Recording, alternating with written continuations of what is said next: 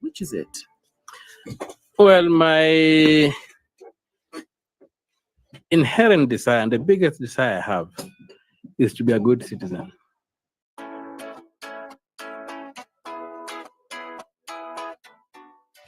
That good citizen requires good service. And my drive is to see that this country provides service that the citizens of this country deserve. The manifestos that have been coming out, when you look at them, I actually use the analogy of a prison, whereby you have got this big prison, then you have got prisoners and you have got wardens. So there's a fight occasionally every 5 years of who becomes the chief warden. So it is very vicious among the wardens. But when you look at them, their promissory notes or their manifestos are that put me as the chief warden, I will add you time in the sun. I'll fumigate twice a week. I'll improve your food rations. Nobody says I'll break down the prison.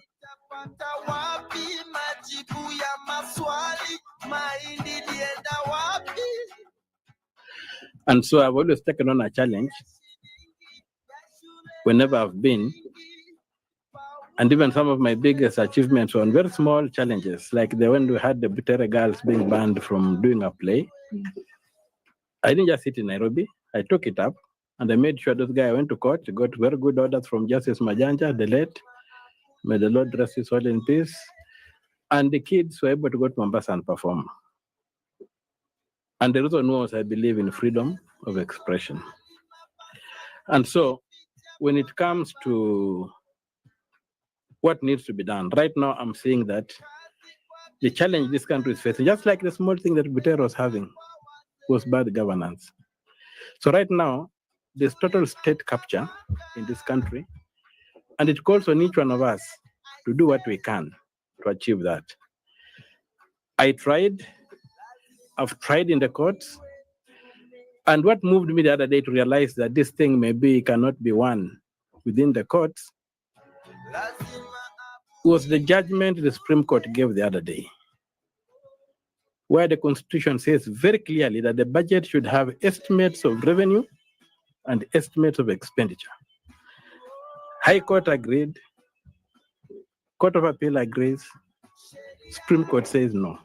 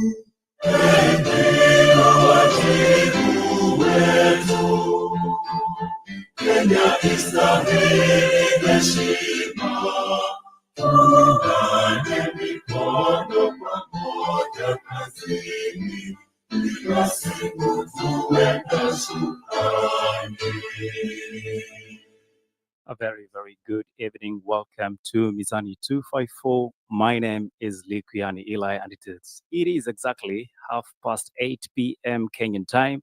In case you're joining us for the very, very first time, this is Monday Night Live that comes to you every single Monday, and our schedule changes according to the need. However, we stick to 8:30 p.m. and 9:30 p.m. accordingly.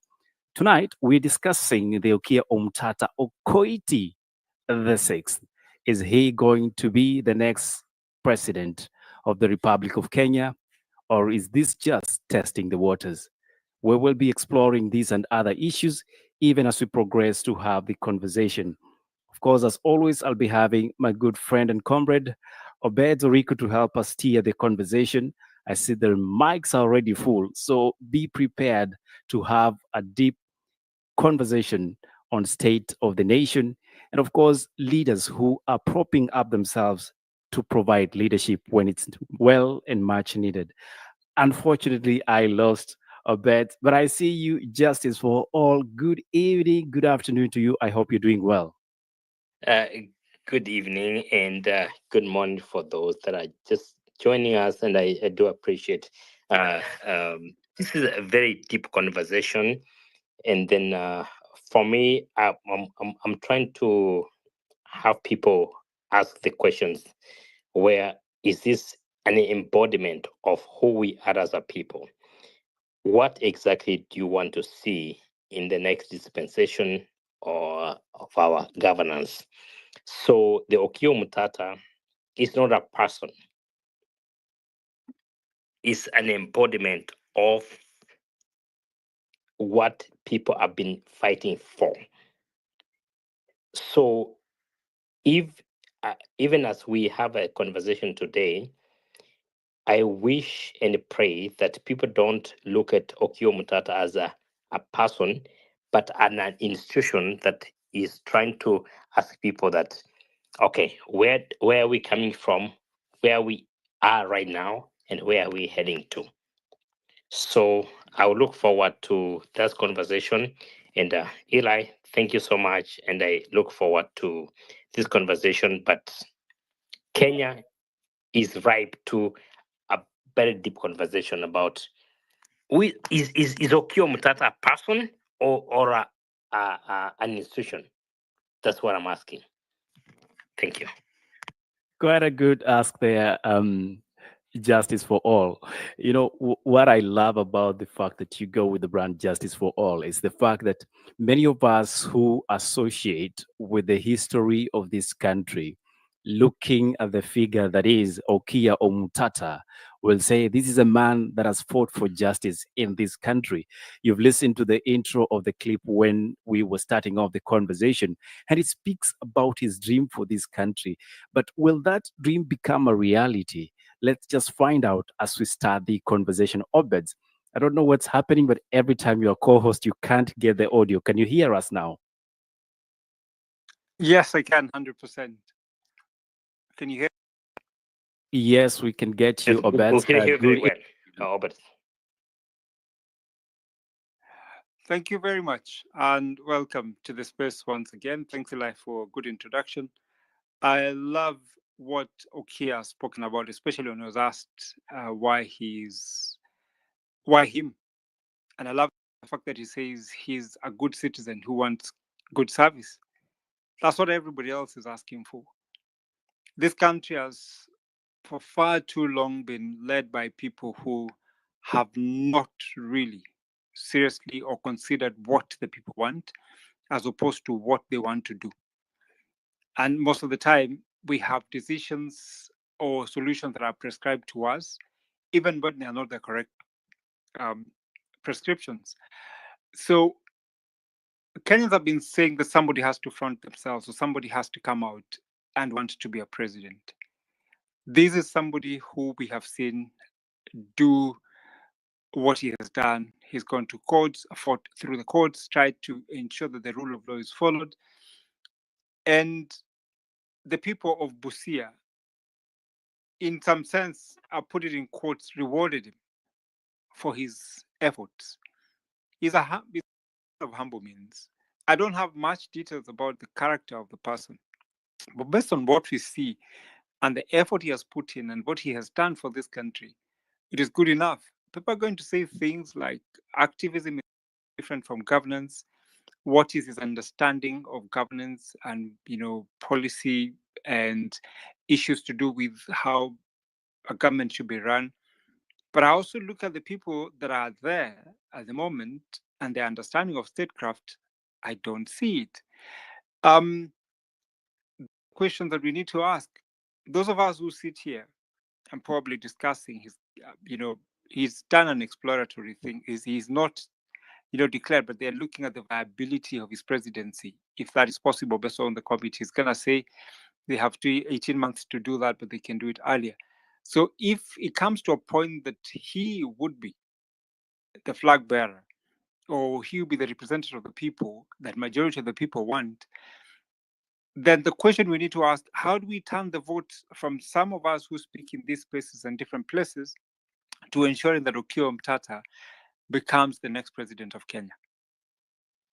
But all said and done, I feel and I believe it is an opportunity for us to undo the system, vote in someone who has no connection with, in quotes, dynasty or related to, there was an argument that Ruto is, Ruto is not dynasty, but, he's been in the political scene since 92. He's a scion or, a creator of Moi. So he has connections to the elite.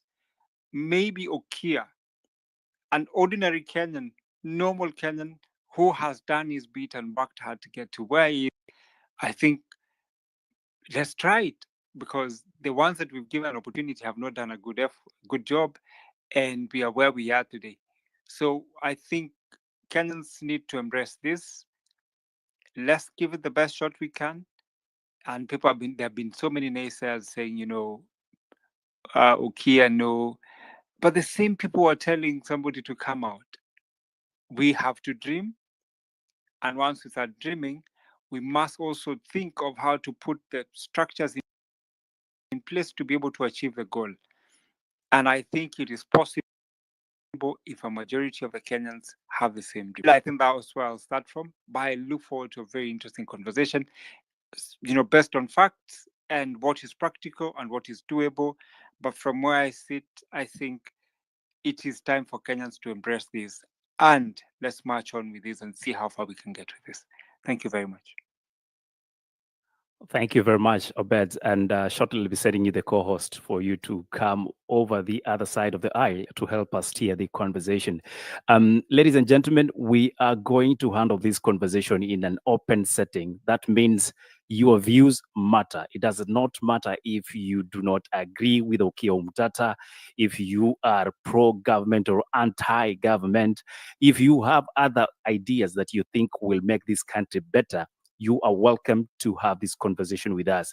And therefore, nobody is restricted. The only difference on Mizani 254 spaces, we discourage language that will categorize as not civic. And therefore, remain respectful with the rest of the audience, remain respectful with your fellow speakers. The least you can do or the much you can do is debate with respect, and of course invite as many people as possible to the conversation. The Okiya Omtatah team is somewhere in the waiting room, and we will definitely be reaching out to them to be able to have this conversation in a few. But for now, allow me to give the first and only lady on the space an opportunity to greet us. Lane Gugi, good evening to you. Good afternoon. I hope you're doing well. Good evening to you. Good afternoon. Good morning. Yes, I'm doing very well, and it's very exciting to be to have started this conversation that I yearned for a very long time. And I agree with the first speaker, who said this is not about Okiya Omtatah. It is about a better Kenya. It is about a Kenya we deserve. And it is about time that we remind ourselves that we are worth it, and that we can do it, and that we do not have to settle for what we have been pushed to settle, and that it is a very exciting time. I was actually taking a little time to find the new cabinet of Botswana. The Minister for Youth and Sports is 26 years old. The Vice President, who is doubling as the Minister for Finance, is 32 years old. Miss Botswana has a master's degree in law. She is a minister for something. So what I mean is that it is possible. And I think we have a very wealthy social capital in this country. And I keep saying that we need all hands on deck.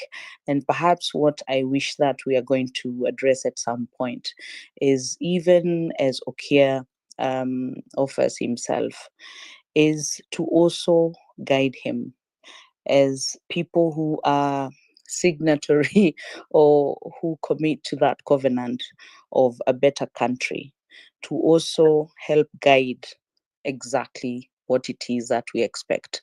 Sometimes we Kenyans are very confusing because, you know, we do one thing and we expect another. And I think that it is time that we have a conversation that is from one corner of the country to the other in different ways. And I know that we have very many people to help us through that. But I think it is time to have that conversation so that it encompasses and addresses all the things that are being addressed in civic education, so that we're not just led like fools, like goats, that you're told one thing today and it's so ridiculous. And I don't know what happened, whether the people who are dealing in this country or ruling this country think that everyone is a goat and they just wake up every day to insult our intelligence, or I do not know whether it is that they themselves are not intelligent. But I think it will be a very opportune time to see where we got wrong, and definitely take the opportunity to set things right. Thank you so much. I'm very excited to be here. Thank you, Lynn Gugi. As always, a pleasure having you with us on these spaces. I want to cross over to the other man who has been doing the most to ensure that he tells us where our money goes and what it has been doing, or what it has been doing being misused in people's pockets. Boni Mwangi, thank you for joining the call. Even as we look at Okiya Omtatah Okoite, is he going to make the 6th president? And if so, would you be blackmailing him with a vote to make him the most corrupt man? What do you have in your store, Boni? Thank you. Can you hear me? We can hear you loud and clear. Proceed. I appreciate that. I would love to see Senator Omtatah ascend to the presidency. We've had a long time in this country of dealing with corrupt people, people that who clearly do not have any understanding of what it means to be in public service. We electives over and over and over again. I just need you to look at what's happening in our country today, right? We meet on these spaces like on X, on your platform. We decry the rampant corruption that's eating up our country. We decry incompetence in government. We decry wastage of resources. We decry this gap between those who rule us and the average citizen.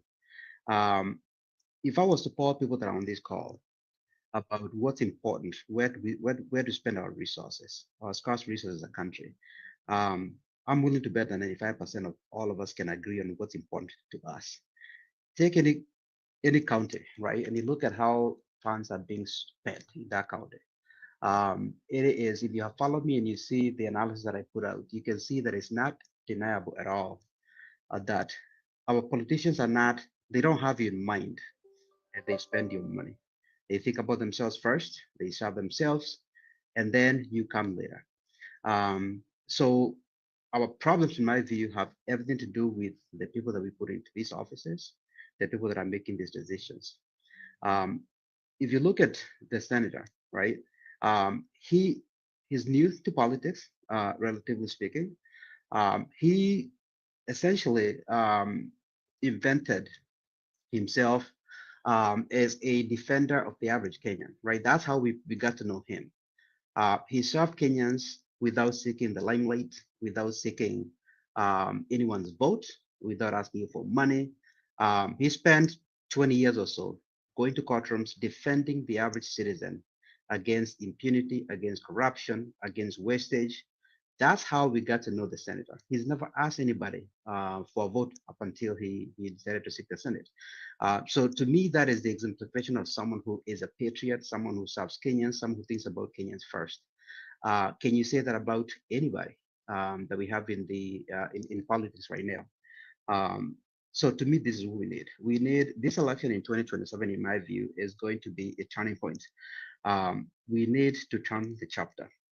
We need to decide which kind of a country we want to be. Do we want to be a country where we are ruled by 2% of the population that's eating up every single resource that we have until they vomit, and then once they are done with that is when they throw breadcrumbs to the average citizen? Do we want to be that kind of a country where merit doesn't matter, effort doesn't matter, honesty doesn't matter? It's essentially 2% versus the 98%. We cannot allow that to happen. And in my view, I can't think of anybody that Kenyans can trust when it comes to the one corruption. Corruption is eating up this country. We need to have someone who is not only going to talk the talk, but can walk the walk. And you've seen them do that. I don't think anybody here can question the senator's ethics, his commitment to justice, to fairness, to having a Kenya where everyone else can sort of pursue their dreams. That's why I think we need him. We need someone like him. You cannot come and tell me that, for example, someone like Kalonzo Musyoka is going to fix our problem. He's been in those positions of power. He's not done a damn thing for Kenyans. I don't even want to start talking about the current government, because in my view, they're a bunch of thieves. And so who is it that you can look at and you say that that's going to bring change?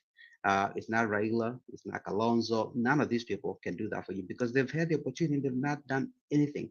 Look at what the Senate has done in his entire life.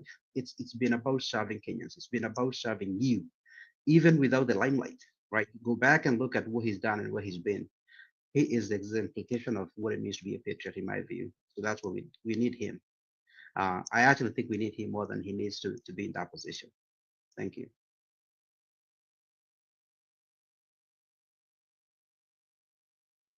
Thank you very much. That is Bonnie Mwangi for making those submissions. We'd love to go to KOT, and then Obed, you'll open us for us the questions of the day, because we have a lot of them and we'd love for us to really discuss them in detail. In the meantime, as we already promised, we are in contact with the Omtatah's team, and once they're here, we'll be able to now engage them with the specific questions from the audience. Thank you. KOT.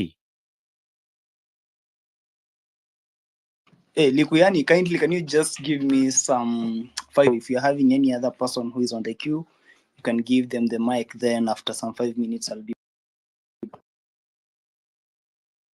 All right, that's well noted. Let's have you, Wallace. Good evening to you. Good evening. I believe you can hear me well. Sure, kindly proceed. Thank you. Yeah, I'm also a supporter of Okiya. And I think what has marveled Kenyans about him over the years is to see an individual fighting for the country before he got into any sort of political office without having any ulterior motives to get political power or to get popularity. He has always stood for what is right. And of course, I believe he got arrested so many times. He got beaten up and brutalized so many times. We all know of his record, losing teeth in his endeavor to seek for justice. And I think, and I believe he eventually got into the Senate so that he could do this also from a sheltered place, because in Kenya, politicians get a bit more respect from the government and the system. And also so that he could also do it from the inside the system. So that his argument, because his arguments before entailed him chaining himself to places and getting beat up by the police. Now, at least from his Senate position, he was able and he has been able to do much more. And then we also note, I remember the interview that he was on NTV, I'm not sorry, Citizen, I believe, where we were very amazed. For Kenyans, I think we got to know him deeper. We had gotten used to him just being arrested, but we got to know that he was a man of deep convictions, of great faith, which informed what he stood for. He was not compromisable and he was not willing to relent. And I thought that was very admirable. And he has not changed character or motivation for a long time. So I think he models to Kenyans what kind of true mzalendo na uzalendo is. That you give yourself for the sake of your country, not for the sake of a political party, not for the sake of a political or tribal demagogue, which is what Kenyans used to do. We were only devoted to give ourselves when the issue was about protecting Mtuwetu. But Okiya has never been about that. He has never tried to balkanize any communities or community behind him. He has just always stood for what is right. So I think, and I believe what I think people have already mentioned before, I don't want to repeat, that this movement is not going to be about creating a new demagogue or idolizing him, but becoming the kind of Kenyans who engage and participate in the change now that we want to see, so that when we have a good leader or a great potential leader like Okiya, the people that he's leading are citizens who engage with him. We put into office from MCA to MP to the rest of the government people that he can work with, people that do not go to oppose him because they are corrupt, because we saw with the example of Kibuda, the trouble he had in Makueni, when you have the wrong kind of team around you. As for his political experience, servant leadership is not first about political experience. It's about, do you love your country? And the track record right now is his sacrifice has always been selfless. Don't look at these other old political figures who are suffering for having pulled stunts, maybe to try and get ahead of the game. This gentleman has always moved for the sake of others. We know the land he saved in Busia. We know I don't even need to go through his track record. Most of us know it, or we can just Google it. But that is what has been admirable about him, that he's a man of conviction, a man not willing to compromise. And I think that models to the rest of us as Kenyans the kind of patriotism we need to embrace, that we know that it costs something. He has modeled for us that if you want to make a change in your country, it will cost you. It's not going to be convenient, and it will be for the long haul. Let us not come into this with a quick fix mentality. How long has Omtatah been at it? He's been at it for a while.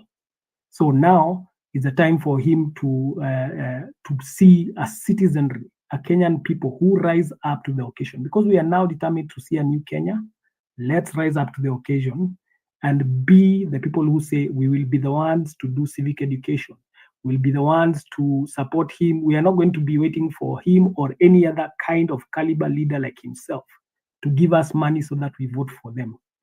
Let's rise up to the occasion. So I think since these are opening comments, that's what I believe is the call for us. It's a call to a higher level of integrity. It's a call to a sacrificial type of patriotism, uzalendo wa ukweli. Tuache kuwa tu wananchi, sasa tukue wazalendo, because right now we know that it's Kenya is wenye nchi versus wananchi. It is the political elite, the political class, and the cartels they have formed over all those decades as they plugged themselves at the top, trying to hold on to the status quo and their benefits against the goodwill and against the prosperity and the well-being of over 50 million Kenyans. So this time is for us to do something different, to be something different. And as we know, I think it's Gandhi who said it, be the change that you want to see in the world. It's time for us to be the change that Kenya needs. So I think that will be my comment for now. Thank you very much, Rosalendo, and it's great to be here. Thank you so much, Wallace. Very, very good remarks you made there. I wish to notify everyone that that we're gonna try and allow as many people as possible to make their contributions. I can see there's a long queue, so I'd request at some point when people are making comments, we'd have your comments and allow you to drop so that you give others an opportunity. We can only take a maximum of 10. I'm sure everybody knows that. I'm happy to see the team for Senator Okiya is here. We'll give them an opportunity to speak. I'll be guided by Eli on how to go about that. But in the meantime, I would like to allow the few speakers who are on the speakers panel before we allow Kadhomi, who is in charge of the team that the senator named, so that she can make her opening remarks, and then we'd have questions or remarks, and then the team can try and respond to those. I'd like to allow. We had 254, Ras G, and Bismarck, and then 10. So I'll start with 10, then go to 254 for life, Ras G, and Bismarck in that order.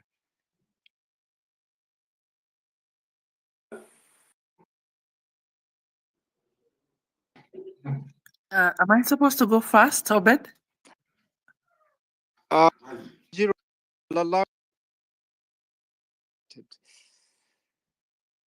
I'll allow you to speak 10, but in the meantime, we had a few people already on speaker, so I wish to allow them to make their remarks, and then I'd get back to you with the team. So 10, please go ahead.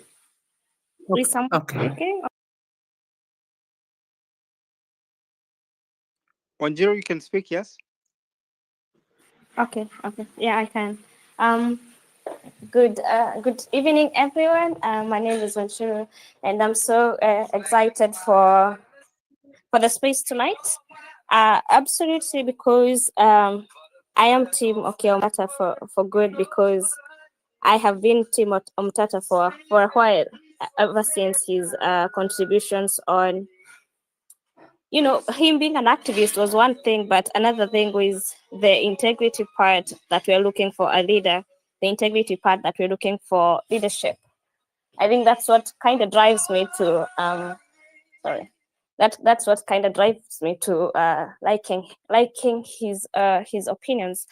But at the same time, I'm so excited to actually have Kadhomi here, and pretty sure she's going to be answering questions, because I want to know the manifesto of Okiya Omtatah. I know it's all about integrity. I know it's all about accountability, but I'm pretty sure I'm looking forward for the space as well. And also another thing that I would like to note is how maybe like a question, maybe for further, but I'm pretty sure I don't want to speak again.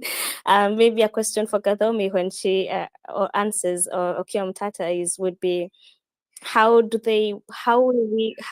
Okiya Omtatah be sold in mashinani? Because I'm pretty sure here on X or on social media, it's easy to sell the agenda of Okiya Omtatah, to sell him, not selling the objectives of him. But when you go to mashinani, I was speaking today with someone from mashinani, and it was hard to actually tell them about Okiya Omtatah because they don't know him. But I think it's a beginning of a new journey. It's going to be having a lot of challenges along the way, but I'm looking forward for the space. Thank you, Mizani and Obeds, for organizing this, and I'm looking forward for the space. Thank you so much. Thank you, 10. 254 for life, your remarks. Good evening, Obeds and Eli, of course, the Mizani team. Great to see you again on Monday night. Interesting conversation today. I think just to say hi to all the speakers and for everyone attending the space. I think for me, I'll not repeat the praises that Okiya Omtatah has given, specifically because I believe as an individual, he's the one and only leader so far who I believe has been on the defense of the Constitution, to my record. And so I believe he has the fundamentals of leadership, or the kind of leadership that should take us into the right direction. The reason why I joined the space tonight, and I think just to maybe frame it for everyone who's listening and all the other speakers, is not only because I have a very big reality that government is not made of one person. So I think part of the reason why I'm on the space is to also get an ideology. I know when Okiya Omtatah spoke on Spice FM this morning, I listened to him, and I looked at what he was trying to do with the committee. I know they have various tasks, and I think Kadhomi will very much eloquently speak on that. However, for me, I'd like to hear what the vision is beyond just him, because I believe government is made with a very big team. So I think I would love to know what the ideology is in terms of who they're going to probably seek in terms of individuals of repute, if they're actually going to look at, cleaning the system, even beyond, the campaign, changing the campaign module in the country, basing it on meritocracy and not just, political favors or tribalism. And also, finally, I think maybe as part, I don't know if it's part of Kadhomi's mandate, but ideally looking at key sectors where they would want to, look at key partners for their political campaign, as that would be. And then possibly their vision, even for them as a committee, what do they envision this whole process being until 2027? Because I think Okiya Omtatah is on the right path. However, I just want to know what's their bigger picture plan, so that we all have an ideology, and also just to be, very cautious that we don't get partnerships of convenience in the political scene again. Thank you. Thank you, 254 for life. I had Bismarck online. After that, I'd have Ras G. So Bismarck.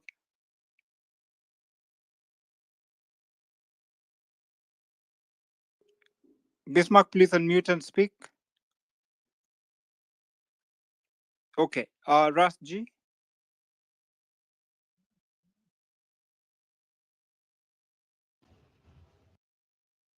Ras G, can you hear me? Okay. Let's allow Bismarck to speak because I can hear him now. Bismarck? You can hear me? Yes, I can, Ras G.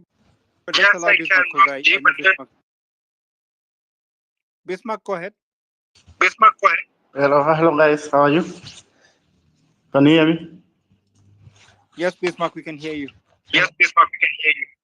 So my point was, I'm a supporter of Okiya Omtatah, so I will talk more of that side. So my opinion was on the matters of the long-term plans. We have to come up with a short-term plan also. As I know, the presidency is the long-term plan, so by joining hands with other people will be more crucial for the success of this journey. It's going to be tough, I know. It's going to be difficult, but I'm going to fight for it. I know that day that he announced that he has decided to go for it, for the president. It was my best day, the happiest day I ever have. Hiyo ndio siku hata Man City walichapwa, so nilikuwa nimefurahi sana hiyo siku. So I thank God for the great things that he is going to do for this country. He's a man of wisdom. He's a man of great vision. I know he is going to take us far. So we all have to believe in one point. We have to concentrate and make our hope of this country in one place, that we have to support this man. Everything you do, maybe at home, everywhere you go, if we want to succeed, this is the opportunity for the change. So we have to align with it in the best way possible. I think my point is clear that I was advised that let him make the highlights that will not make his name tarnish, and we will support fully, and we already support him. I know he's a man of integrity. He's going to do it. Thank you. Thank you, Bismarck. I'd have Ras G, then I go back to Kadhomi. Then I'll allow the other speakers to come in and ask questions later. But Ras G. Thank you, Obed, and thank you, Mizani, for this platform, and thank you for all of my friends in the movement. I can see them here. And Obed, I would want to pick from where I'm the last speaker, and he has spoken something about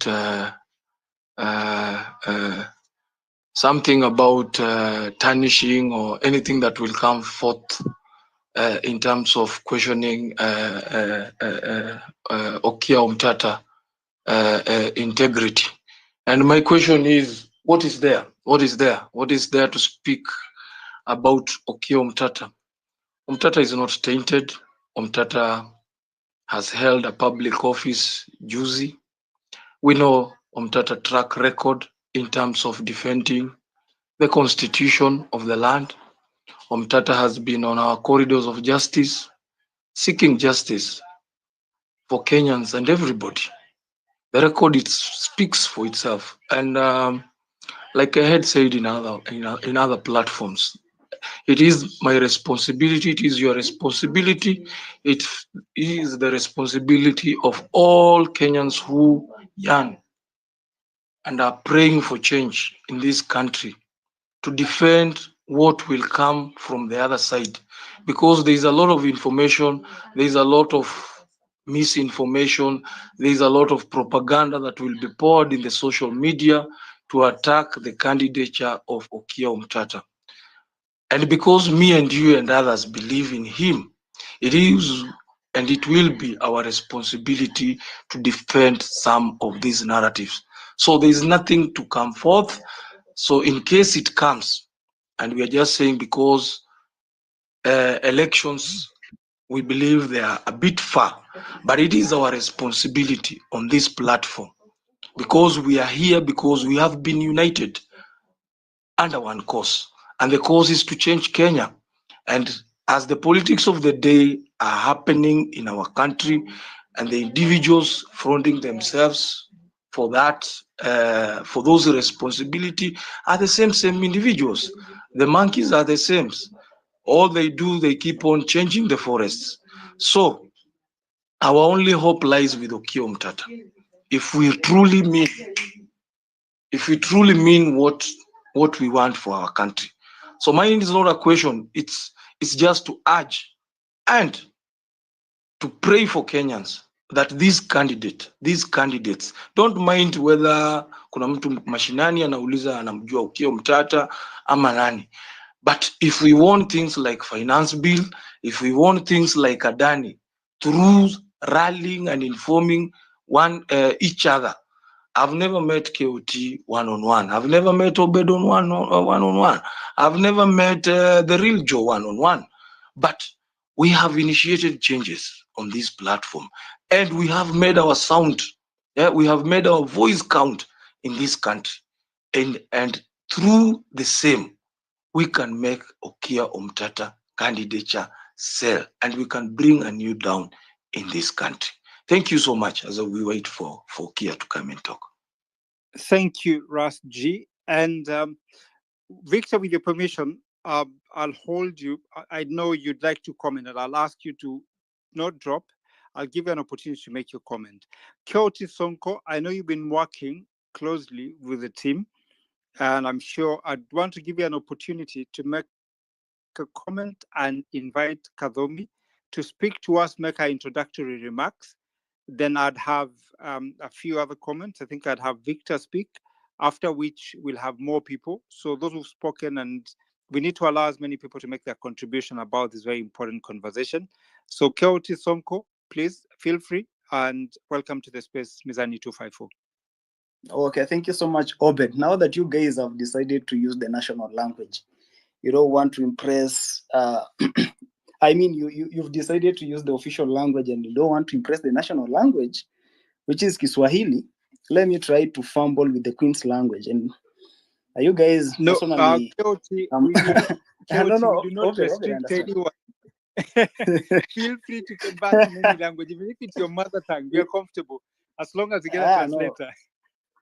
No. Okay. There's no harm. So you guys, personally, from where I sit, I'm a big supporter of any person who has fought for justice in this nation, because I'm kind of a person who really loves to see the nation prospering. And so Senator Okiya Omtatah has really proven himself as a steadfast advocate for the right of the citizens, and he has tirelessly defended justice in this nation. So from his extensive track record as an activist, where he has consistently moving from one court to another to fight for justice for us as a citizen in this nation, personally, I will go for Okiya Omtatah for president come 2027, and even if it's tomorrow. And so this guy who has really fought fearlessly. We've seen several videos here and there where this guy was brutally, he has been attacked every now and then whenever he's trying to fight for justice in this nation. So from where I sit, I feel like an activist and a person who knows the problems of this country, who has been there every now and then, fits for the presidency. And so because he deeply understands the governance and the legal system of this nation, that one gives me hope that when we are going to campaign for this guy for presidency, then we are going to have a better nation. So personally, I don't have much to say, but because I'm a young person who has good network, so far so good, I've interacted with the young people of this nation from county to counties.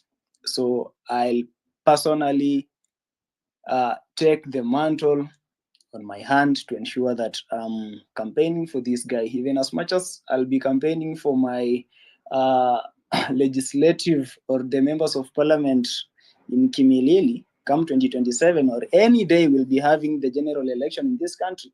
I'll ensure that whenever I go, I have to mention the name Okiya Omtatah. Some of the people here on this platform, wamekuwa wakisema Okiya Omtatah is only known in Busia. And during, I don't know, it was 2013, he vied for, was it senator in Nairobi? And he got less than 500 votes. I want to let them know that even the finance bill ilikuwa inajulikana na watu wachache sana. And because of this platform, we amplified our voices. And so we are still going to amplify our voices to ensure that ule mtu mnasema anajulikana Busia peke yake is going to be known in all 48 counties. I know you guys are wondering why I'm calling, I'm mentioning 48 counties. You have 47 counties and we have another county called the diaspora. And so we are going to ensure that we use every means possible on this platform, on the ground, to chant Okiya Omtatah, the 6th president of this nation, because he's not kind of a guy like what we have been seeing in the parliament, in the executive, and even in the judiciary. We have crooked heads there because today they are supporting this bill, tomorrow they are against that bill because the president has dropped whatever he wants to drop. So they are sycophants. And so we as a nation, we as a people, we as the young people of this nation, people who want change, we don't want sycophants. We want a person who can stand boldly to ensure that we are having good governance. And so because we want good governance and transparency, I feel like Okiya Omtatah with any other person whom we will gauge their integrity, they will transform this nation. And for those young people who are on this platform, I'd like to urge us to ensure that we are supporting Omtatah.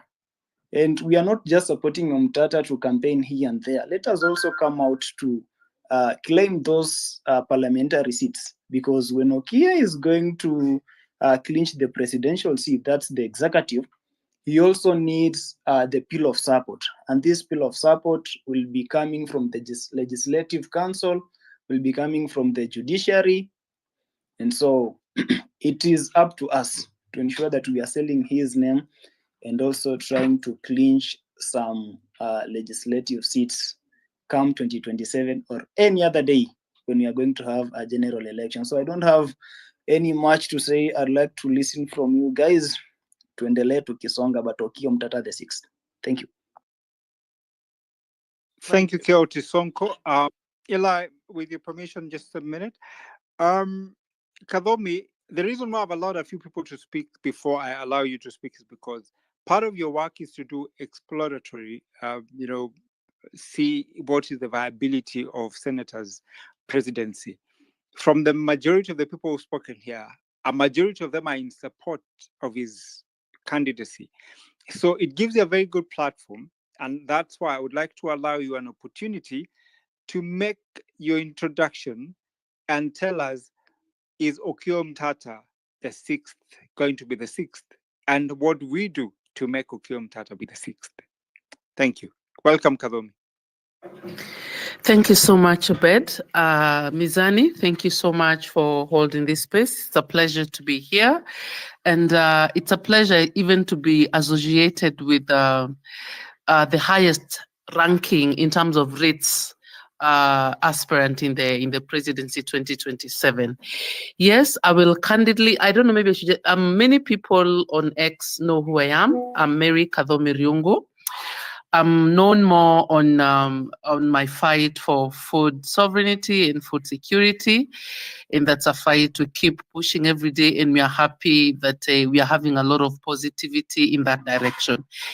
I'm still, of course, in the face of embracing my new office, being the chairperson of this committee that is supposed to explore the viability of Okiya Omtatah's presidential ticket.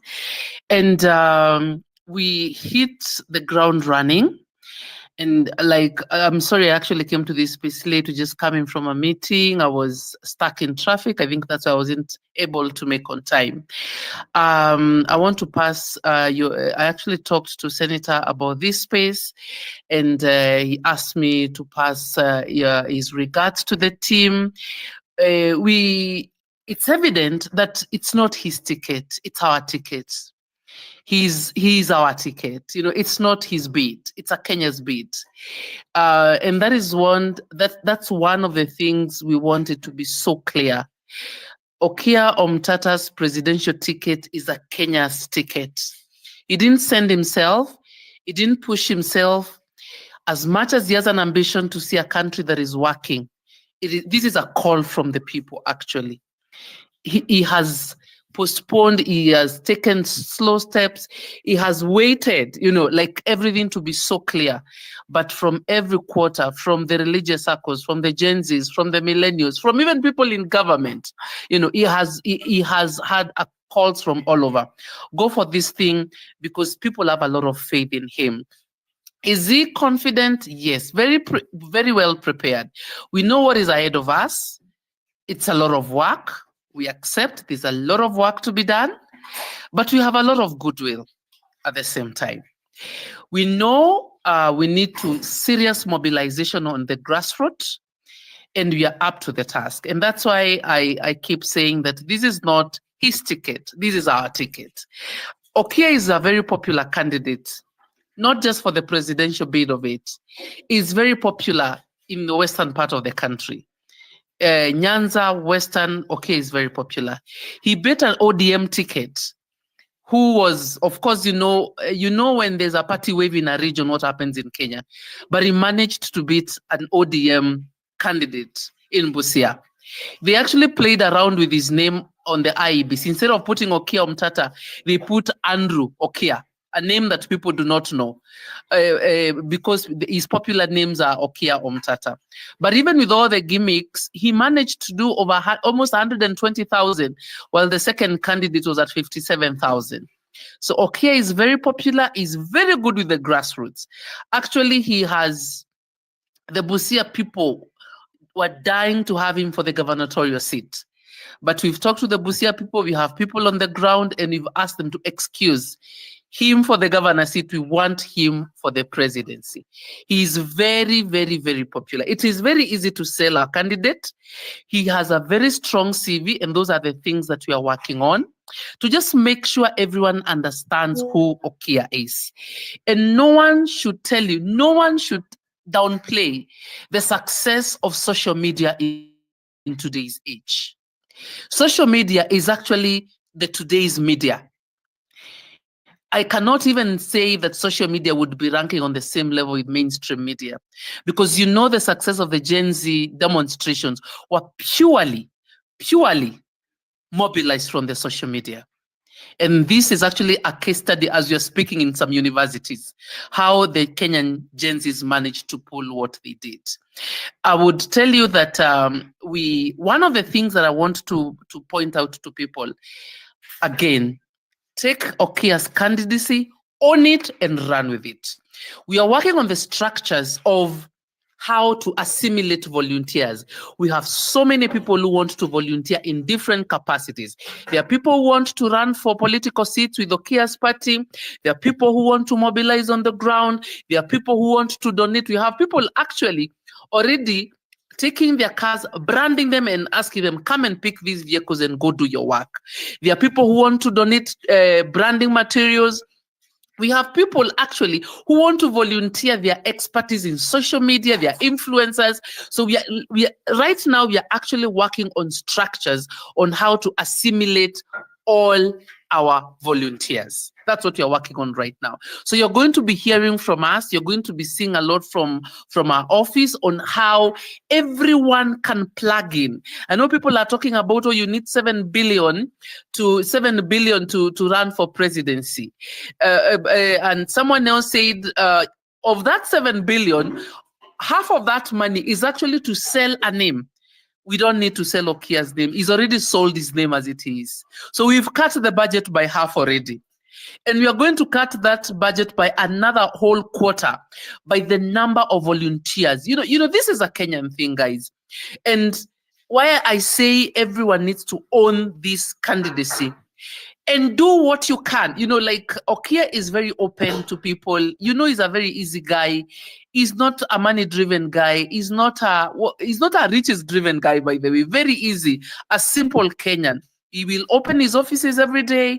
He will listen even to university students who walk in. Like when I left, they're just university students who had just walked in to talk to him. He just wanted mentorship. That's the kind of a guy he is. So we are not lording over anyone. We are not a high office. We are actually servants. You know, we are at literally below the level of a Kenyan to listen to every Kenyan, what they have to say. Every idea, every strategy, we listen, we document, and we build our campaign strategy on every voice, on every idea that Kenyans are giving unto us. Someone else asked, what is our manifesto? We have 3 pillars which we are working on, but basically our entire strategy and our entire manifesto is going to be based on those 3 pillars. I will expound on them in the next piece, but they're just 3 pillars: our constitution, governance. I can't remember the other one, but everything is going to be built on that. And we just want to bring back the rule of law. Once you have the rule of law in this country, you know what? Everything falls in place. Right now, as you heard Okiya saying in the morning, our constitution is just a piece of paper. No one follows our constitution. You know? Even our judiciary doesn't even follow our constitution. The budgeting processes of this country, our laws are not followed. When governments are picking IMF loans, World Bank loans, they're actually illegal. They're not legal loans, you know. We have, and you know, Okiya is very well knowledgeable. He is a walking constitution, guys. Many people are asking, why did you guys do a gazette notice for gazetting a committee? He is the first to have done this.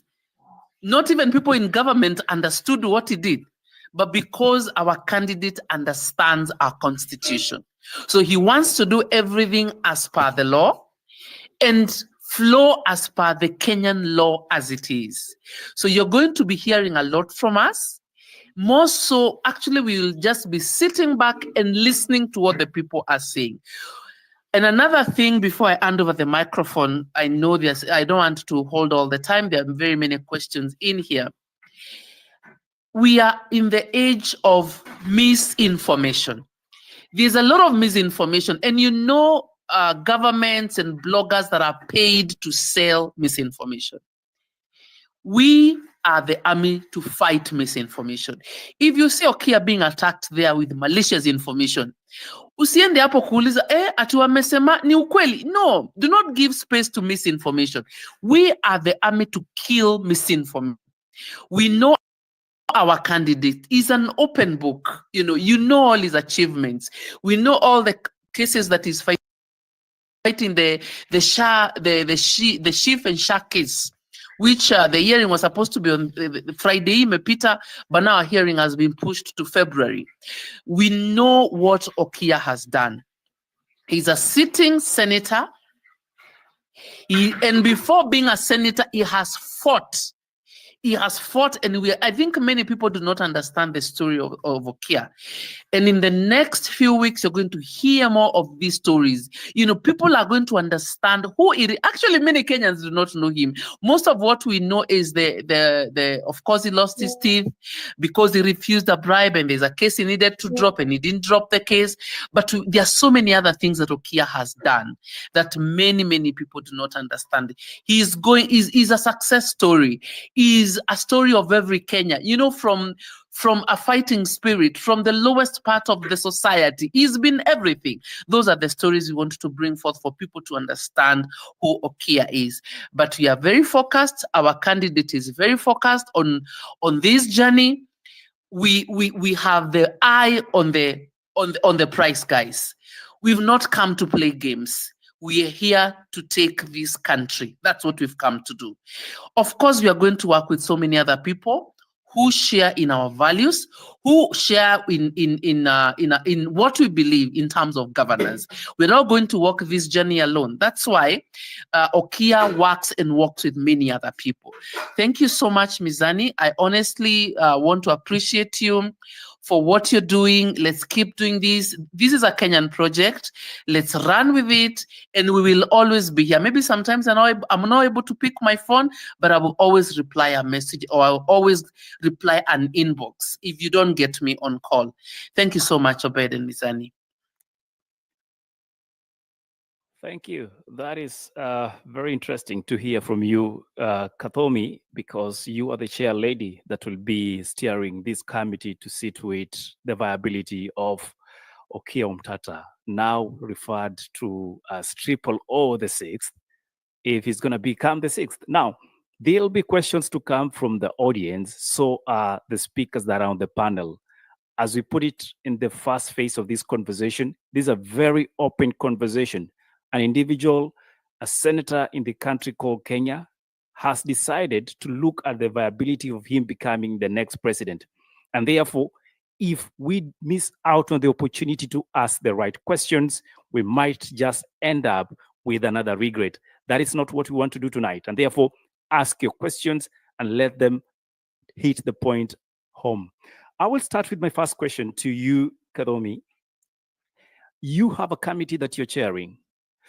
If you can put it to us who have read probably and not understood what this committee is going to do, kindly let us know in brief, what is your mandate? Thank you, Obed. Our committee is an exploratory committee. You know, we have every single, I'm trying to pick my other phone and tell you the offices and what everyone is supposed to be doing. Just hang in there a second. I'm just getting into my other phone, and I want to read you the names of these people that we have in our team. Okay, I got it.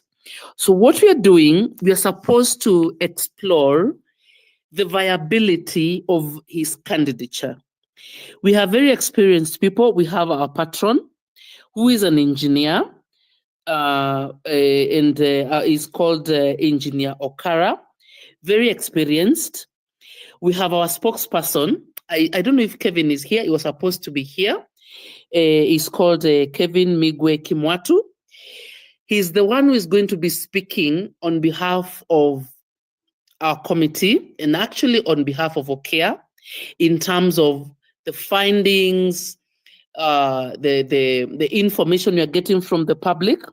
We have Jude Ogula, is our analyst. He'll be leading like polls and getting information, say if it's from workers, from Kotu, from civil servants, from TSC, from bankers. You know, he's going to be getting information in terms of organizations in Kenya. What are they saying about this candidature? We have Hanifa Adan. I'm sure everyone on X knows Hanifa. Anifa is a public relations media consultant, and actually, like most of the social media work is going to fall under Anifa. Most of the influencers are going to fall under Anifa. She's also going to be running subcommittees of volunteers who will be working to churn information and to control the narratives on social media. We have Victor Kipngetich, he's a lawyer. He actually works in Okiya's office. Victor has been very instrumental in a lot of court cases, you know, like doing the paperwork, research work. Most of the court cases that Okiya takes to court are actually researched by Victor. He's our legal representative. So basically is to make sure that we stick in law, we do the right thing. We do not do things that are unlawful. We have David John Wakali. Is our political and grassroots strategist. Right now, we have so many people who just want to vie under Okiya's ticket. So this falls under David's docket. They are young people. You know, these people I'm mentioning to you, they are in their 20s, they are in their 30s, they are very young people. One thing you must look at this committee, a majority of the committee members are actually below 35. They are very young people, they are Gen Zs. We have Charles Ole Kabaiku, who is a senior. I would say in our committee, those are the two people who are over 50. Engineer Okara and Charles Olekabaiku. Charles is actually my deputy. They are a bit senior. They're leading us they're guiding us, you know, we're doing all these things. We are supposed to give our feedback in 18 months. Of course, we document everything and we give back. And basically, I know people are asking, are we supposed, is this committee going to collect all this data and come and tell Okiya, you know what? I think Kenyans do not want your candidature. That is not actually the essence of this exploratory committee. It is to enrich the ticket, you know, is to enrich Okiya's ticket after these 18 months, you know, because as I said, it is not his mandate, it is a people's mandate. So we want to understand what exactly Kenyans are saying. When Kenyans say, you know, you need to talk to so-and-so, we listen. Don't talk to so-and-so, we listen. This is all the information that we want to document together. Because Atujitumi, you know, that's what I'm trying. Okiya Ajitumi is listening to what the people are saying. So this committee is running dockets, structured dockets to listen to what the Kenyan population is saying. Obed, I think I've answered your question. Thank you. Fair enough. And now, ladies and gentlemen, you understand what this committee will be doing. I'm looking at this and, you know, reading 18 months. If I do my quick calculations, that takes us to close to 2 years into the elections. I think less than a year into the elections. Mathematics was not my best friend. So you guys with numbers do the rest for me. But simply put, we seem to be having a shortfall of time to decide if Okiya is going to run for presidency. Let me add something, Obed. I'm sorry. Let me add something that I didn't say. As this committee runs its work, it could be, there are other committees that are running in parallel to this. So it doesn't mean that this one committee sits and does its job as with the other committees wait. No. There are so many committees that are going to be running concurrently. There's the fundraising, resource mobilization. There are so many other committees that are going to be running. You know, it's not that everything is at a standstill until my committee gives a feedback in 18 months. No, there's so much that is going on. We have a huge constituency, the diaspora constituency, that is very interested in Okiya's candidature. And actually, I would tell you, my deputy, Charles Ole Kabaiku, is actually very good in his expertise is mobilizing in the diaspora. So there are so many things that are happening, you know, like in tandem. They are running parallel to each other. So it's not like after 18 months, when Okiya says, okay, now I'm running. No, things are running.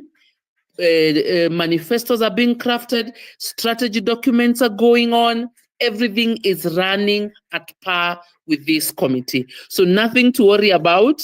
That I would say basically what Okiya did is just a legal way of announcing his candidature. Just that he used a legal channel to do it. Because this is what is supposed to be done in law. So nothing to worry, like, okay, so this committee might come up and say, no, we can't do this. No, we are not anticipating such things. There are so many other things that are happening in tandem with what is happening with this committee. Thank you. Thank you, Kadomi. And as you put that across, I would love now to invite some of the speakers that are on the channel to give either their questions or concern about our possible candidate for the elections 2027 as president. I would love at this juncture to welcome Frederick. You have a moment to ask either your question or a quick contribution. And kindly, I will request all the speakers to not hog the mic for long. Thank you. Okay, thank you so much, Eli, for this opportunity. Thank you for the convenience of this meeting, for giving us the opportunity to contribute. I'll go straight to the point. I'll say this. Am I personally interested in Okiya Omtatah's presidency? Yes. Do I believe that he will make a good president? Yes. Do I believe that his record is impeccable, good, and straight? Yes. The big question is, how? The word is how will he that is go to the top? And I believe in the power of social media. I believe in the power of the authentic media. Personally, gone are the days when the mainstream media used to control narratives. Nowadays, information just go like wildfire. So my point is this, and I'll say this. I wasn't born in 1992, but I was born in 1997. In between there. So I've read history. I've known how it is. I'll tell you this. I'm sure maybe someone will say history doesn't matter. History does matter. And for our context, I'll say this.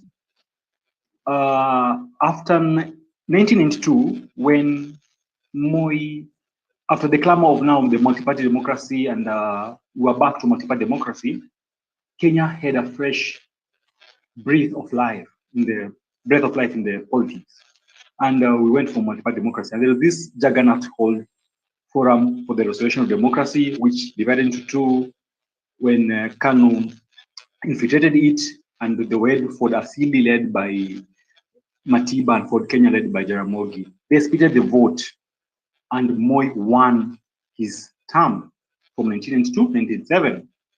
Consequently, 1997, Kibaki ran, Gilo ran, Moi ran, again, Moi won. But in 2002, something remarkable happened. Okay? Kibaki was supported by the rest to become the candidate. The goal was to unseat Moi and to overthrow Kanu. Okay? I'm putting the word quote unquote, just to say to dethrone Kanu, less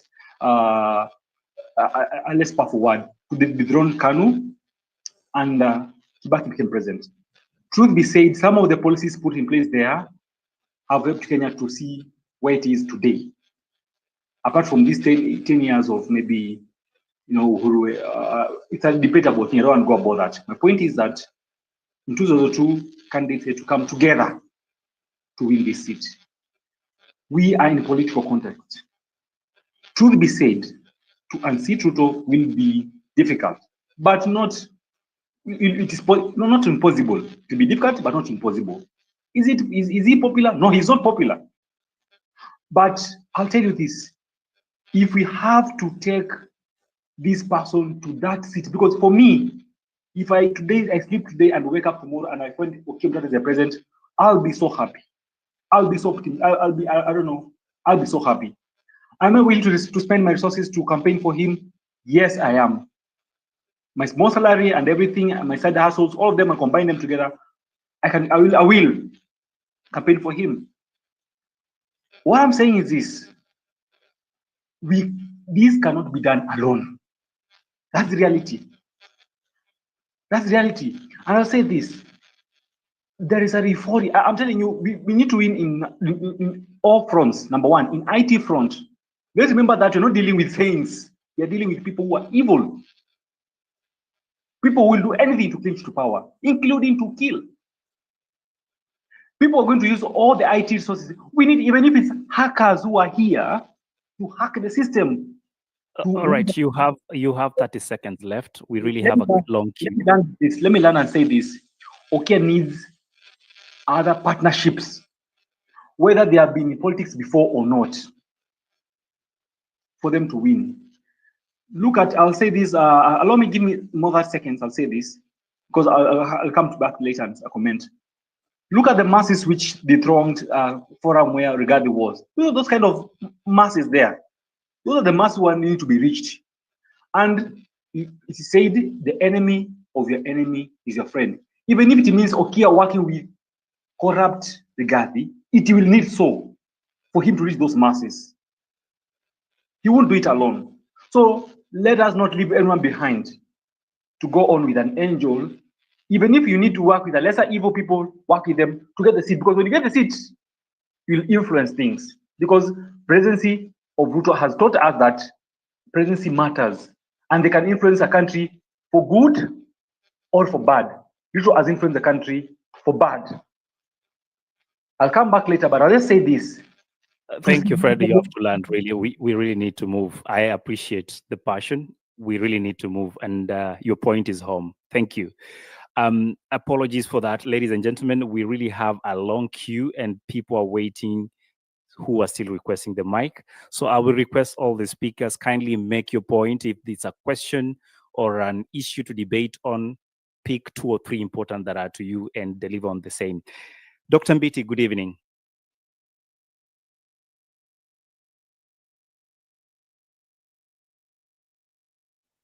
I guess we lost Dr. Mbiti. We have with us Victor. Good evening. Good evening, Eli. Good evening, Obeds. And I'm not going to say much about Okiya's candidacy because people have already spoken about it. Mary, if you have a kalamu na karatasi, hizi ni points zangu zenye nataka kuchangia. Number 1, let us have a monthly Okiya the 6th day, where watu wanavaa t-shirt wakienda kazini, Okiya the 6th. That is how you sell your candidate beyond in areas where he is not known. Kama ni Turkana, mpeleke t-shirts Turkana. Kama ni umbrellas, zipelekwe huko. Kama ni banners, hata kama ni billboards, ziwekwe kwa highways, Okiya the 6th na picha yake hapo. Number 2, fungueni office, a physical office where people can come and see you. Because there are those who probably might not reach you through social media or through email, kwa sababu you will receive a lot, but maybe they can come to those spaces and then reach you with ideas. Mtengenezeni Okiya website, mahali all the information can also be got easily. Number 3, today I was thinking of something called a podcast called Okiya or Omtatah Speaks. Because unaona akienda kwa media interview, anaulizwa maswali from police brutality to corruption to national treasury. Have a podcast where you can use these citizen journalists kama Mark Masai, John Alan Namu, and the rest who are already in the citizen journalism field. You take 30 to 45 minutes and Okiya speaks on one particular topic. Kama ni police brutality, 45 minutes on police brutality. Share it across TikTok, YouTube, Facebook, wherever. And if this can be done, kama anazoongelea a topic every fortnight, there's one topic in Anguka, there's one topic in Anguka. These things will reach every corner of the world, every corner of the country. That is how we start selling this candidate before. Sasa lazima tukue wajanja. The beauty is that we don't have the burden of incumbency. Hatuna burden ya incumbency. So there is nothing that will stain us. We don't have that burden of incumbency. So let us use this very, very, very well. Number 4, fungueni account na muweke pay bill. Mimi pesa yangu nataka ianze kuingia hapo. If there's one candidate I will support, I used to be a life member of ODM, nilihama huko. Vile waliingia broad-based government. Niliwachana na wao. Hiyo ni chama ya pata potea. Fungueni account, pay bill number, share those things with people. Tukipata kamshahara hata kama inakatwa hivyo na Zakayo, tunaona kidogo tunatupa hapo ndani to do those services. Alafu mkuwe accountable to sisi.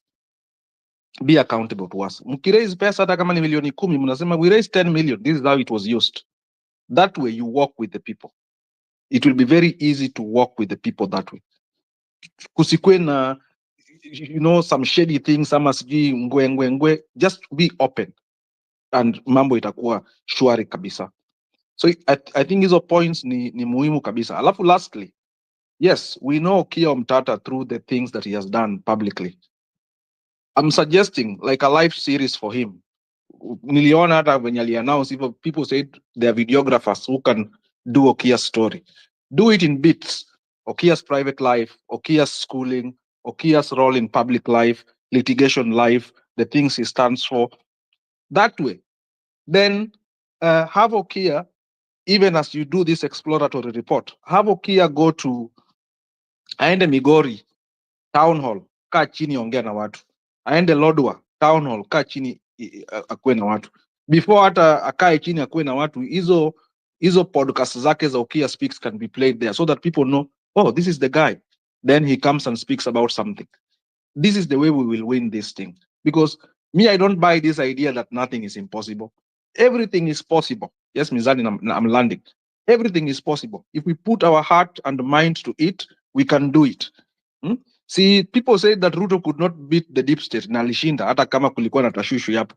Si alishinda Uhuru na Raila pamoja combined.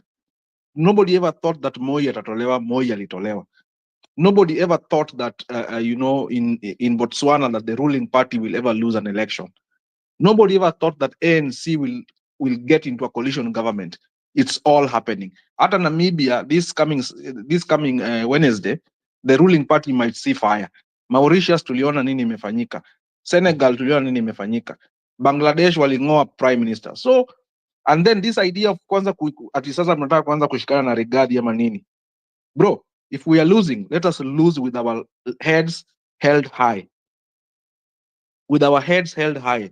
Because Kenya is in 2027, but we build momentum towards, because compromising every day we get into compromise, alafu tunaanza kupata vitu kama Adani.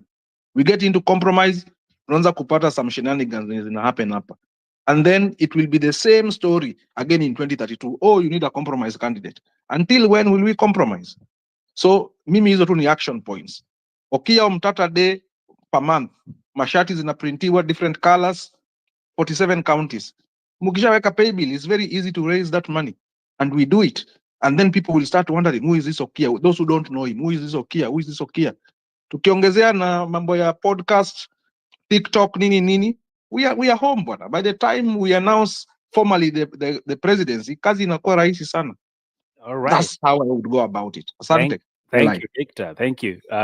Quite an interesting perspective there. And I must appreciate the fact that you are trying to give suggestions on what has to be done. Kathomi, looks like you have a big team here supporting your candidate. So if I were you, that budget has reduced for another 2 billion. Pesa corruption every day. Let's go to you. I see that some hands are up. So if it's a question, I will give generally. Question or quick contribution. Kindly, guys, again, let's not hog the mic for too long. Yes, thank you very much for the chance.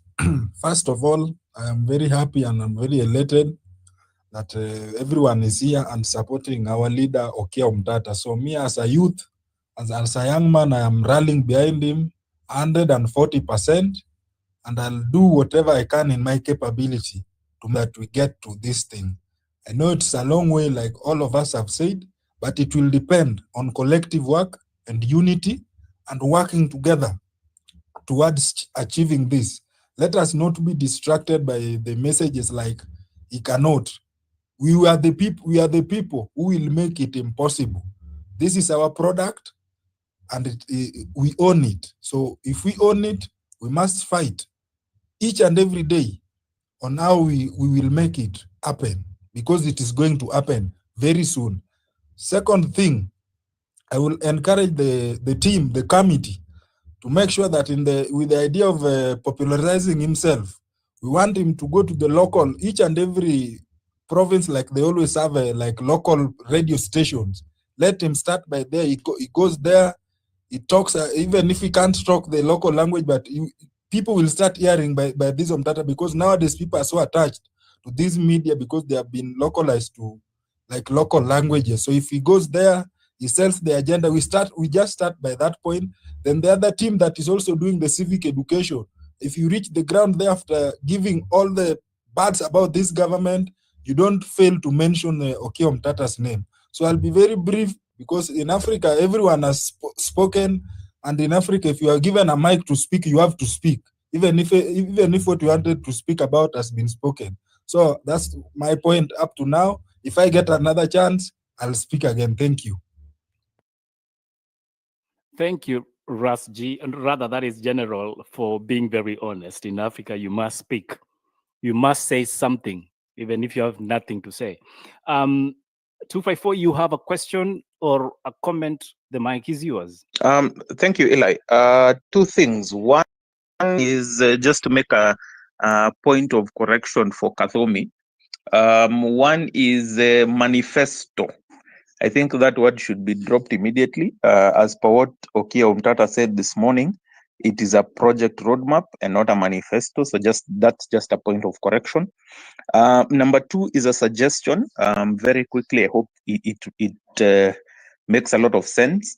I think we all know that based on statistics, Gen Z is more than 15 million young Kenyans.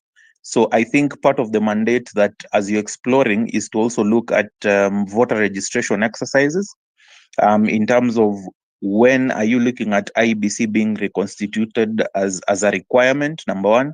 And then number two, also being able, like I noticed what Victor mentioned about the website, being able to put the voter register numbers in the different constituencies in that website, so that we know what was the voter number currently registered and what is the voter number that has been registered going forthwith, so that in the next general election we don't also have fictitious numbers coming through from different constituencies.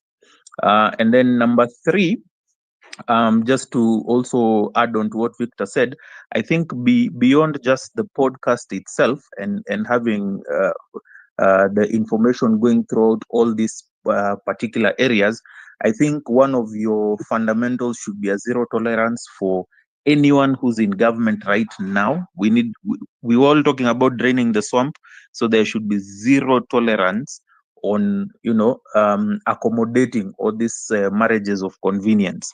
So it should be possibly a fresh new look, a fresh new start. Every single constituency should have its own project roadmap. Whoever's being represented from Okiya Omtatah's party should be very well known. And so that instead of even Okiya Omtatah going to those town halls by himself, he can also have those candidates from his party going in and talking about what is to be done in that particular area, so that the people also recognize it's not only one person, but it's an entire team working together. And for all the committees that you also have working again in support of your cause, I think they also need to be very visible in terms of giving the reports that they want to give. And finally, as I drop, I think it is important just to say congratulations that you have come out early. I don't believe in having late candidature. Early enough is best, so that we know who we are fighting with. So we know who is being supported. So thank you for the early recognition to Okiya Omtatah and the team. Thank you. All right, that is 254 for life. Let's find the final question or contribution, and then we go to the Okiya Omtatah's team, because I see we also have the spokesperson who just joined the call. I will go to you. Who can I go to? You guys already spoke. Let's find out. The real Joe, do you want to ask a question? Would you love to make a contribution? Thank you very much, Eli. I've been listening, and I see a lot of speakers who have just spoken before, having some very positive remarks and sentiments about Okiya's presidential ambition. And listening to Kathomi, I also realized that from Gadomi's explanation, she also said that it is actually not really trying to get, the team has not been set up to get the intention and now say that, yeah, you can run or you can vie or not. And I like what she said, it is actually just enriching the ticket. So for now, I'll just, I'll just allow the speakers to continue making submissions, then I'll maybe speak as later on, Eli. Thank you for being a gentleman. I will give, that is Albert, I'll give you the mic. If you have a question or a contribution, you have 3 minutes, kindly. Thanks a lot, Obed and Mizani, Eli, for hosting. Also happy to see other speakers. In light, I'll just be fast, in light, of course, of the topic at hand, and congratulate Senator Okiya Omtatah, of course, for setting the agenda of the day. Just a few questions. One, first is the scope of, first the political philosophy, of course, of Okiya Omtatah. I think that's what Victor tried also to advocate on, how to actually maybe make everyone aware on the political philosophy of what he believes in on a certain numbers of topics. I think with that, definitely a lot of people will then be inclined, or else actually also maybe he will also find ways of enriching his ideas. Another thing for me is the scope of Kadomi's committee. Is this a Senate committee? That's one question. If not, definitely. So where are you drawing your funds? That's another question. Do you have funds from somewhere else? Why I'm asking this is because often in politics, the funding, of course, determines the cost of what's been championed for. We've seen that in Kenyan politics. We've also seen that globally. We've seen just the concluded elections in the US that, of course, private sector also chips in. And now we are saying the population of Kenya needs to chip in. So is this the only source of funding? And how does it, of course, contribute henceforth? That is for the committee and also probably for the presidency. Then one last thing for me was also to support the speaker who just said about a political party and registration of members. I had noted this down. I think that gives you political capital. I think it's important for you to quantify the political capital that you really have, for you to attract funding, even from international organizations, or even for you to really be able to negotiate at the political stage. I know, of course, he's really a famous person on the ground. I know him definitely even before today, but having the figures registered under your political party, I think it's something different. If the political party then will come out, like the National Reconstruction Alliance is Omtatah's political party that put him in Senate. I don't think a lot of people know this party. Then having this come out clearly, then people actually, or the youth, or the Gen Z, who are all, or the Gen Zote, who are all inclined to this party, then are registered in a certain political party. Because this, again, becomes a challenge when you want to convert the party members, or you want to convert the online hype to votes. We've seen it also probably with Raila a lot of times, where he had masses on the grounds, but voting time became a problem. I think such are like a few strategies that will probably enrich Kadomi's chair leadership, but at the same time, I'll also be happy to maybe hear on that, on the two, I think, questions that I raised. Asante. Thank you very much, Albert. And gentlemen, I see your hand, so is Gloria. Please be patient. We'll come to you in a few. In the meantime, I want to go to the chat section, because there's also a lot of conversation that is happening there. And we're almost 1.5 hours into the conversation. Dennis Chege says, Okiya Omtatah is an open book, the best candidate Kenya has ever had. A senator, a human rights defender, a social justice champion. Godspeed, says Dennis. And we also have Newton who say, my president Okiya Omtatah the 6th, together we can make Kenya great, with some interesting graphic of what Omtatah presidency will be for. That is empowerment, accountability, transparency, reform. And we also have, let's see who is here. Oletunda, who says, anybody against Omtatah is either a Ruto apologist, sycophant, or NIS. Wow, I didn't see that coming.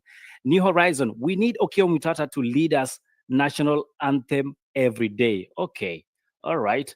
Well, let's challenge Kenyans to be offered by the people on the basis of the integrity and track record at their level. Just as Triple O has been compelled to run, beware going back to the old way of people turning, or rather running in the name of the top ticket holder. All right, that is interesting. And Ifan says supports 100%. And that is in terms of the conversation and the ticket for the 6th. I almost said president. Okay. We also have Nini Ninkano, who says, congratulations, Okiya, to make it happen. Indeed, Gen Zs and millennials are with you. Please listen to their demands and sit with them for sure. They'll make your dream come true, and the waves of miracles will emerge in this wonderful Kenya. We remember the mammoth crowd Gen Zs pulled.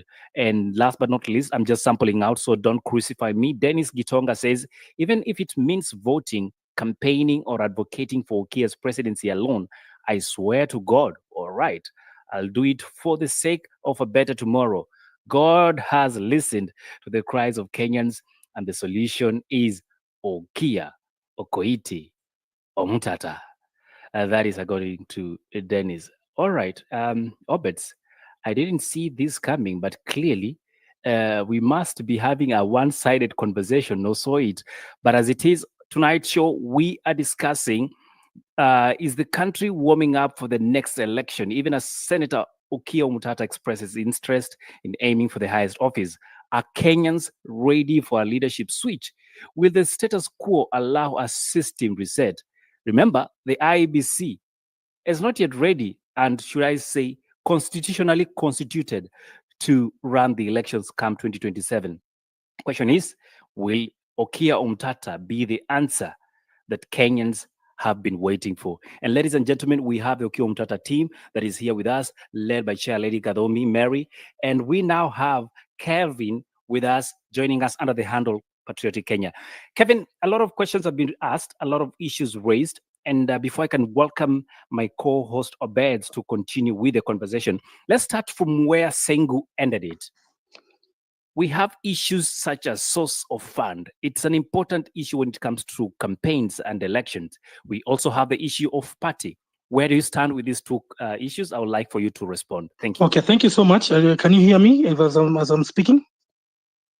We can hear you loud and clear. You may proceed. Okay, so let me pick up where my chair lady left. I think, as our chair lady said, what we've done is we've gotten a lot of volunteers in terms of manpower, human resource, and a lot of people who are giving us. In fact, many people are even telling us, come for my house, you lease it for 5 years for free.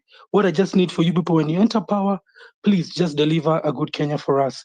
So for us, we're not worried about what funds has been said, because I think Kenyans are more than willing to support a good candidate. And what has shocked us is that people are ready for change in this country. The only thing they've not been given, they're used to being divided on tribal arithmetics, but this time what they're saying, Omtatah's stronghold is Kenya. And they're saying, let's go ahead with or without anything. We are going to make sure we deliver this guy to State House. And for us, on the other issues on the party, as you all know, we cannot have a presidential candidate win a presidency and he doesn't have the houses. That will not be effective for him to do that. And so for us, what we are trying to do is to do two things: create a strong brand of a president and also a strong party, and ensure that we get many MCAs, many MPs, and also many governors. And the good thing with that, as we have said again, it also comes back down to the goodwill down on the ground. We might not be very popular, as people have said, but what we are doing is trying to popularize us to the ground. Nowadays, it's very painful to use Mama Mboga, but we'll say, even my grandmother back up country knows Omtatah. But what we're trying to tell them, what has he been able to achieve since he went to it? But for me, what I'll also tell you is that when his philosophy, I had when Victor was saying nothing is impossible. What for us we'll tell people that Kenya, we have a beautiful constitution, and our candidate knows the constitution in and out. If we fully implement this constitution, as he always says, we don't need to sell promises in the campaign. Kenya itself will be good. We'll be able to have everything that we require if we be able to do it. And as it is, we're trying to beg people to tell people that wherever you are now moving forward, let's tell people, tell a friend, tell your family members about this candidate called Omtatah, so that we can be able to carry the message to our family members, our friends, and in churches, wherever you get a chance to speak. Ask people, do you know this candidate? Do you know the first time in our history for 60 years that we're able to reset? We're not being forced into our communities where we're telling our people, you're a Kikuyu, you're a Kale, you're a Luo. We're telling people, you guys, this candidate, for 60 years as Kenyans, we've not been able to achieve what we wanted for independence. Our grandfathers fought for independence, but a few people came and grabbed in the country and have been selfishly pushing out people to poverty levels. And in fact, most painful people are also asking ourselves, we ended up educating our whole population, and now we're being told that educated population, we are sending it to become house girls and house boys in Dubai and Saudi Arabia. So for us as Omtatah's team, we've been given a Herculean task of trying to see how do we make sure that his presidential bid comes alive, and understanding what do people want, where do we get the financing from, how do you send a message, how do we brand him, how do we get into the media spaces. But the best thing, what I've loved, the Gen Zs during the demos showed us that it can be done. They managed to occupy all the spaces from the online spaces. The media, if you notice that during that whole period, they were talking, and we can replicate that if we all do our part. So for whoever is asking about the funds, what we'll just have to be able to tell you is that just like how the Obama campaign did it, when the time comes, we'll be able to pull resources together as a country to ensure that we're able to run a campaign. I know where people fear is that corrupt people won't come in and chip in the funds. What we have also said is that when you are coming to decide who will finance our campaigns, we also have to look at the source of funds. If anyone has been mentioned in corruption, we will be more than willing not to take. What we want is that we want people to own this campaign, and that's what we want to see. If anyone can remove 10 shillings, come and jump on board. That 10 shillings will take us somewhere. If we can remove 100 shillings, but we don't want anyone to come and bring us corrupt big money, where it will be. And as our chairlady said, it's a beginning of a process, and we have 18 months to do it. But before that, there are many things we're doing. I heard people talking about IBC, voter registration. As it is now, we don't have the commissioner. So for us, what we are concentrating on is one thing people have not looked at also is the ID. We have very many Gen Zs without ID. So for us, one part we'll also concentrate in is an ID drive where we'll go around telling the young people take an ID.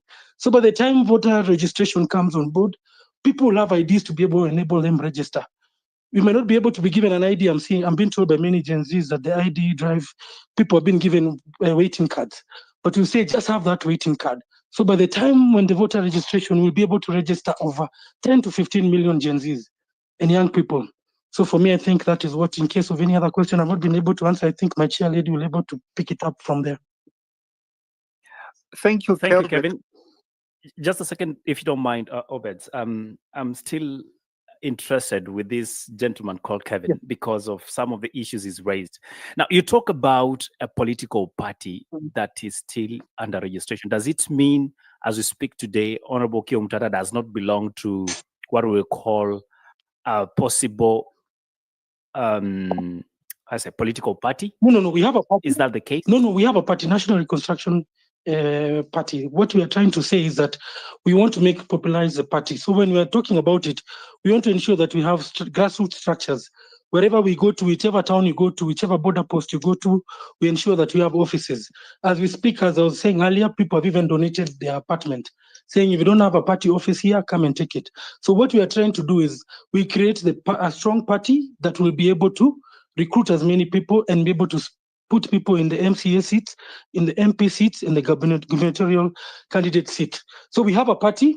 The only thing we're trying to say is that we'll strengthen it to ensure we capture as many seats, so that when we have a bill in Parliament, we'll be able to have the numbers. In Senate, we'll be able to have the numbers. We'll be able to have governors who will be able to implement our policies that we want. So we do have a party. What we are doing, what we are saying, we are going to make it a very strong brand, which will be identifiable wherever you'll be. Thank you again, Kevin. I appreciate you. My last question, just in reference to the issues you've raised. You talk about people donating their houses, possibly vehicles that will be used during campaigns. When we get there, I am concerned about donations. When you talk about not accepting big money or offers, what is the threshold? And what is the exchange in if I give you or lease for you a house? Am I expecting the party to pay me some rent at the end of it, or am I anticipating for your win so that in the event you win, I have my cut? What exactly is the memorandum of understanding with people that are willing to donate to you, and what is the threshold? Okay, thank you so much. Now, what we're also saying is that as Hanifa is trying to organize how do we work with these volunteers, we're also trying to come up with a mechanism to understand of what our limitation and what things we can do with the donations. And so we're trying to organize a system to understand. So the threshold, first of all, as we had said, if anyone is convicted of corruption, we do not want anything to do with association with that issue of donations from them. So for us as a committee, as you're coming through into this, trying to organize ourselves is to understand how do you make maximum use of the volunteers? How do you ensure that the donations that are coming into the party are not ridden with corruption or tied to something? You know, normally you'll be told, I'll give you this, but when you enter in, I would want this road. So we want it to be that person, any donations we get, let it come from the heart of that. You want people to go and change Kenya. And that's the beauty of it. And that's what we've been able to receive. Many people are telling us, I'm not giving you this for anything. Why I'm giving you this is because I have young children and I'm worried for my children's future. So I'm donating this to you so that you can make Kenya a beautiful place. I think there was a thing that I saw somewhere saying that it's very painful in Africa where people don't celebrate Christmas together because one family is in America, another one is in Australia, another one is in Britain, different time zones. But you remember in the olden days, we want where every Kenyan can be able to succeed. We are very hardworking. If you talk to anyone around the world, you'll be told that. Now we want equal opportunity where my skills, my education can be fully implemented in this country. And that's what we want Senator to do when he comes in. And that's the reason why we are saying no donation will take in with strings attached. We want it to come out of a genuine heart. And that's what we are looking for as a campaign team. But we are working on a policy to understand how do we make maximum use of the volunteers, because there are many of them, and we want to ensure that everyone feels that they are part of a campaign team for senator and part of a team that brought change. So we don't want anyone to feel that I volunteered but I was not used. So we want to make sure that when we are accepting volunteers, when Kinanifa are working out to understand, everyone will feel part of this campaign team, and we'll ensure that we'll make maximum use of all our volunteers and also our donations, no matter how small, we'll accept. So we don't want any strings attached to any donations that will be coming to the campaign kitty in case that we agree that is moving forward. Thank you. I'll handle you over to Obeds. And Obeds, thank you again for being very kind with me. I had to do those follow-ups. So I will now allow you to take over. Thank you. Thank you, Eli. And, this is a very good conversation, and it's a very good thing that we have someone who has fronted and he comes to the table with very clean hands, as we say.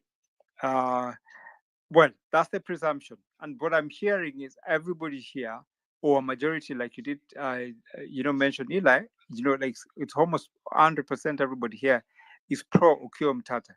One thing I'd like to ask to the team, because I think I'll give an opportunity to Kazomi to speak, and I saw a hand up. You realize that you're in a political competition, and there are people that love the status quo, people that have been entrenched in the system for so long. I promise you it's not going to be easy. How do you want to overcome this?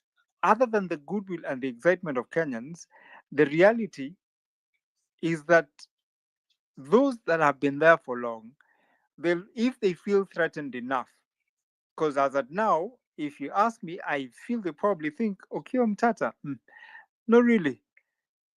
But if they feel threatened enough, we'll have issues coming up, malicious arguments. How do you deal with the fact that also there are established political parties that have been in the system for long? You have Orange Democratic Movement in the parts of Western and Nyanza are quite entrenched. I would like to hear what strategy that is being worked out to ensure that you overcome the many. Ideally, he's a newbie coming into politics, first-time member of parliament, so there's much against him. But I would like to see, other than the excitement that Kenyans have, or we want to support somebody, the ideal that we want to live, the reality that we see is a bit different because politics in this country is dirty and goes to any extent. I'd like us to figure that out. So I don't know if Kadumi would like to respond to that so that then I can allow other people to ask questions, because I'm sure there's so many people like to speak and we'd like to have as many as possible to speak. Thank you. Thank you for the mic. I wanted to add and just support what Kevin said in terms of funding. You guys, I'm sure you know what type of a person Okiya is. Okiya is not controlled by money. You know, like you bring your money to him and you say, you know, take this money and do this. He's actually who he is. He's gotten where he's gotten in life, in career, in governance, because he's very well able to say no. In my many meetings I've had with him, he has confidently told me, you know what, Mary, what's the population in this country? Even 10 shillings, 20 shillings, 100 shillings from Kenyans can actually fund a campaign. Okiya is not the kind of a person to be controlled by contributions. If you're going to expect him to do something that is against his belief, against his stand on the Constitution, he is the kind of a person who will clearly tell you, no, I am not going to take your money because of this and this and this and this.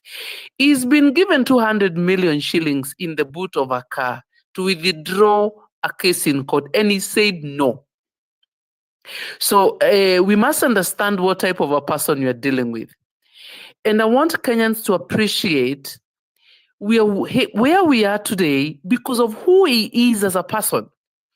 His belief and his stand on governance, zero tolerance on corruption. That's why we are where we are with Okiya. Otherwise, hatungekuwa hapa. Even politicians call him and they tell him, tumekuinulia mkono.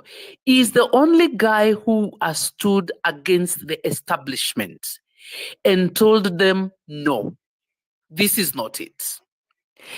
I think I have clarified when it comes to issues of financing. If you're coming to finance the Okiya campaign, you come with clean hands, you know? You just come with clean hands, support his vision for the country, support his project roadmap, and he will embrace you. And you know what Okiya has said time and again? He does not want Kenyans to look at him as a savior. He is really against the idea of Kenyans thinking he is a savior. He wants Kenyans to see him as a driver, driving a vehicle of change that is full of people that are part and parcel of this change, people that will implement, that will be steering this change that he is actually driving in this country. That is one thing he's been very clear about. Just a bit of clarification. There was that last point you said. Please remind me again. What is that last point I needed to clarify?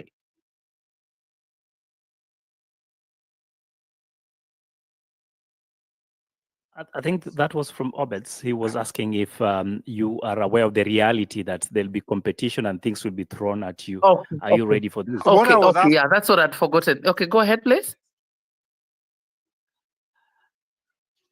Okay, let me respond to that.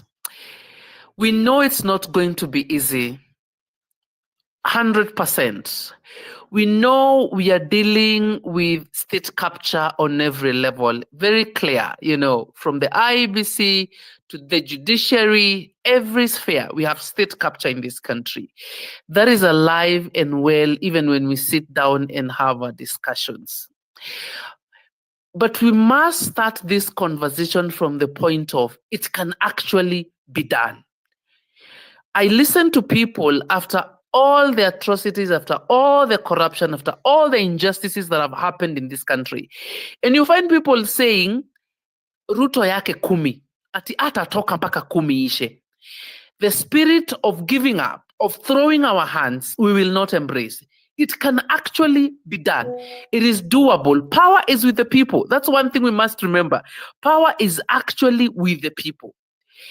We are alive to the fact that the bureaucracies in this country, the bureaucracies in governance, I totally agree, is not an easy thing to dismantle. That's why we are not facing this mountain on an individual level. It is not an Okiya battle. It is our battle. It is us, the Kenyan people, that are going to take on this mountain. You know, when the Gen Zs went to the demonstrations, no one believed they were going to achieve what they achieved. With all the bloodshed, with all the deaths, with all the beatings, you know, with all the pain, there's what we achieved. But there are a lot of people who sat on the fences, and you know what they said? Hakuna kitu watafanya. Hawawezi fanya. We want to pull ourselves as Kenyans from the conversation of it cannot be done, and we believe it can actually be done.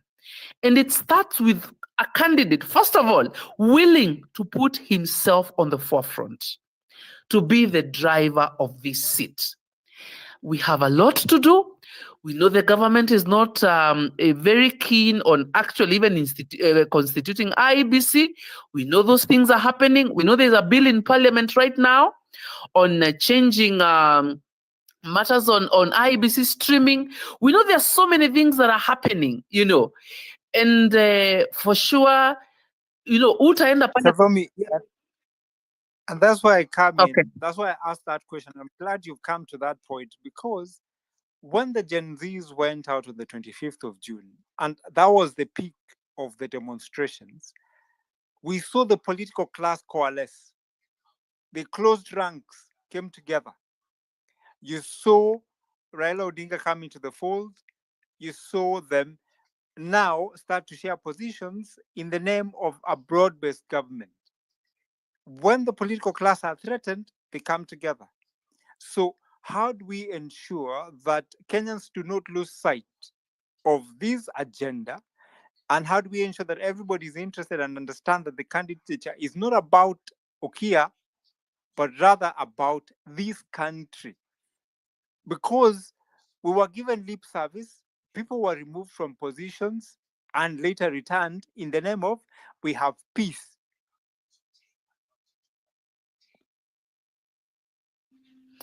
Thank you. Thank you for you've raised very, very pertinent issues. When there's an attack, definitely in Kenya, the current political class comes together.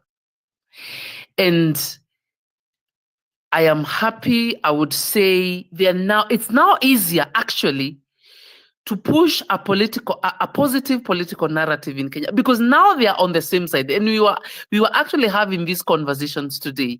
What is going to be our biggest problem right now?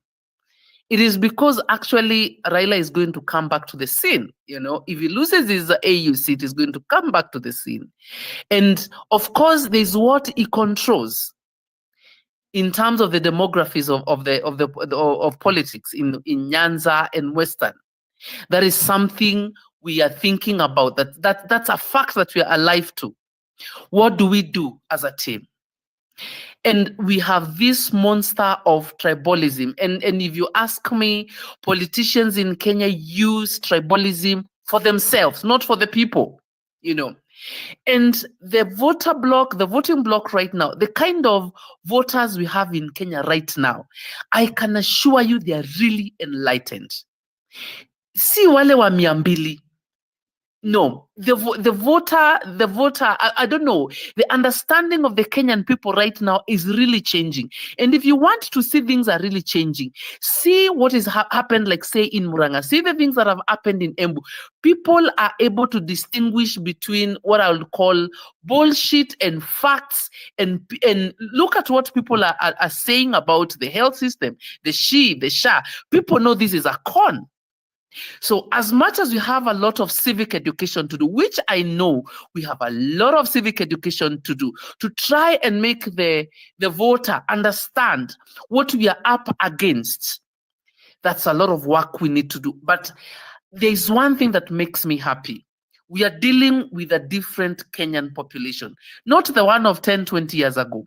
People are more enlightened. I know they are going to throw in the tribal card. I am sure that is going to they are going to use the regional, you know, watu wa Western, you know, watu wa Mlima, you know. They're going to use a lot of that tribal blocking of the country. But still, You can see, even if you scan through Twitter messages and commentaries on what people are saying about Okiya, people know what corruption is. Even though corruption comes from Jubilee, it goes to UDA, it goes to ODM. People know the color of corruption right now. Of course, I agree at the grassroots level, there's so much work to be done, but my understanding of what is going on right now, people actually have an understanding. I myself have been an ODM all my life. I've voted an ODM. I've been listed as a nominated member of parliament in ODM. But you see, now we are understanding. It was not actually about the principles. It was not about the values that we stood for as a party. It was something different. So yes, there's a lot on our table. There's a lot of work to be done. Are we up for the task? Yes. But who is we? The question is, who is we? That's a good place. That's a good place to leave it. That's a good place to leave it, because I have people who would like to speak, and it's for you to listen, because the we includes the people who are here and the many Kenyans who need to hear about Okiya. I would like to allow Gloria to speak, and then have Marabu talk. Then, let me have Gloria and Marabu, then I will give the next order. Gloria? Thank you so much, Obed. And good evening to everyone on the platform. I'm a happy person today. I'd taken a break for health reasons and otherwise. And I'm happy I'm coming back on a high note when Okiya Omtatah finally amesema ngwe. We've been waiting. Atasema ngwe lini, atasema ngwe lini. Of course, we are not looking at him as our savior, but we know what he has done. We don't have to be told. I'm sure people in the platform here, I mean, Kadomi and the rest don't have to sing Okiya's praises. We know it, like it's almost, his candidature is almost a prayer answered. And that's why I am sure and I believe this thing we are going to make it. So at this point, for me, I'd like just to tell the team not to break our hearts. How will you break our hearts? We've been waiting for a candidate that will be a candidate for the people. Someone that we will be voting for or campaigning for, not because he comes from our tribe, not because he comes from our region, not because of anything, of a party, but because of what he stands for and what we believe he can do for this country. He can help steer this country in the right direction. So having said that, let us not see things like him meeting or the team meeting and forming, I don't know, blocks, campaign blocks with watu wa Murima, watu wa, I don't know, Lakeside. We don't want to see that nonsense. That will break our heart very badly. Because of course we know those tribal whatever things are there, and that's why we want to run something different, because we believe he's different, and therefore we want the campaign to be different. And who are the campaigners? We are the campaigners. It is us who have to sell Okiya. Yes, there's that structure, there's that formal team led by Gatom, but it is us. Even the questions that we're asking here, of course we're asking them. I understand why you're asking Obeds and the rest, because we have to prepare ourselves well. But even while asking those questions, we have to ask ourselves, what do we do, you as a person, as an individual, when people throw propaganda at us, when people throw this and that at us? And one thing I know some people think, oh, these people are not yet scared yet, that it's, no, they're already scared. But see, the truth has been our defense. They have nothing on Okiya Omtatah. He is not my father. I don't know him personally, but I can assure you, the Kenya that I know, if they had something on Okiya Omtatah, by now you wouldn't even be doing litigations. Angekuwa in one way or another, they've stopped him. Wangemwambia, oh, uko na hii corruption case hapo, wamekuletea koti. So why are you talking about corruption? They have zero, totally, absolutely nothing on him. And that is why all they can say is, oh, where will he get the money from? Oh, I don't know, he's not popular. Oh, he's not, that is all they have. And therefore, because we have truth on our side, We have to use truth for our campaign. So daily in our WhatsApp, and our campaign has to go paka kwa grassroots. In fact, the next thing the team should do is to announce watu wajitokeze from wards. Already we are in WhatsApp. I don't think there's anyone here who is not in any form of a WhatsApp group, whether in a church, but we belong to those WhatsApp groups already. So in those WhatsApp groups, let's go down to our wards, to our villages, to our church, and form networks. It is through these networks that we are going to mobilize, and our power is going to come from the people. Let the politicians come together. Let them come together, the political elites, the corrupt ones, as we know. Let them come together. We don't care. Our focus is, do the people understand what is happening? And yes, people are suffering. People are suffering everywhere. Civil servants are suffering. It's only that they can't come out openly because they're working for government. Me being part of a civil servant, I know what I'm going through personally. And therefore, we have the truth on our side. Okiya, it's not even about selling. You sell something that haina maana. Waswahili wanasema kizuri chajiuza, kibaya chajitembeza. So wacha wajitembeze, waseme huku na kule. But sisi, let us stick to the truth. Okiya Omtatah, the 6th, it's going to happen. It's going to happen. It's going Thank to you, happen. Gloria. Good place to leave it. So that because we need to allow as many of you to speak, so that your sentiments are also picked by the team. I'd like to have Marabus Talks to have his contribution as well. Greetings, Obed, Mizani, Gadomi, and everybody else. I hope I'm coming through. So very well. Thank you. Very mature conversation for a mature presidential candidate.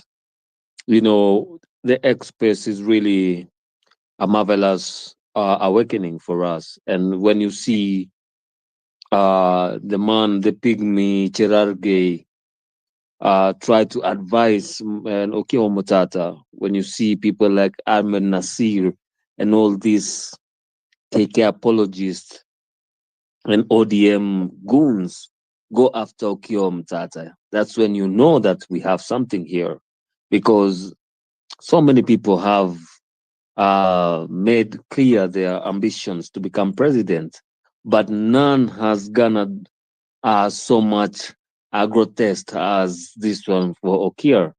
That's how you know we have the right person here.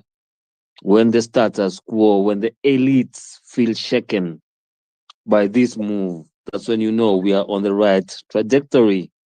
And Gadomi, since you're here, I would like maybe sometimes when you find times, I know 18 months is a long time and we have time to strategize, but maybe we should not put aside the issues of coalitions with other like-minded Kenyans, because the party issue, some people do not want to abscond their parties or fold their parties to join other parties. So I'm sure we have well-meaning, good-mannered Kenyans out there. I know Martha Karua is one of them.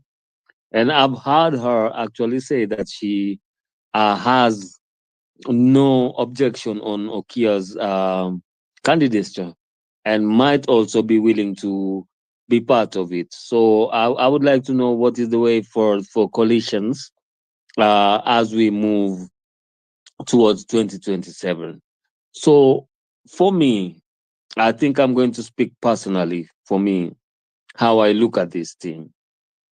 We only have one person in Kenya right now as a choice and an option, right? And I do not want to look at the pros and cons of this man, Okiya Omtatah. The other time he had an accident and people saying that he's driving a Nissan Advan, and people saying that this man does not care for money. All these things are good things. But I think the most important thing for me is how he has approached his candidature by starting with this exploratory committee something unique, something new, shows that he is intending to have a different form of leadership. And that for me, just the start, how you start something, just shows, I'm a musician, and how a beat starts. The first note of your beat can tell me if the music is going to be good or bad. So for me, how Omtatah has just started it, especially with the ladies, Gadomi and Anifa, and all these people taking over, taking charge, himself taking the back seat to listen to what Kenyans have to say. How he has started, for me, I think I give it a tick, and I just give it a mark of quality. And it shows me that this person, I have listened to him over and over again. His maturity is unmatched. In the political field, I've never had nobody speak the way Omtatah speaks, articulates issues the way he does. I've seen him in committees, Senate committees, ask questions, especially in the issue of Adani.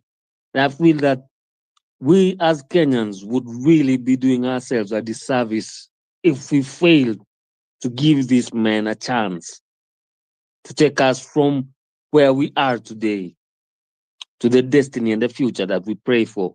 So I urge everybody, I'm willing to join this team and really see what we can do. And I'm really, really excited that Mizani has also seen that we can also contribute somehow in our smallest ways to ensure that we find change in Kenya. Thank you very much for the time, and God bless. Thank you, Marabu Stokes. And again, Eli, I think with your permission, just to clarify, that we having a conversation around the announcement of the candidature or the desire by Okiya Omtatah to be president. And by no means, this is not a paid advert. We are not doing this for anybody. This is Mizani usual spaces, having a conversation about serious conversations that are going on in the country. It's good to have this because it's important to also get to hear people and the kinds and what they think about his candidature. So that said, I would like to allow a gentleman, Bivon. Bivon, your hand has been up for so long. You must be so tired. I give you a chance to speak. Then, with your permission, Eli, I'd have Dikembe speak, and then Japonji, and then Tomboy. So, Bivon. Okay, thank you. Thank you. Obet, can you guys hear me? Can hear you 100%. Thank you. I want to appreciate Mizane for this space, and I want to appreciate for the chance to make my submissions this evening.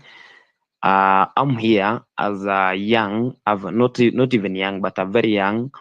Let me call myself a student to Okiya Omtatah's presidential ambitions, and I want to say this evening that the young generation who are turning 18 this year, the coming year, and 2025, 2026, that I am here to represent them. I just turned 18 the other month, and I'm here to say that Okiya is our president. Now, I want to give in my submissions on how we will be able to come up with this government of triple O as our president. You see, we are having this space, and I'm very happy because for all the speakers who have already spoken, no one has submitted about what is happening in Kenya. That is what we should do. Some of the leaders come out, they start criticizing, this has not done this has not done this, instead of that leader coming out and doing it so that we can see that he has done. He doesn't have to tell us that he has not done this, and that is what Okiya is doing. Okiya is not saying that this leader has not done this, he has not done this. Okiya is telling us what he will do, and we know Okiya. Okiya has been with us. Okiya has always fought for we as Kenyans, for the unconstitutional ambitions from private people, from the government, and we are very happy in Okiya. Now, I want to request to Kadoni and Kevin that as you will be going back to Okiya, telling him on what is going on outside here, tell Okiya that we are selling him at zero charges. Here at Mashinani, we are walking. Where we will be, if we are boarding a motorcycle, we must initiate a conversation and tell these motorcyclists that, do you know Okiya Omtatah? Okiya Omtatah is this one. He is this one. And as you said earlier, which I want to support, the ambitions that you have many MCAs around. The MCAs which will come to these Mashinani areas and talk to the residents. Tell them, Okiya is now our president. We must make a change. And unless there is a will to change, there will be no change. So we want to make a will to change so that there will be a change in Kenya. I want to be brief because there are many speakers. I only want to tell you guys that we will not relent. Let us not be tired. Triple O for president. Thank you.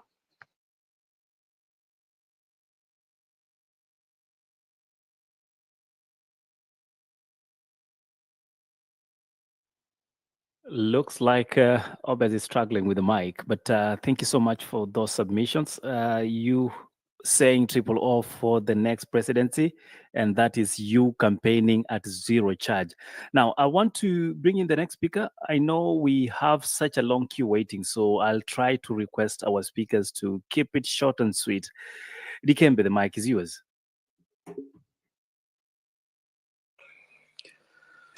Good evening, everyone who's found time to be on this space. I hope, Eli, you're able to get me. We can hear you. Kindly proceed. Okay, thank you. Of course, I'm grateful for the opportunity to be able to share my thoughts with our fellow countrymen and women. And I just want to start from. I feel a bit confused about what you're talking about in the sense that I know Okiya. I have tremendous respect for him, for what he's done for our country, for the fights that is been involved in, and what those fights have achieved for our country in promoting and entrenching the rule of law, good governance, and all that. So, and then he's also somebody I know in person, and so I was, like many Kenyans who followed politics now for some time, I was very impressed by him coming out to create this committee, or to create his exploratory committee. And that is where I want to start. Like the issue here is, and maybe the chairperson or somebody in that committee needs to come out and really clarify on this particular issue. An exploratory committee is just that. It's an exploratory committee. An exploratory committee is not a campaign committee. So one of the things that I've struggled with throughout this space is it seems to me that we are no longer talking about Okiya's bid in terms of what he has put to the public. He did a very bold thing to come up with the names, to have a small team, to try to develop his bid into something realistic. But let us not lose sight of the fact that what Omtatah formed, at least how I got it, is he created an exploratory committee, and such a committee in a democracy has a very limited, has a very specific mandate to look at the viability of this particular candidate gunning for, like for Okoiti, gunning for the presidency. So as this committee morphed into a campaign committee, Is it still an exploratory committee? Because that it is important that we start from that point so that we do not appear as dishonest to the public. The public believes that Omtatah is a decent guy, is a truthful guy, is an honest guy, and when he comes out with an exploratory committee, he knows what he came out with. And those of us who follow politics and want to improve, for instance, how we relate with political leaders, and want to even force other political leaders to go this route of first coming up with such committees to explore your own bid. Are you able to run? Are you able to mobilize the resources needed to run? On which party? I hear people have already concluded that, you know, there is a party, but I think those are the things that an exploratory committee is supposed to achieve. The other thing that I wanted to say is there has been a lot of comments about members of that committee, and personally, I also want to congratulate Omtatah for coming out with some of the names that emerged from the movement. People, I believe, or fellow citizens, I believe, need to find a space to try to, develop that scale that we saw in the ability to organize protests, in the ability to, fundraise and donate to to help the people who had been hurt and all that. So I really appreciated the fact that young people who've come out are able to be picked by political parties or political actors, and they're able to actually sit in very critical bodies where critical decisions about candidates, about parties are going to be made. So on that, I am very happy about what Omtatah has done. There seems to also be, I had one of the speakers say that, the biggest problem we are going to have is going to be Raila Odinga, or the biggest problem we have is, with this government, and that might be true. But if you learned anything from the post-Gen Z movement, is that sometimes when you create enemies or competitors for a cause, it becomes very difficult to again involve those people, because what if we need, for instance, the backing of Raila Odinga is also a voter. Remember, what if you're going to need the backing of all these other political leaders? So we need to be careful in our country on how we cancel people and how we proceed after that. There seems to be, to me, this impression that is being created that, maybe Mr. Odinga is going to fail at AUC and is going to come back, and what if he doesn't fail? And what if he becomes the most important pillar to Omtatah's race? So an exploratory committee is supposed to explore all those things. I mean, the word here is explore. And so I'll ask you to land that, Dikembe. I think you've made your point on the exploratory committee. The last thing I want to talk about, it's fine. The last Make it 30 seconds kindly. Yeah, 30 seconds. We've had, Okoita is not coming from, from thin air. We've had other candidates who've come with almost the same credentials that Omtatah is coming up with. These, fringe but fairly what one would consider these are clean guys. We had Peter Kenneth, we had Okiya, we had Ekuro Okot, we had Dida, we had Ruben Kigame. So it is very important that when we discuss about these candidates that you're talking about, especially candidates who are coming with the disadvantage of, the political machine, they have not been able to build the kind of political machines that they're going to need.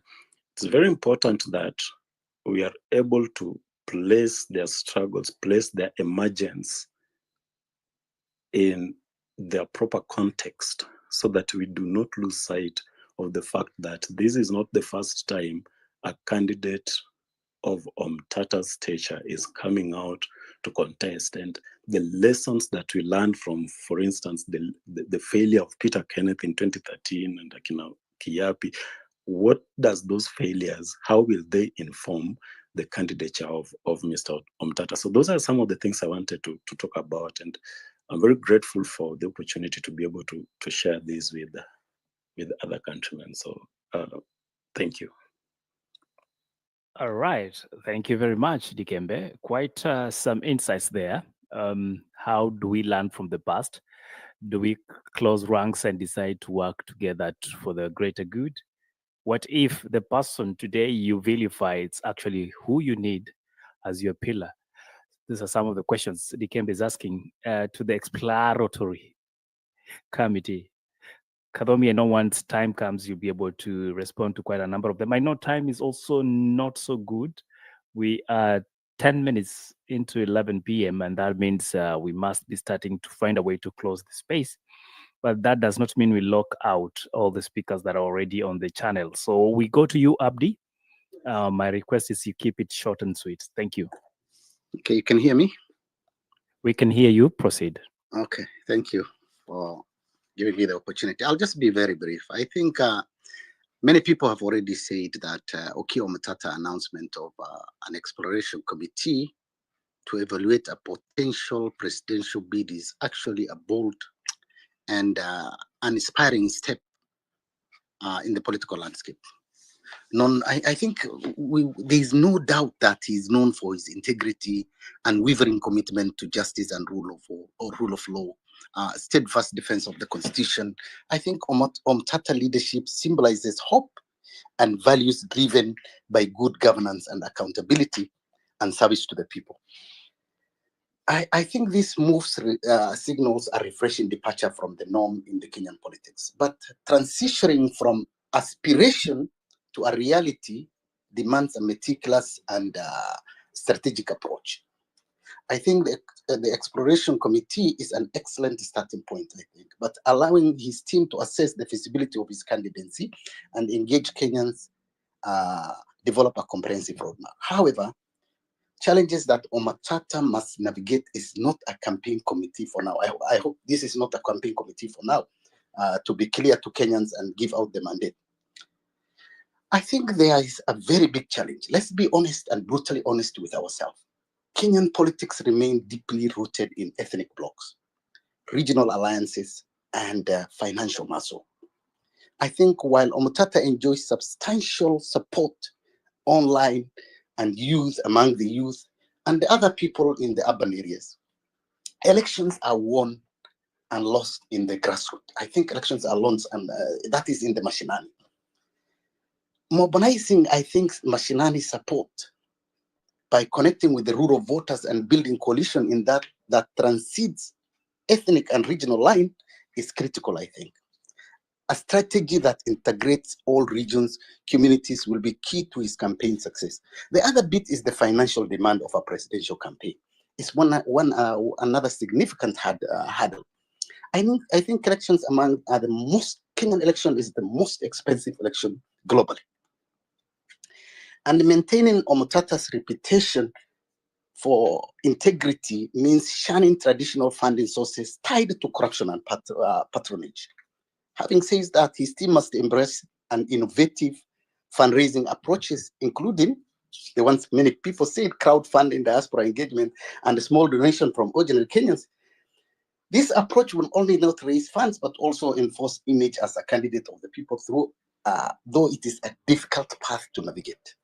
Finally, I think the messaging and strategy will play a pivotal role, I think. Omtatah must articulate a compelling vision that addresses the struggle of every Kenyan. I think focusing on employment, education, healthcare, corruption, these are all there. I think his manifesto must also resonate with the electorate, particularly in the rural area, while leveraging his strengths of integrity and accountability. I think addressing these concerns about his political base and positioning himself as a viable alternative to the status quo will be crucial.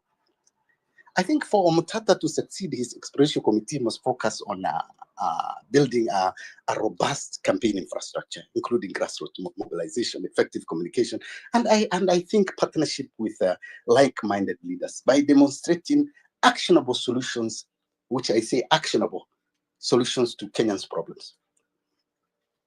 I think, I believe he can inspire confidence and galvanize that support. And there's one very important bit the speaker before me say, particularly learning from history, particularly on experiences of the underdog candidates. I sat with Mohamed Duba, he's my classmate, and many others will help this team avoid similar pitfalls and craft a winning strategy. So this is my bit. Thank you. All right. Thank you very much, Abdi. We do appreciate your submission. And to the speakers, if I drop you, there's nothing personal. I just want to free more mics for the requests that are in line. So don't feel targeted, okay? Thank you for your understanding. Because I see we need to also listen some feedback from Kadhomi and the team, I'll give them an equal opportunity to either respond or give a quick reference to some of the issues raised. As I do that, I also want to quickly go to some statements that most of you have shared with us in this forum tonight. Kenyans will wish to know what Okiya is bringing in his presidency. The team needs to develop a preliminary manifesto or document detailing the changes his presidency will bring. It will help sell him. That is Lex 199. And we do have, I saw Jeffy here who says, please, as his team, as an outspoken critic of government policies in the past, let me get that Jeffy remark later on, if you don't mind. It's hiding from my TL. But I have Wanda who says, Okiya has done quite a lot. All we need to do is approach his candidature politically, not based on his good name. I keep on differing with you guys. Omtatah, he is a human rights fighter, and Kenya doesn't need such a person. Kenya needs a CEO. We don't need a politician. We need someone like the CEO of East Africa Cables. Equity, says this gentleman. Such CEOs whom have seen doing things are the one we need. That is Sankale. And that invites me to invite you, Kadhomi, and your team to quickly respond and give feedback based on the issues shared. I'll start with you, Madam Chair Lady. Thank you, Obed. Very good insights. I know you to Obed's name, but clearly this is Eli. Oh, Eli, my point, my Obed Mizani. Okay, awesome. Eli, now I'm now differentiating, but I thought it was Obed who was speaking. Sorry for that. Obed, maybe let's make this easier for Madam Chair.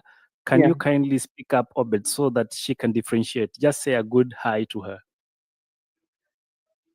Kadhomi, Eli is, getting worried that if you win the elections, he might not be considered for the job. That's why he's shouting early. I'll get into his inbox. Don't worry. I'll get to know him better. Thank you. A lot of feedback. Very lovely observations. We consider everything. Actually, we are not working from the point of strength. We are dealing with the problems more than we are dealing with our strong points. That's where we are coming from. So we start dealing with the weaknesses, the negatives, the hurdles, before we start thinking, oh, he's a strong candidate. No. We don't want to concentrate on what is in the box already. We want to concentrate on what is not in the box. Yes, in Kenyan politics, you never say never. You never say never. You don't know who you're going to work with tomorrow. That doesn't mean we don't call out evil for what it is. We don't call out unconstitutionality for what it is. But you don't know tomorrow where we will be. We do not know how things keep changing. And we've been in the political field and spheres, and we know there's what we would wish this country to be in our heads, yes.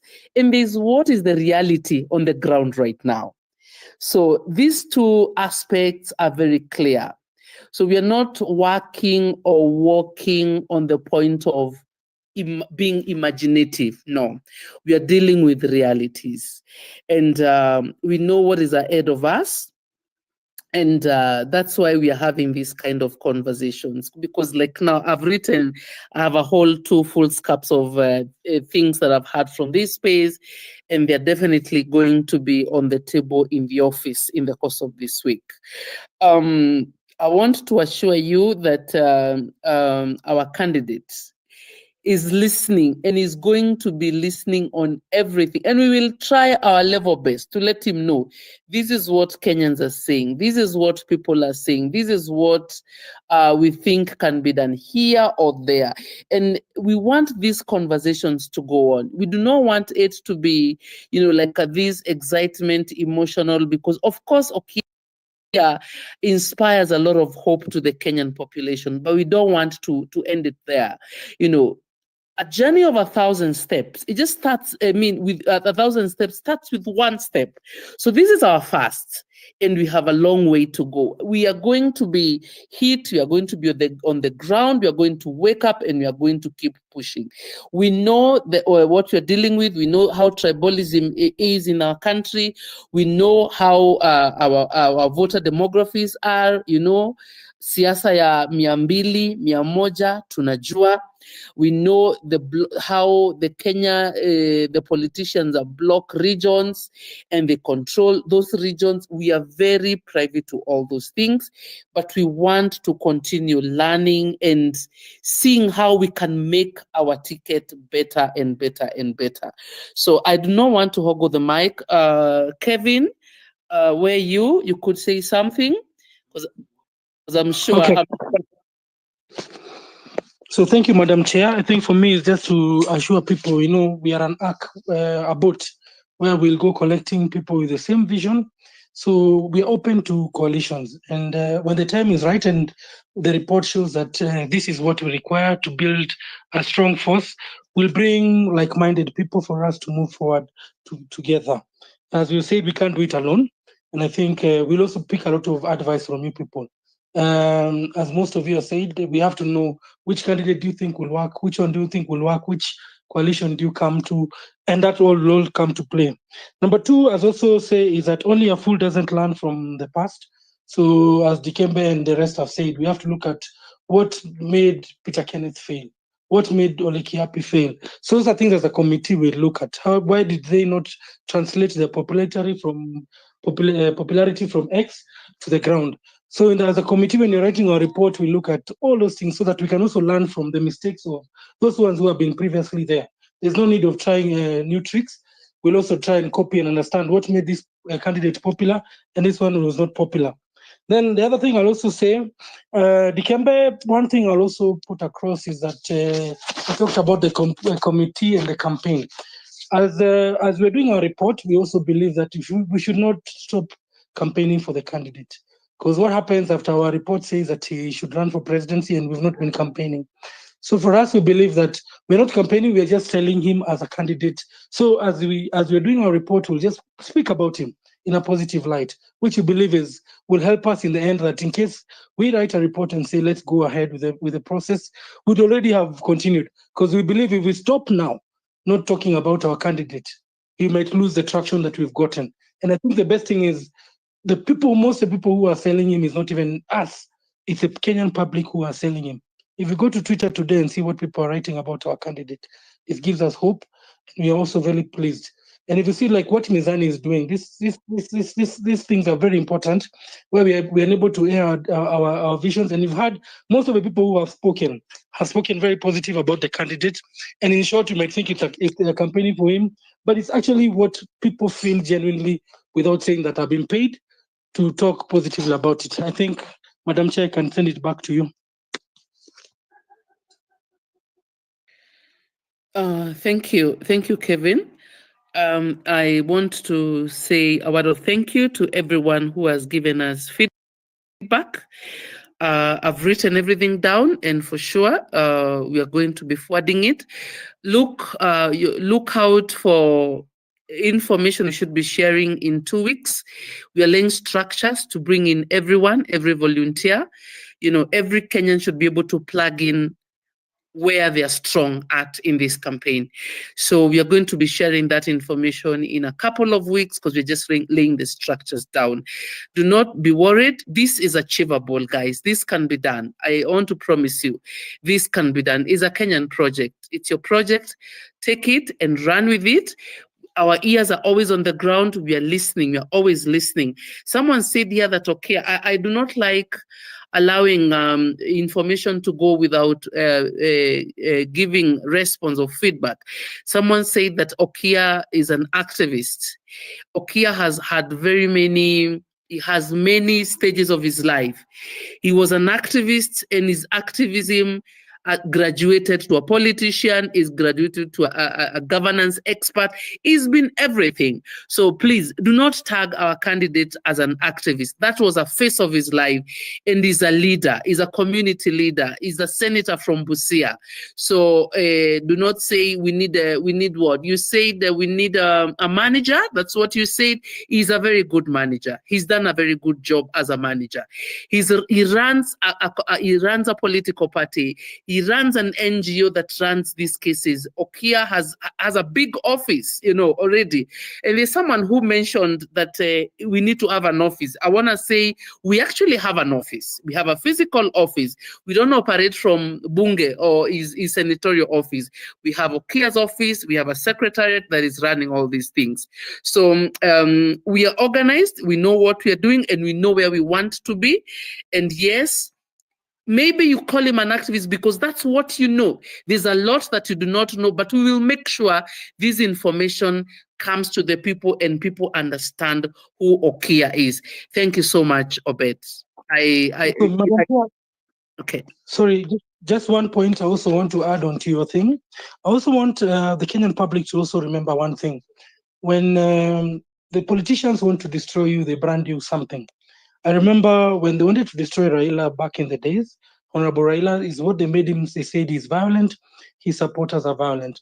Now they are trying to box in Okiya as an activist. That's the brand they want to build him in. Forgetting that the reason why he was an activist then, he did not have an opportunity to air. He was not in parliament. He was not a senator. Now that he's a senator, you've noticed that he's no longer going to chain himself. He's talking, articulating his issues. That was, as the chair said, that was a period, that was the only way he could communicate at that point. Now, what people are trying to do is to brand him as an activist, brand him as a person without 7 billion. Now, for us, we should change that narrative and say he's our presidential candidate, not the activist, because that's what they do. They destroy you by saying Raila is violent. Now they're saying Okiya is an activist, to make sure that you put a full stop into his presidential bid. So let's change that narrative and don't fall into that thing, and let's push it and say that he's our presidential candidate. Thank you. Thank you, Kelvin. Eli, I want to ask you. Yes, I'm here. I'm listening. Go ahead. This psych yote and hope yote wasitupatie hopes, alafu Okiya akona degree. Hiyo inahitajika huko kuwa president ama ni? Si wanasema hivyo. So let me give you the hakuna degree. Nazil Umar went to court and the court said that you don't need a degree to do that. So you can just Google the Nazil Umar case where the court says that the only qualification you need to run for presidency is to have the qualifications of an MP. And the qualifications of an MP, remember, they removed the degree issue. So that's where we are with that issue. So no one has kutisha about degree issue, but that one will be clarified. But that's where we know there's no problem about that. That's what we know as a community. We have ticked all the boxes that require him to run for presidency. We have ticked all the boxes. So on the same breath, because I know you guys want to skip out, and I will not want you to leave without answering a few questions. There's an issue that has been raised about coalition, and Madam Chair, you've said you can never say never in politics. Now, some of the names that have been raised here includes the former Deputy President, Rigathi Gachagua, who, according to the impeachment motion, he was being faced with a lot of accusations, including and not limited to subverting of the rule of law. Remember that your candidate stands for the rule of law. Number two, there's the issue of corruption and implication of the same. your candidate is anti-corruption. The other person that has been suggested that can work with this, I think with softly so, is the current candidate for the AUC chairmanship. Would you be telling Kenyans a few months from now, we didn't have enough evidence, now that we have no evidence, you can work with these people? What are the scenarios? And I'm not trying to overshoot my projections in this, Madam Chair. Thank you for that. That's a very important question that you've raised. As we are speaking, Okiya's political party works under an umbrella of so many other political parties. So we don't work alone. Even as we are speaking, we work with other political parties. We work with civil rights groups. We work with farmers group. Like I would speak of my own group, Kilimo cha Haki. It's under the conglomerate of the civil society groups that are where Okiya's party is. On where we will be tomorrow will definitely be guided by principle. I want to be so clear about what type of a candidate we're talking about. He's so guided on principle. He's not hungry for power. He's not, he's guided by principles in terms of the people he works with and the people he works with. You've seen so many people coming out and say, you know what, please bring in Mother Karua, who is a candidate, bring in Moraras, you bring in who? As we are speaking, we don't walk alone.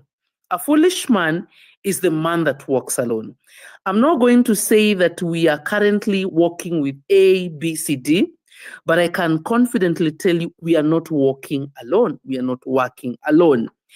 We walk with people that we share principles, we share ideologies, people of the same feather, we walk around with those kind of people. So are we going to work with other people in the future? We are working with them even now, and we are going to be working with these people in the future. But what guides such conversation is, do we stand for the same things? Okiya's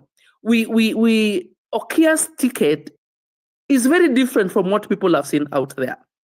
Okiya's ticket is completely different from what Kenyans have seen since independence. That's why we keep saying it is a Kenyan ticket. So let me not expound more on that, but trust me, we are always on the table, we are having conversations, and we'll continue having conversations. So as we have those conversations, you just decided to really make your life even much difficult, because you've told us repeatedly that Okiya Omtatah is our candidate, and therefore he is our guy. So I'm told here by the people who have employed you in that committee, you have to listen to their opinions before you leave. Japonji. Just sorry, before it goes to Japonji, just some quick. I've seen on the chat people asking a bit what is wrong with activists. Sorry, there was just a miscommunication. There's nothing wrong with activists. What people are trying to brand Okiya as an activist is that hata akipata presidency, yeye mwenyewe atapeleka serikali yake kwa koti. That's what they mean. Sorry, that's what there is no problem with activism. What people are trying to brand Okiya as that even when he gets the presidency, he'll still continue chaining himself, and yet he's the president of that current government. So there's no problem with activism. Is what the people are trying to say with him, that once he's an activist, he will still continue being an activist, even as a president of the nation. So sorry, that was just a clarification that I needed to pass through. Calvin, you have a good sense of humor. This has been the most hilarious submission by Calvin, because I'm reminded about the little elephant who was chained at a younger age, and growing up and being free, even with a thread or an assumption of having one, they would think they are still a jailbird, so they would leave their cage because wanafikiria wataumia. So Kevin, we understand, because this candidate has actually done the most with chains. At one time, I almost thought Nima bling bling and it's a show off, until I realized he was fighting for something. But thank you for clearing that out. Japonji has questions, and I believe also some submissions. I implore you guys, I know it's rather gentleman and lady, to really stay a little bit longer. We are trying our best to push the queue in order to clear on time. Japonji, the mic is yours, please. Thank you, Eli. Thank you, Ben. And thank you, Mizani, and everyone who has spoken before me. And I really appreciate this chance. Yeah, so I'll just bite the nail on the head. And the first thing that I like to start my conversation by saying that we all agree that Omtatah is coming in on a platform of anti-corruption and sticking to the constitution. Moving forward, what I can say is that most of us here have been brought already with the same purpose of like trying to bring in leadership. There are a lot of remnants here from the Gen Z movement, and we all agreed at some point that the initial mandate of Gen Z movement was to get rid of the finance bill. And then after that, the purpose of that movement ended there. It's like a relay. So right now we are looking for leadership, and that's the reason why we are here. And before I continue, I would like to quote one genius called Albert Einstein, who once said that you cannot solve a problem with the same mind that created the same problem. So what I'm trying to say is that Okiya has not been part of the problem of the previous institution, so we should try him out to be part of the solution moving forward. And I have a few strategies which I've been noting down as people were speaking. So one of the strategies that we need to help achieve his goal, actually, as he said it, that it is us, because it's us who should be owning up and ask ourselves what it is that we, the people, can do for the country, as patriots, not what Okiya Omtatah can do for us.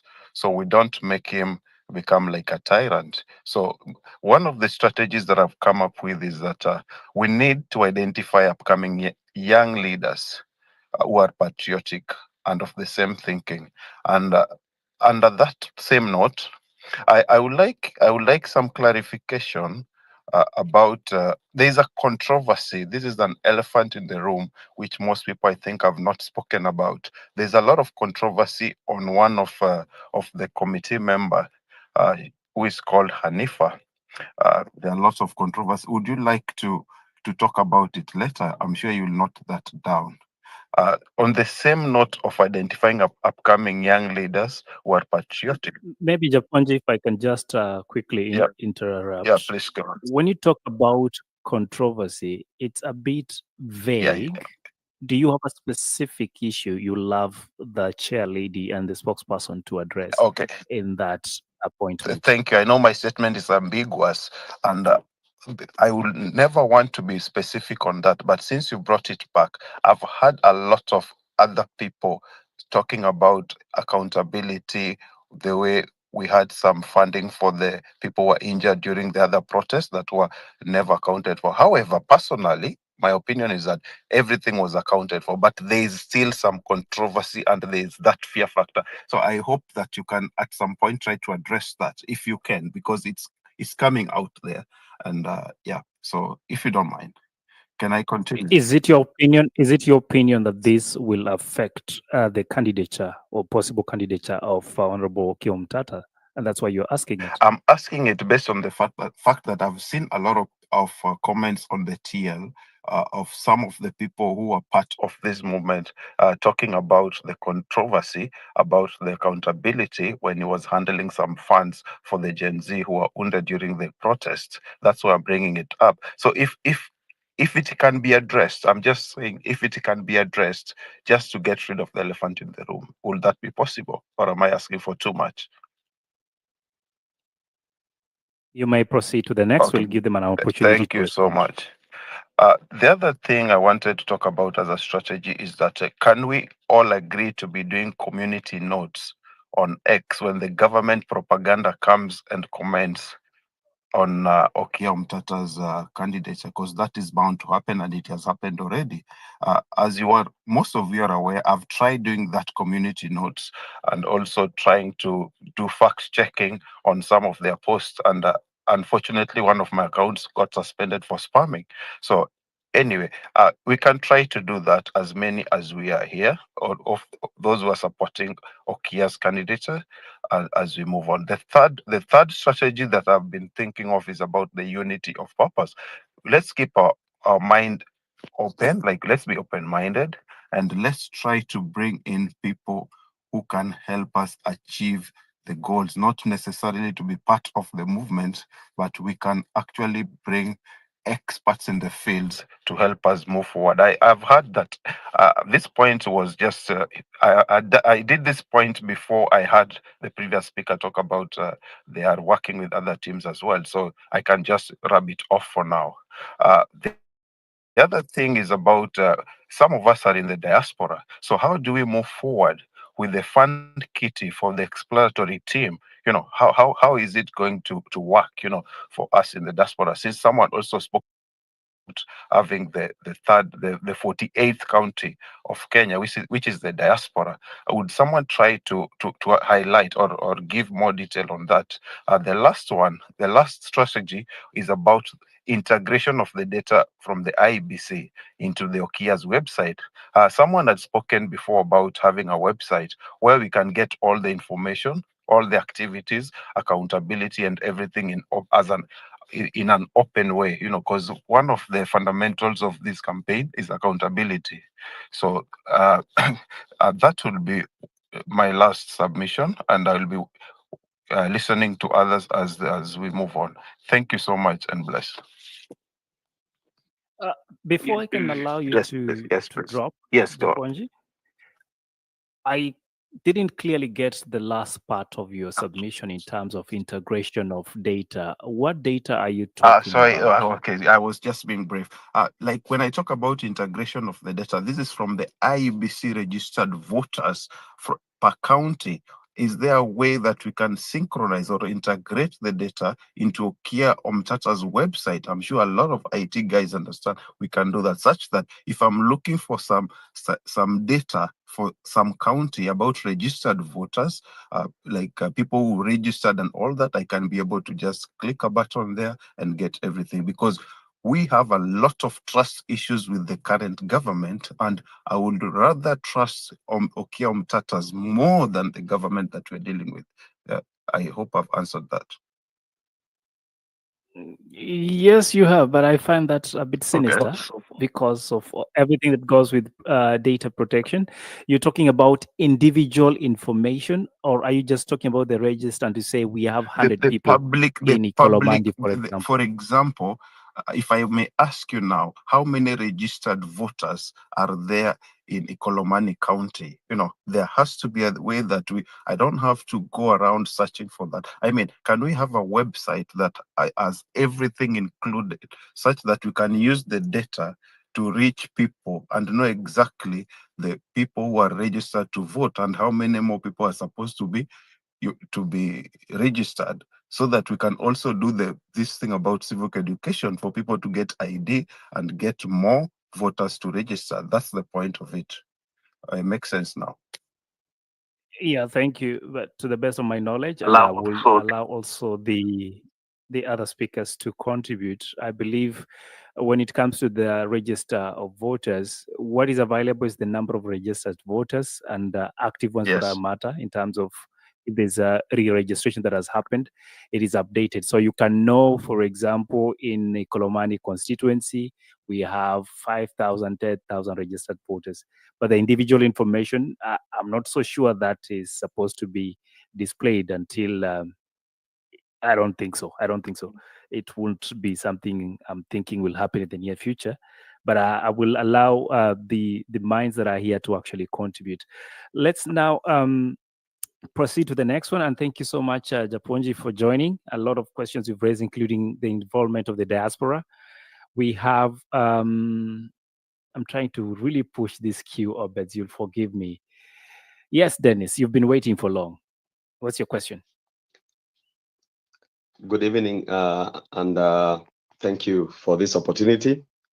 First of all, let me start by thanking the organizers of the host of today's meeting, Mizani, Obeds, and Eli.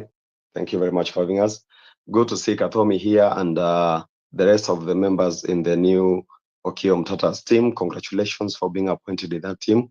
We trust and believe in your capabilities, and we are looking forward to see how you guys perform, of course, with our support at the grassroots levels. I like to say that we are really encouraged and happy with the news of Okiya's entrance into the presidential race. It is something that we were all looking out for because there was speculation, of course, and you can see what is happening around the country as well. There is going to be the political environment is going to be very heated very, very soon, and the political elite have realized that the ground has shifted, and so they are going to regroup, and they will come down to mwananchi with different ways and tools to divide and rule us.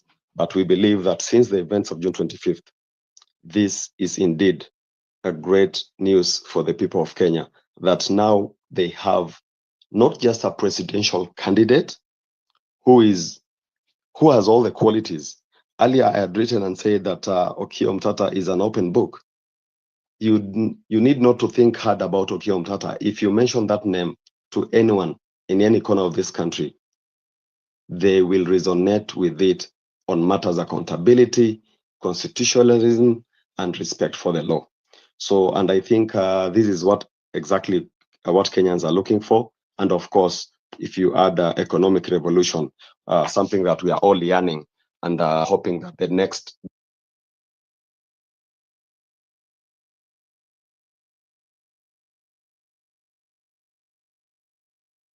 I'm afraid, Dennis, I'm losing you unless it's my end. Obeds, could you confirm you can hear Dennis? Yeah, I think we've lost him. Well, I think he made his point too. So we'll go to the next speaker. Bonnie, Hi. great to have you once again. Absolutely. Can you hear me? Yes, Bonnie, we can hear you. Kindly proceed. So I want to say that the people of this country, What's happening? Dennis, I think you have a problem with your connection. So we might just want to ask you to all right, drop let and me try to rejoin. come back and see. Yeah, we'll try and give you an opportunity. Bonnie, kindly proceed. And for the sake of Gavomi and the team, we really need to try and end up the call because we had some limited time, and I think we are way over the projected hours. So, Bonnie, Thank kindly you. So I proceed. started my submission earlier when I joined by telling you why I believe that Okiya Omtatah is rebuilding, right? I talked about the fact that he has spent the majority of his life to date serving Kenyans without seeking the limelight. I told you he's about fighting for the average citizen. He's never been accused by anybody of stealing or of embezzling. And if you followed me, you are aware of all the work that I do around corruption and confidence in government. The next election, in my view, is going to determine the character of our nation. Who do we want to be as a country? And what I mean by that is that the reason why we are on this call is because we are unhappy by what we are seeing.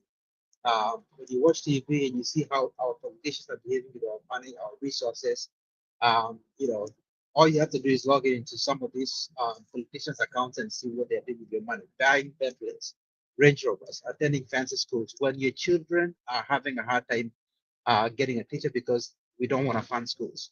Our government doesn't now want to fund, lecturers, right? People that are supposed to help the country and young people get skills. We don't want to fund hospitals. We don't want to fund infrastructure. We can't do anything unless it's benefiting politicians. So the next election is not about who's going to be. It's not just about who's going to be the president or who's going to be in government. It's about the character of our nation, the character of this nation. We need to be a country that embraces hard work, honesty, good effort, right? It's not about a country that's dominated by 2% that are criminals and corrupt people. And so there's nobody in this entire country, in my view, that has the temperament, the humility, and the humanity to be able to change this culture because it's a cultural thing. You need to change the culture. And so the senator is who we need. There's a lot of discussion to be had about his policies, for example, on economics and things like that. But in terms of the bedrock of just the character of the person that you need is you can't come up with anyone better in my view. So we need to support him. But I've told you before, the issues that we have in this country are not insurmountable, right? They are issues that can be fixed.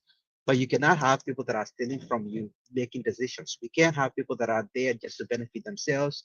And when you look at the current government, it's everything that they do is about them. The Adani deal is not about you, it's about them. When you see them making decisions around healthcare, for example, it's not about you, it's about what they can get from it. So we need someone who's going to fight for the average citizen. And I think that Okiya Omtatah does not have to tell you anything. All you have to do is look at his life and what he's been about, right? It's about fighting for you. And so I think we need to support it. Thank you.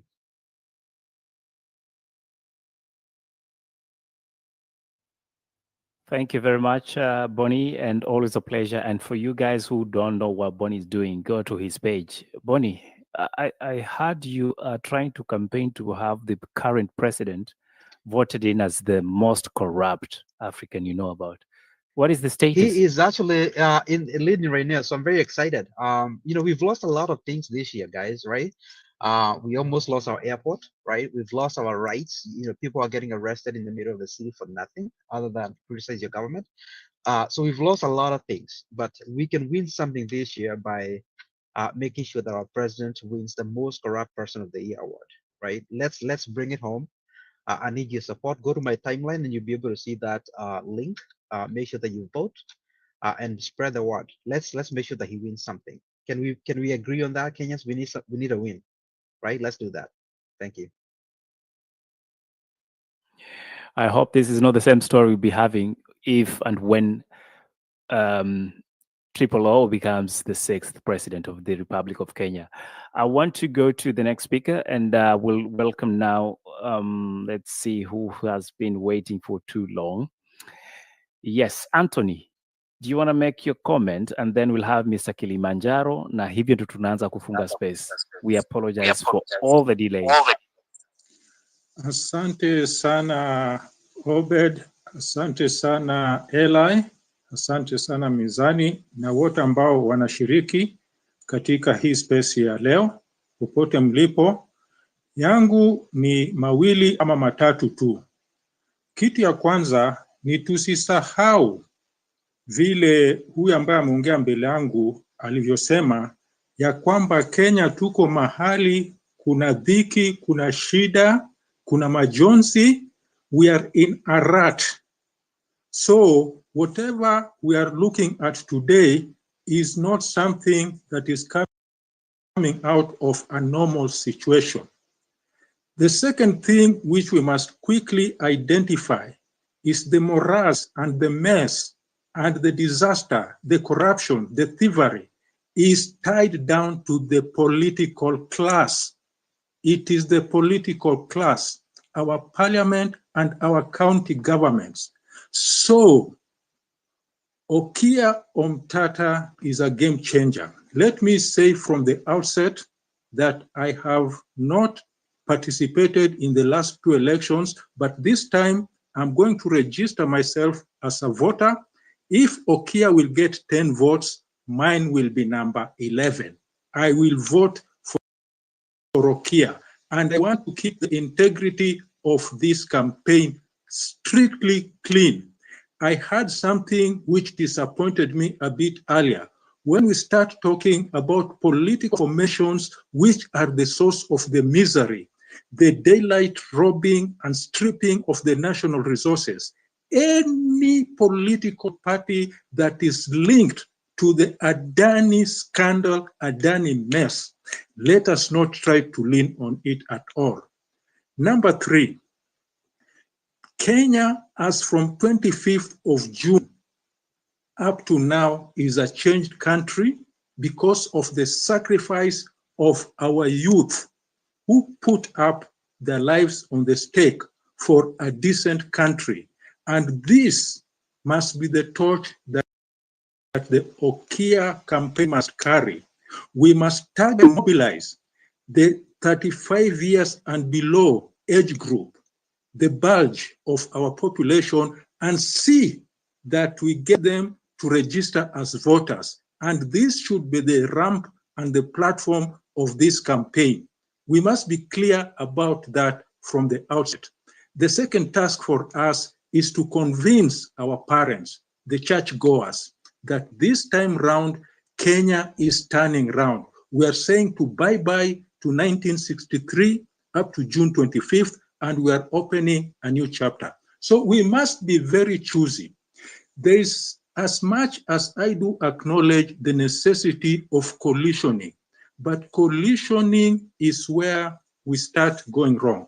Let us coalition on principle that those whose objective is to send Kenya Kwanza and its partners home, we will coalition with you, but no shareholding agreement coalitioning, where we end up with the partners, somebody being the Speaker of the National Assembly, the other one being the Speaker of the Senate, the other one being the Chief Cabinet Secretary. No.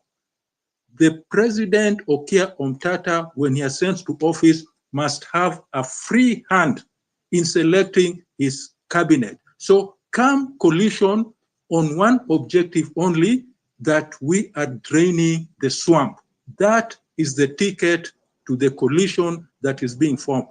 As difficult as it may be, as much as it might have some complications, but I would really want this message to go home to the project team, that we want a clean slate, we want to get in the youth, and we want the well-wishers. And those that come in will come on our own terms. Nobody to dictate the terms of engagement. So with those considerations, I've got every optimism that things should work well for this campaign. And one thing also which I want to throw in before I drop my mic is, let us from the get-go be very, very sure and make it very obvious that as far as appointive positions are concerned, we must have 50% of women and 50% men in all appointive positions. And of all the appointed positions, at least 50% should be youth, minimum. That should be the carrot in our hands, so that we change the face of our system as it exists. But the political class, the parliamentary class that we have here, we really must see to it that we send it home and we start on a new slate. Those that will be able to come back, they should be able to come back to know that we are opening a new chapter for our country. That is the message that I have, and those are the few points that I wish to add on to the discussion. And I thank you all for your engagement, which I've followed it very keen, and I drop my mic. Thank you very much. Thank you, Anthony. Eli, I request for permission. I'd like to ask you, do you know someone called Charles Kabaiku? Yes, I do. Charles Kabaiku. Yes, you remember he came into the picture when we had a conference. I think we had Anthony's mic switched it off. Yeah, you remember Charles Kabaiku came into the picture when we had our mini conference in March this year, where he talked about National Sovereign Wealth Fund. And I'm glad that we have a plan for another conference, this time in the month of March 2025. And the conference the approach is a bit different. It's not your kind of ordinary speeches, conference. We have something called Open Space Technology, where contributors and everybody, we are targeting probably 750 people or more. And we're looking at having as many people who want to see a country that is changed. And our theme is purpose-driven leadership, something that we're talking about here. And for you to show your interest in being part of that conversation, go to mizani254.org and register your interest. Right down at the bottom of the page, there's a place where you can contact us and register your interest for the conference. Ila, if I've forgotten anything, you can add to that and allow other speakers to speak so that we can wrap up this space. You're quite on spot, Obeds. So it is, of course, in the month of March. The date is between the 3rd and the 5th of March 2025. We're still having a lot of push and pull with some stakeholders in terms of, do we cut the number of days because we don't want you guys to stay longer, or should we just have it until you guys have a weekend? It's something we're still trying to actually, we have gone back to the drawing board to see the visibility and the practicality of the same. However, that being said, Obed, you asked if there's something we've missed out. It is offensive for us not to tell you that we are planning a very interesting conversation in relationship to the issue of the amendment of the Elections Act, and that is coming up this Friday on Mizani 254 on your week in brief. So for those of you who have been paying attention, we have some specific way we label our shows. So our Friday shows are called your week in brief. Our Sunday shows are called your Sunday schooling, or rather Sunday schooling. And the Monday shows, it's definitely what we call the Monday Night Live. And tonight we are discussing the Okiya Omtatah Koiti, the 006th possible presidency. And we have on set, of course, the team from Okiya Omtatah who are trying to explore the possibility of this senator from Busia becoming the next president. But on Friday, we'll be leaving you with some interesting conversation around the Elections Amendment Bill of 2024. And our speakers include Wanjira Maina, who is an advocate of the High Court of Kenya. We have Danson Mukile, who is a diaspora affairs strategist and leader from the US. And we have, of course, our in-house economics analyst, Stella Soke, to help us just try and weave all this together and make sense out of the discussion that is happening on the amendment of the Elections Amendment Bill of 2024. So stay tuned for that. But for now, I want us to go to the quick tail end of the speakers who are here. Mr. Kilimanjaro, you've been waiting for too long. Thank you for your patience. The mic is yours. Thanks so much, Eli, Obeds, and also Mizani for this space. I'm going to try and be a bit fast. I know we are approaching the tail end of the space. Mine is to Kathami and also Kevin. And before I go there, I'm going to more or less request everyone who's supporting the cause to allow the campaign to play politics. I think we should allow the team to craft a strategy that is going to definitely plug into the political arena of the country. This is not the time to try and reinvent a lot of things. This is the time to try and win. So that should be more or less the backbone of the team.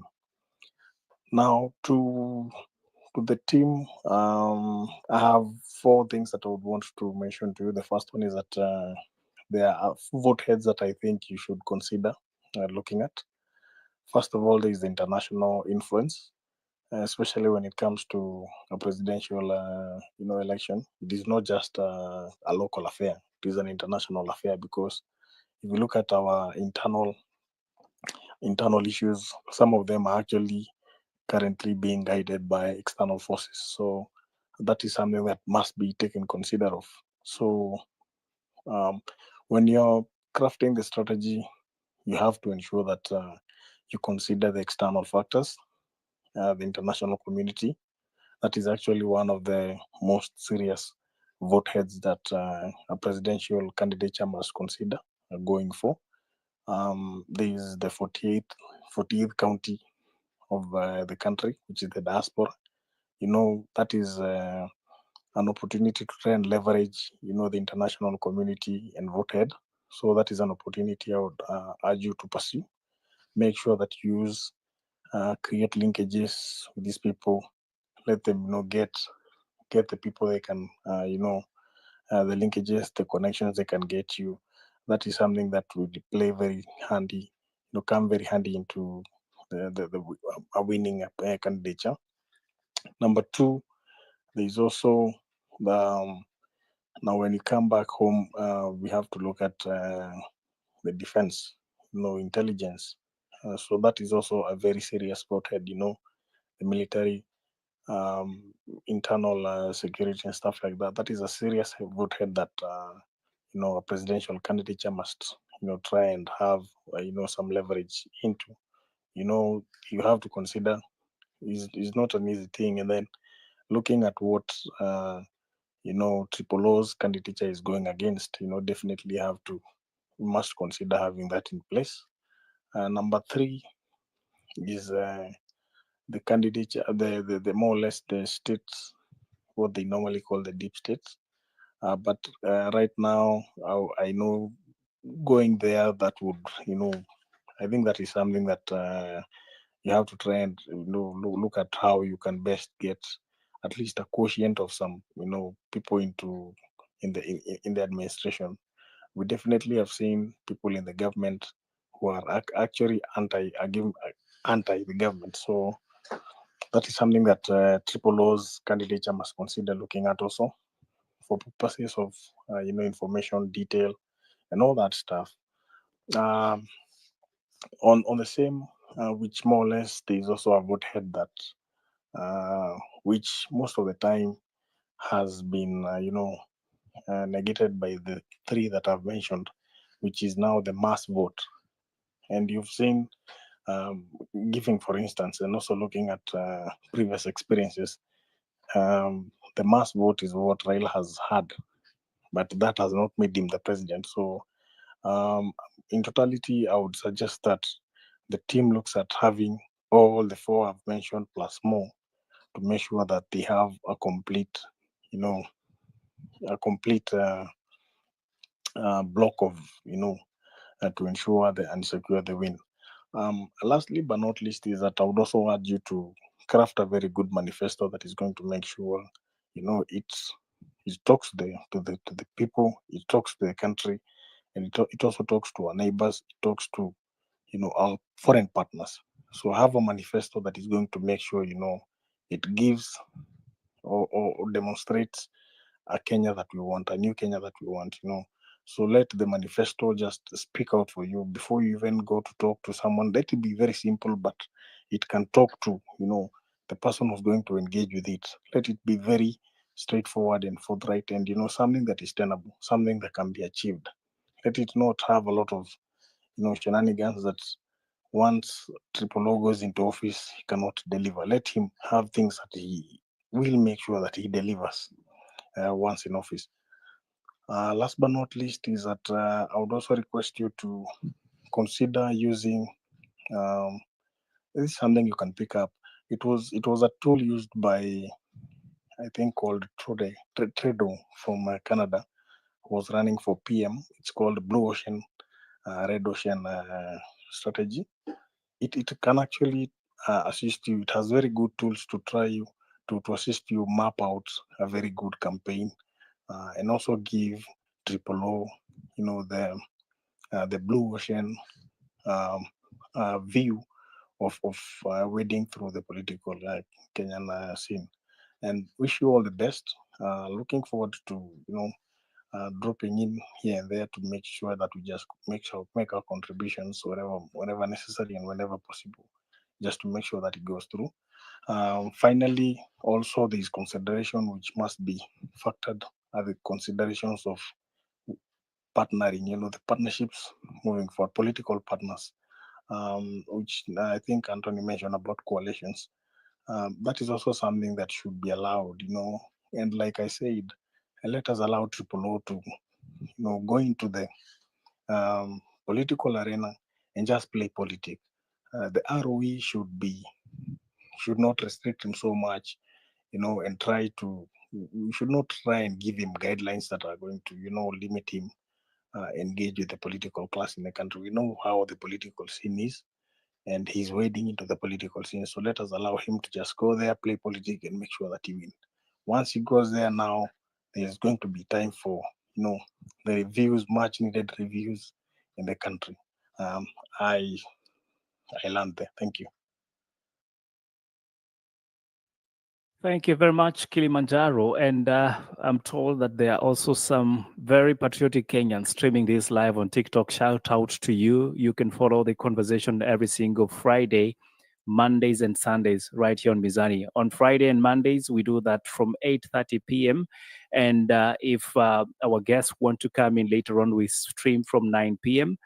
On Sundays, we strictly start at 10:30 in the morning, Kenyan time, because we say it is the Sunday schooling. Obed, we're about to do what we shouldn't be doing, or what we should have done a few hours ago, and that is for us to ask the most difficult questions, which is, does he have any skeletons that we need to be aware of so that we can defend him? The real Joe, the mic is yours. Thank you. Thank you very much, Eli. A lot has been said about this candidacy, and a lot of people have made a lot of points. And I was just listening, and actually, I decided not to request the mic earlier, so that I would hear everyone's praise Okiya Omtatah, which is what I've heard.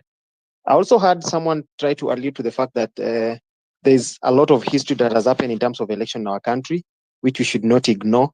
But yeah, history is important because it has because of the history. It relies on evidence of the previous scenarios or happenings, but it doesn't really guarantee the future. So we should not, because the future is unpredictable.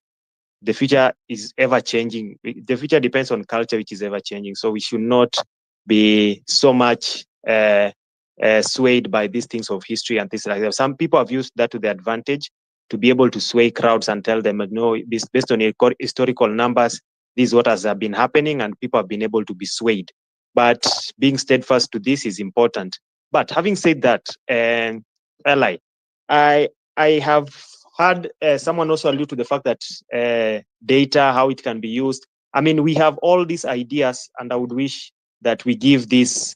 I mean, it is just a seed that has been planted. I would wish we start just nurturing it just at a very basic level, and just allow it to grow, come out, give it just the right conditions to enable it to grow.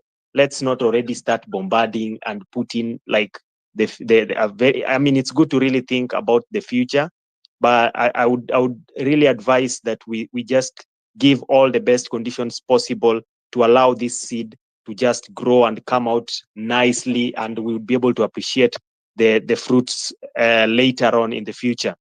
But what I would really urge, and this is not really to ask questions or something, what I would really urge from the general public, because I've heard everybody speak so well about Okiya Omtatah, I've not really had anybody, just maybe two speakers, but I've not really had anybody with something contrary to this to Okiya Omtatah's candidacy, and therefore I would really urge this to the general public, that you play your role, play your part.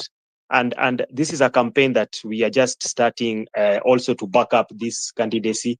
And we want to start this campaign of I am voter number hash. So hash is basically the number, the I am voter number one, maybe you are voter number two, and things like that. So basically we are trying to urge people to go and get registered as voters. Very, very important. It is the first tool to be able to get this out there. But as well, I'm looking at the data that we've had from previous election of 2022, and we had 25 million voters registered. But we had combined the first two candidates, actually combine all the candidates, there are about 15 million votes. So 10 million unaccounted for votes. Out of these 10 million, there are 85% is young people. That will give you a roughly 8.5 million votes from young people who never voted, who never dared to go and cast and perform their democratic right duty. This is the young group of young people that I believe, and other Kenyans who have all along been undecided and have not found a good choice, and that speaks volumes. So if we can sell them a better choice, then we have 8.5 million in our bags. I'm not saying it is just out of the blues like that. It has to be worked on. Remember, these are people who decided to stay away from a democratic process. So we have to find a way of getting to these people. So I'm sure the team led by Gadomi, they are able, and I know they're already using these numbers, and they are going to be working on this. But it is at an individual level that I would encourage all of us to put in their effort. So instead of we, I would wish that we go with I. So for example, I will play my part. That is what I would urge all of us. I will play my part. I will register as a voter. I will tell anybody else that who I meet about this candidate, and I will try to sell this candidate, and I, so that you take the responsibility, so that we can see for the first time in the history of our country, people push for someone that they want in terms of the top job. I don't see any problem with activists, and whoever tried to allude to that fact is just maybe confused or something. I don't see any problem with activists being the president, and maybe the only thing that is there, maybe it is humor. Maybe Okiya Omtatah forgets and goes and changes himself in maybe trying to activate I don't know. But there's no problem with that at all. We've had Nelson Mandela and any other person, Thomas Jefferson, and so many, you can name them, who have been presidents, by the way. So I don't see any problem with that. But yeah, I would leave it at that for now, Eli. A lot of positive feedback. So I don't think this is a good starting point, and it is good to build up from here for the team, Gadomi and all the team members.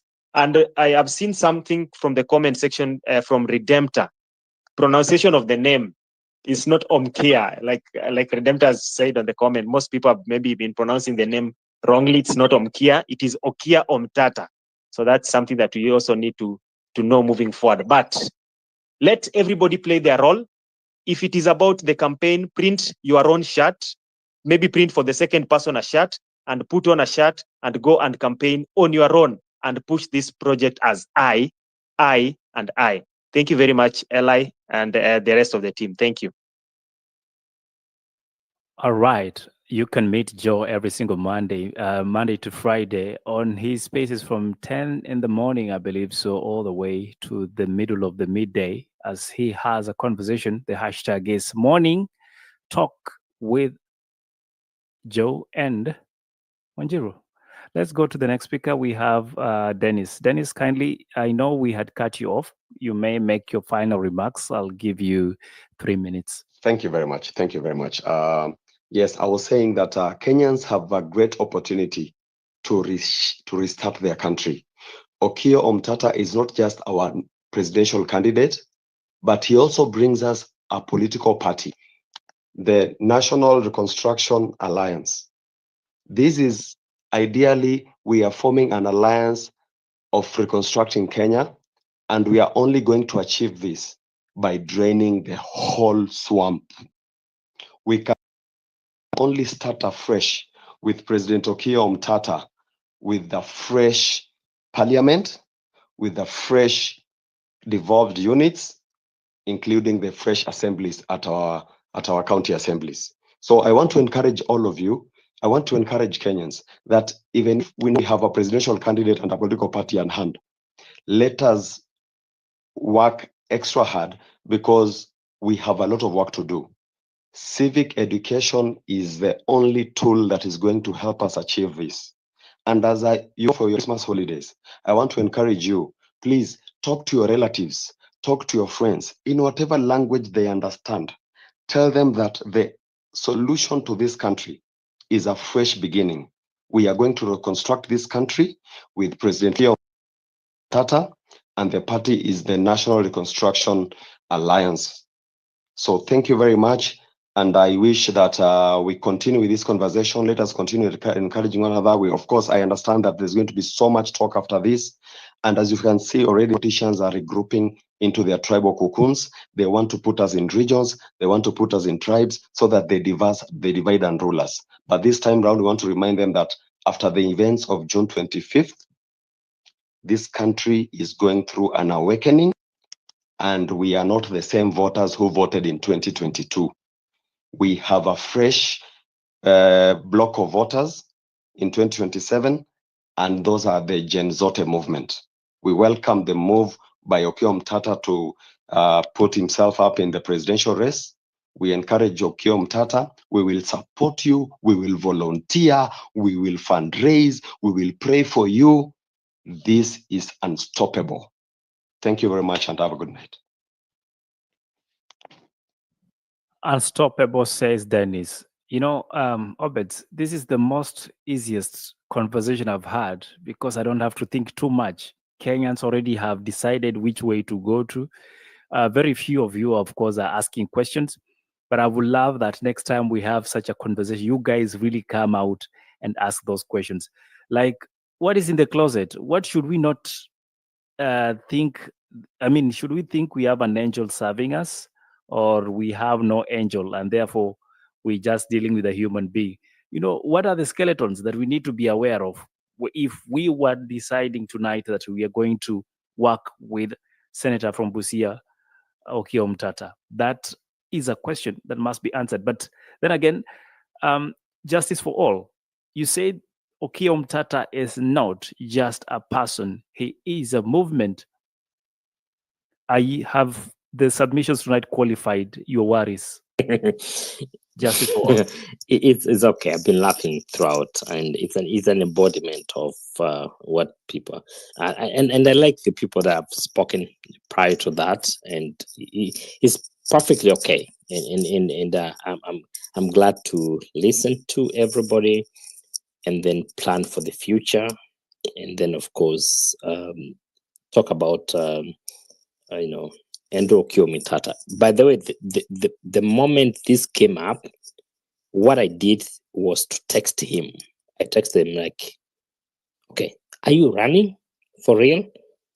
The answer is like, I'm exploring. So there's a difference between I'm running and I'm exploring. So let's begin with that. So right now, I think there's a lot of excitement about people think that the Okiya Omtatah is running. No, we don't know if he's running or not. He has established a platform to explore whether is viable to run or not. So as we speak, we don't know if it's running or not. Is that fair enough? And then I'll make my second point that the argument which, the gentleman who spoke prior to me, it kind of sounded like, oh, yeah, Okiya is the guy to go with. We don't know. We don't even know if he's running or not. So once his team runs through whatever background and checks and everything, and then establish that should he run or not, at that point, 18 months later, we would know whether he's running or not. The answer, as we speak, we think he should run. We don't know if he wants to run. Okay. Okay. Is somebody trying to kick in? So my other point is that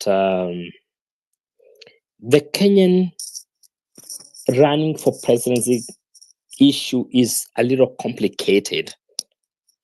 That we need to understand is about running and winning are two different things. You want to run.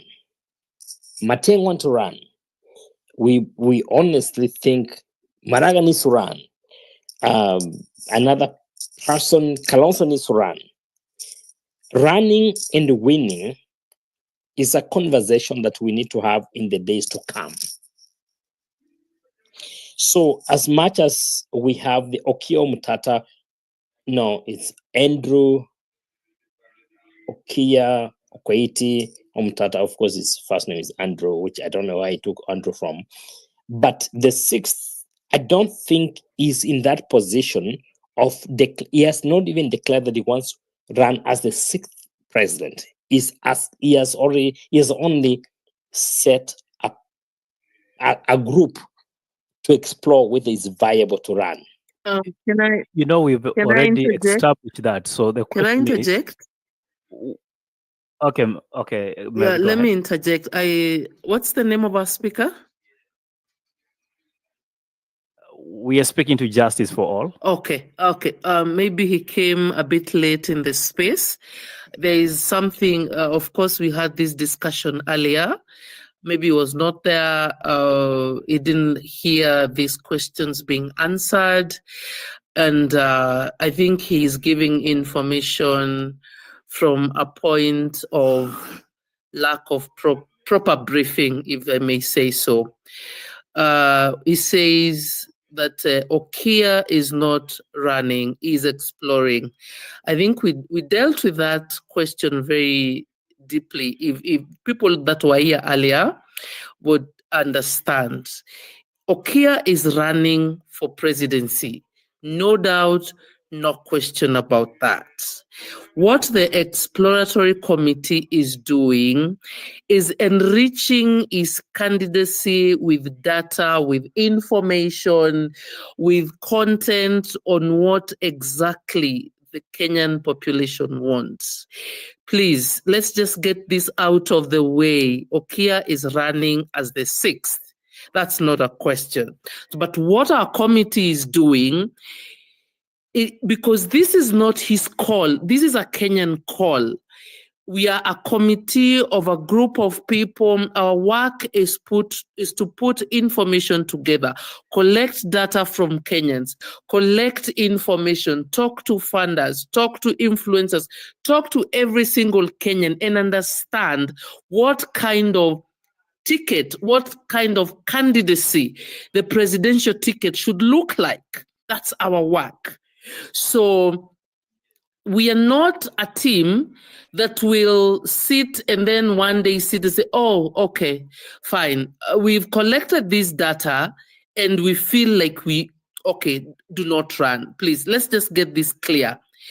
Okiya is on the ticket and everything is being put to place. And as our committee is running with its work, there are so many other committees, there's so many other groups of people still working for Okiya that are going on with their work.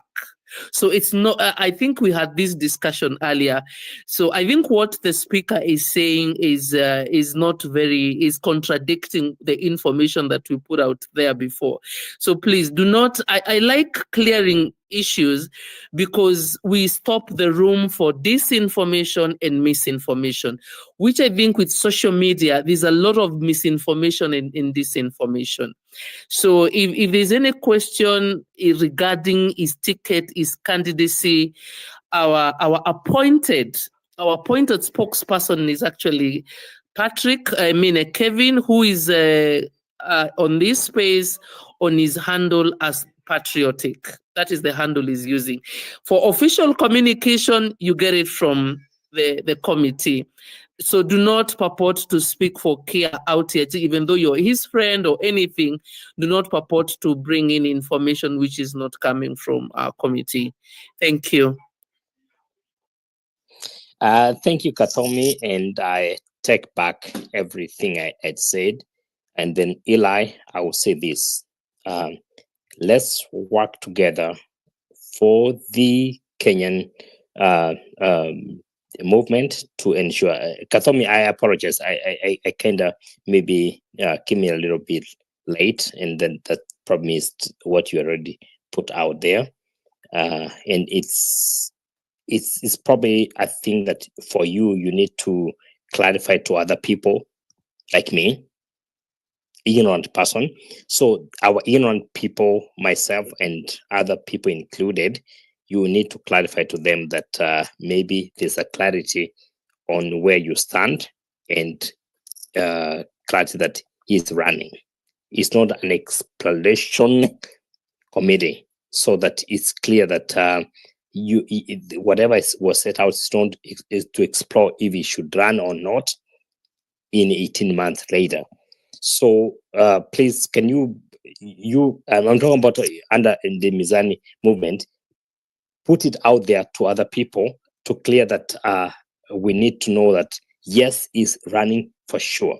So anyway, let me find out in my 30 seconds that I have remaining that we have a country that we need to work on an embodiment of what Okiya Omtatah stands for and other people, so that we are not talking about ourselves, but we're talking about who then do we stand, what then do we stand for as a country, and then how do we run together with.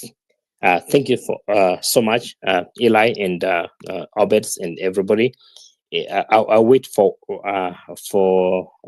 whatever our friend Kathomi has shared to be clear that is Okiya running or has he set up a committee? It's already cleared out.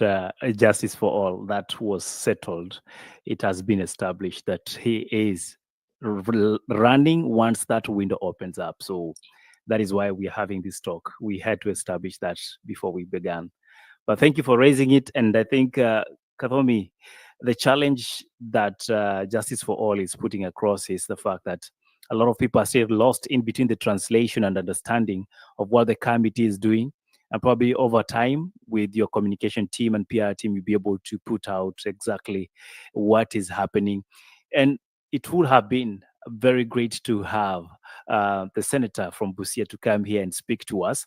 But we also thank you for giving all the energy and time to really come and tell us more about his ambitions and his plans for this country. We know we have a lot that still needs to be covered, but we remain open for future engagements, even as we try to have conversations that will shape the next election. As we have always said here on Mizani 254, every opinion counts. Keep it respectful. Every opinion counts. I will now invite Obets to clear out the queue, and then we can now call it a night. It's already 11 past midnight in Nairobi, Kenya, and you guys are planning to go and have breakfast. So let's see how that rolls out. Obeds. Not much actually, because I think we're really out of time. The best thing would be have Kalomi give us a final position, or final remarks or concluding remarks. Then we bring the house down because we are past time. It's way too long.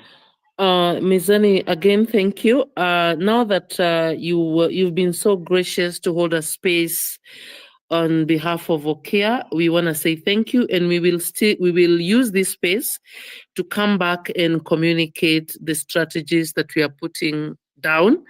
I'll definitely be in conversation with you, and we'll still use this space to bring Okiya to hold a space for himself. We'll hold a space for him, and he will come and he will talk. But before then, we will still come and give the structures that we are laying, more so for volunteers on every single level. We'll still come back here because I think now this is sort of a family. This is sort of, I would say you volunteered your expertise, your time, and your everything. So we'll still come back and we are going to do a lot of follow-ups. We are going to be having a press briefing in this week. And I think a lot of these questions that are not very clear to many people will be answered in the press briefing. And I think things are going to continue getting clearer as we go by. And thank you so much for your time. I think even staying way long and listening to these conversations. Thank you so much. I would wish each one of us a lovely night, and definitely we are going to be having another of these conversations soon. Thank you. Bye-bye. Thank you, Kavomi. We're still curious. I'm so glad that we have a saint for a presidential candidate. That'll be interesting. People, I hope no one has a skeleton to bring later. But thank you very much for taking time to be here. And it takes a lot. You've been in meetings throughout, and we really appreciate that you've taken your time to be here. I don't want to bore anyone, Eli. I guess we've done the best we can. And remember, this is not a paid advert. And Kadomi, we are happy to have a platform for Kenyans to come and have a conversation on a presidential candidate, whomever, and we are very open to the fact that we allow us to have conversations as long as they remain within confines of respect and no insult and nothing, and on fact we are happy. So for me, and from where I sit, Eli, this country has an opportunity to engage itself on a new gear and start afresh. I do not think that Kenya has a shortage of good leadership. And the problem has been that we've allowed the worst within ourselves to go for a very long time. And whilst that's the position, I see Kelvin come up here. Kelvin, I give you an opportunity to make your remarks, then we can close the space. So I also want to say thank you so much. I think it has been a very interesting and engaging conversation. And I think, Mizani, you're doing a good job. And I think talking to most of the people from Japonji, Dennis, Anthony, the real Joe, we've come to see that there's a lot to be done, which we were aware of. And I think apart from engaging the diaspora, from collecting data, trying to see what messaging will give, I expect a lot from our end. And we'll be more engaging, and we'll make sure that by the end of this, everyone will have a candidate and a presidency that will reflect what us want and aspirations of the nation. Thank you so much, and keep it up, guys. Thank you. Thank you. Mizadi 254 has been a platform that we're trying to also make our contribution in ensuring that we have an accountable leadership, a responsible leadership that is geared towards ensuring that the public is taken care of in the way that it should be. And we're grateful that we had this opportunity. For those who could not be able to speak, we do apologize. There are so many people. We only have a maximum of 10 to allow and a speaker at a time. So, but thank you so much for having time for us. And we promise to engage and keep doing what we do. We make our contributions also by making writing memoranda to Parliament when there's policy, issues that are coming up, like the amendment bill that we've heard about, the election amendment bill. That we're going to have a look at it and see what we contribute. We do a report on this, as always, for the record. You can always go back to the space and listen to them, but we can not overemphasize the fact that you've been wonderful to us and keep supporting. And this is an opportunity that we change our country. Everyone has a responsibility. Us as Mizani, we will give a platform for people to make their conversations. There are those who will go to the street. There are those who will make other things. As it is, everybody hands on deck so that we change this country. And we're not doing this for fame. We're doing this because we love our country. Eli, tell them you have a day job. I have a day job and have to moonlight as an activist and somebody interested in supporting and changing Kenya, as I'm sure most of the Kenyans are. So let's do this for our own good and for posterity, and ensure that we leave our children and our children's children a very good country and an inheritance that they'll be proud as parents that we did a good job of it. Eli, back to you, and thank you very much, and good night to everyone. Thank you, Obeds. In fact, all the guests have been wonderful. So have you been as listeners. We couldn't have made this conversation worth it minus your contribution. We don't take it for granted. We have seen a lot of chats coming in the chat section. We promise to go through them and respond to those ones we can respond, and to those which we cannot respond, we equally just say thank you for your opinion. It matters to all of us. Having said that, we want to also encourage you to follow up on these conversations. Don't make this the end of it. If you can be able to create a conversation on the side, the inviters will be more than happy to come through and have these conversations moving to the next level. Redemptor, I am afraid we can't admit you at the moment, but you told us you were wishing to contribute tonight. In fact, the connection has been very unstable. And for those of you who had glitches joining the call, we do want to apologize. It is nothing of our making. Having said that, Redemptor hosts shows every single Wednesday, the Smart Enough show from 8 p.m. in the night. So be sure to join. And again, as I said, our very good friend and co-host here also, that is Mr. Real Joe, hosts other spaces Monday to Friday from 10 a.m. in the morning. So be sure to join in on the morning talk with Joe and Wanjiro. Having said that, I want to say it has been real. We know our good senator from Busia loves his rosary and prays a lot. Unfortunately, we can't say the Hail Mary tonight. All we can do is wish all of you the best of the night and leave you with a song from Guardian Angel, Yesu sio mwizi. And good night.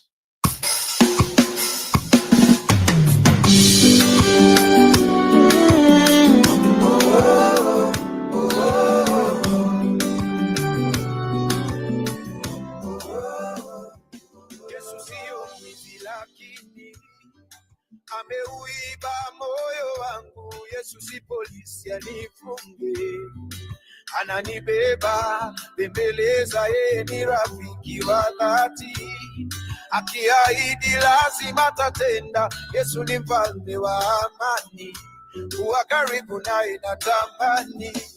Yesu siyo mwizi lakini ameuiba moyo wangu, Yesu si polisi anifunge, ananibeba bembeleza, yeye ni rafiki wa dhati, akiahidi lazima tatenda. Yesu ni mfalme wa amani, kuwa karibu naye natamani. Yesu, Yesu ni rafiki, nimemuona dhabiti. Yesu, Yesu rafiki, ahadi zake kweli. Yesu, Yesu ni rafiki, nimemuona dhabiti. Yesu, Yesu rafiki, ahadi zake kweli.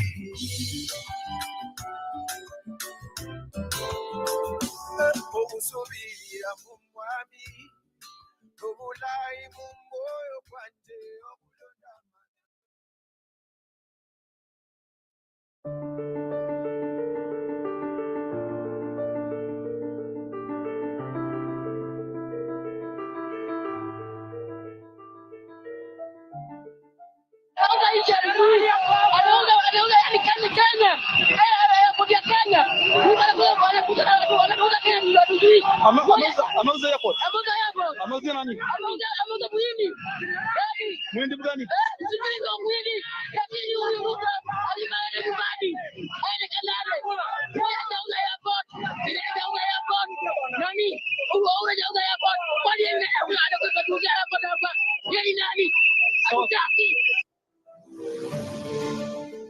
Which is it? Well, my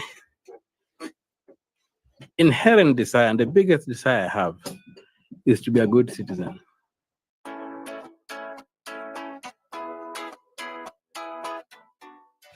That good citizen requires good service. And my drive is to see that this country provides service that the citizens of this country deserve. The manifestos that have been coming out, when you look at them, I usually use the analogy of a prison, whereby you have got this big prison, then you have got prisoners and you have got wardens. So there's a fight occasionally every 5 years of who becomes the chief warden. So it is very vicious among the wardens. But when you look at them, their promissory notes or their manifestos are that, put me as the chief warden, I will add you time in the sun. I'll fumigate twice a week. I'll improve your food rations. Nobody says I'll break down the prison.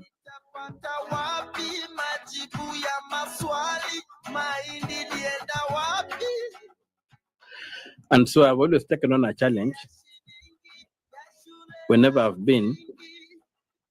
And even some of my biggest achievements were on very small challenges, like the when we had the Butere girls being banned from doing a play. I didn't just sit in Nairobi. I took it up and I made sure those guys went to court, got very good orders from Justice Majanja, the late. May the Lord rest his soul in peace. And the kids were able to go to Mombasa and perform. And the reason was I believe in freedom of expression. And so when it comes to what needs to be done, right now I'm seeing that the challenge this country is facing, just like the small thing that Butere was having, was bad governance. So right now, there's total state capture in this country, and it calls on each one of us to do what we can to achieve that. I've tried in the courts, and what moved me the other day to realize that this thing maybe cannot be won within the courts was the judgment the Supreme Court gave the other day, where the Constitution says very clearly that the budget should have estimates of revenue and estimates of expenditure. High Court agreed, Court of Appeal agrees, Supreme Court says no.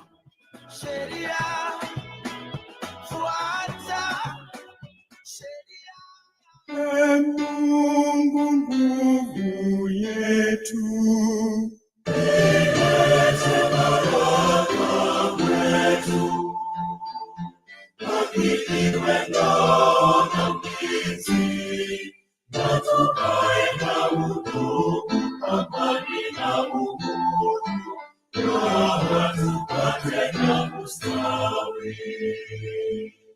Amkeni ndugu zetu, tufanye sote bidii, nasi tujitoe kwa nguvu, nchi yetu ya Kenya tunayoipenda, tuwe tayari kuilinda. Na tujenge taifa letu, ndio wajibu wetu. Kenya istahili heshima, tuungane mikono pamoja kazini, kila siku tuwe na shukrani. A very, very good evening. Welcome to Mizani 254. My name is Likuyani Eli, and it is exactly 8:30 p.m. Kenyan time.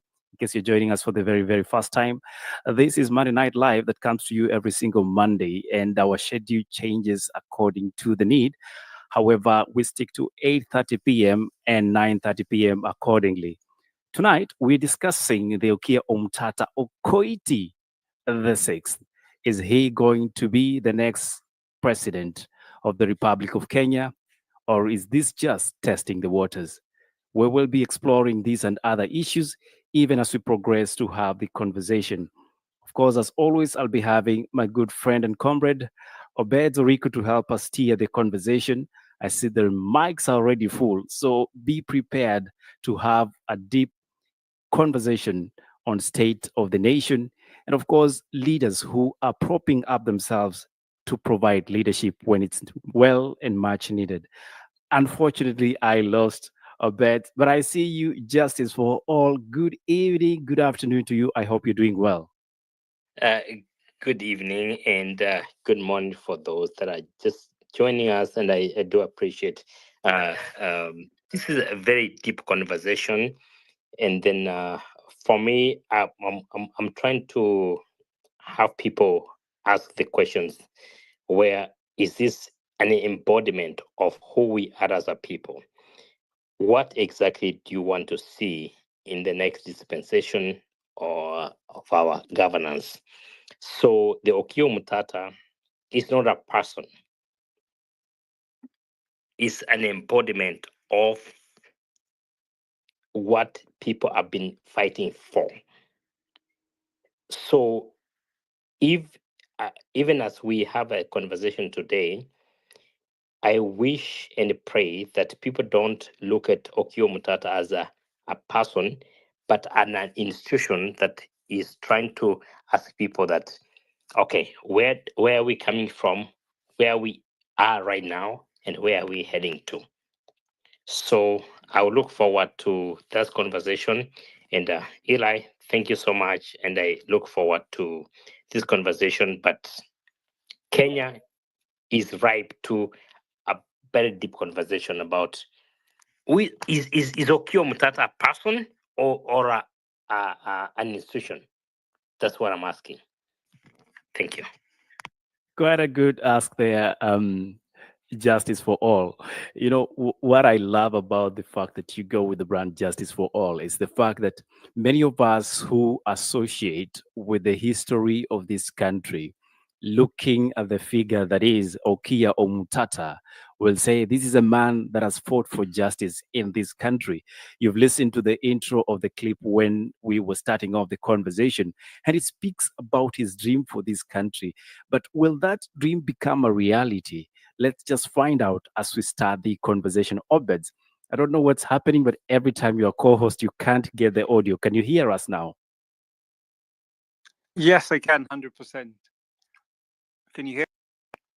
Yes, we can get you, Yes, we Obed. can hear very Good. well, Albert. Thank you very much, and welcome to the space once again. Thanks, Eli, for a good introduction. I love what Okiya has spoken about, especially when he was asked why him, and I love the fact that he says he's a good citizen who wants good service. That's what everybody else is asking for. This country has, for far too long, been led by people who have not really seriously or considered what the people want, as opposed to what they want to do. And most of the time, we have decisions or solutions that are prescribed to us, even when they are not the correct prescriptions. So Kenyans have been saying that somebody has to front themselves, or somebody has to come out and want to be a president. This is somebody who we have seen do what he has done. He's gone to courts, fought through the courts, tried to ensure that the rule of law is followed. And the people of Busia, in some sense, I put it in quotes, rewarded him for his efforts. He's of humble means. I don't have much details about the character of the person, but based on what we see and the effort he has put in and what he has done for this country, it is good enough. People are going to say things like activism is different from governance. What is his understanding of governance and policy and issues to do with how a government should be run? But I also look at the people that are there at the moment and their understanding of statecraft. I don't see it. Question that we need to ask: those of us who sit here and probably discussing his, he's done an exploratory thing. He's not, declared, but they're looking at the viability of his presidency, if that is possible based on the committee. He's gonna say they have 18 months to do that, but they can do it earlier. So if it comes to a point that he would be the flag bearer, or he will be the representative of the people that majority of the people want, then the question we need to ask: how do we turn the vote from some of us who speak in these spaces and different places to ensuring that Okiya Omtatah becomes the next president of Kenya? But all said and done, I feel and I believe it is an opportunity for us to undo the system, vote in someone who has no connection with, in quotes, dynasty, or related to, there was an argument that Ruto is, Ruto is not dynasty, but, he's been in the political scene since 92. He's a scion, or, a creator of Moi. So he has connections to the elite. Maybe Okiya, an ordinary Kenyan, normal Kenyan, who has done his bit and worked hard to get to where he is, I think let's try it, because the ones that we've given an opportunity have not done a good job, and we are where we are today. So I think Kenyans need to embrace this. Let's give it the best shot we can. And there have been so many naysayers saying, Okiya, no. But the same people are telling somebody to come out. We have to dream. And once we start dreaming, we must also think of how to put the structures in place to be able to achieve the goal. And I think it is possible if a majority of the Kenyans have the same dream. I think that was where I'll start from. But I look forward to a very interesting conversation, based on facts and what is practical and what is doable. But from where I sit, I think it is time for Kenyans to embrace this, and let's march on with this and see how far we can get with this. Thank you very much. Thank you very much, Obed. And shortly, I'll be sending you the co-host for you to come over the other side of the aisle to help us steer the conversation. Ladies and gentlemen, we are going to handle this conversation in an open setting. That means your views matter. It does not matter if you do not agree with Okiya Omtatah, if you are pro-government or anti-government, if you have other ideas that you think will make this country better. You are welcome to have this conversation with us. And therefore, nobody is restricted. The only difference on Mizani 254 spaces, we discourage language that will categorize as not civic. And therefore, remain respectful with the rest of the audience, remain respectful with your fellow speakers. The least you can do or the much you can do is debate with respect, and of course invite as many people as possible to the conversation. The Okiya Omtatah team is somewhere in the waiting room, and we will definitely be reaching out to them to be able to have this conversation in a few. But for now, allow me to give the first and only lady on the space an opportunity to greet us. Lane Gugi, good evening to you. Good afternoon. I hope you're doing well. Good evening to you. Good afternoon. Good morning. Yes, I'm doing very well, and it's very exciting to be to have started this conversation that I yearned for a very long time. And I agree with the first speaker, who said this is not about Okiya Omtatah. It is about a better Kenya. It is about a Kenya we deserve. And it is about time that we remind ourselves that we are worth it, and that we can do it, and that we do not have to settle for what we have been pushed to settle, and that it is a very exciting time. I was actually taking a little time to find the new cabinet of Botswana. The Minister for Youth and Sports is 26 years old. The Vice President, who is doubling as the Minister for Finance, is 32 years old.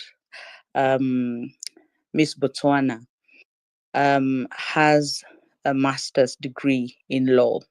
She is a minister for something.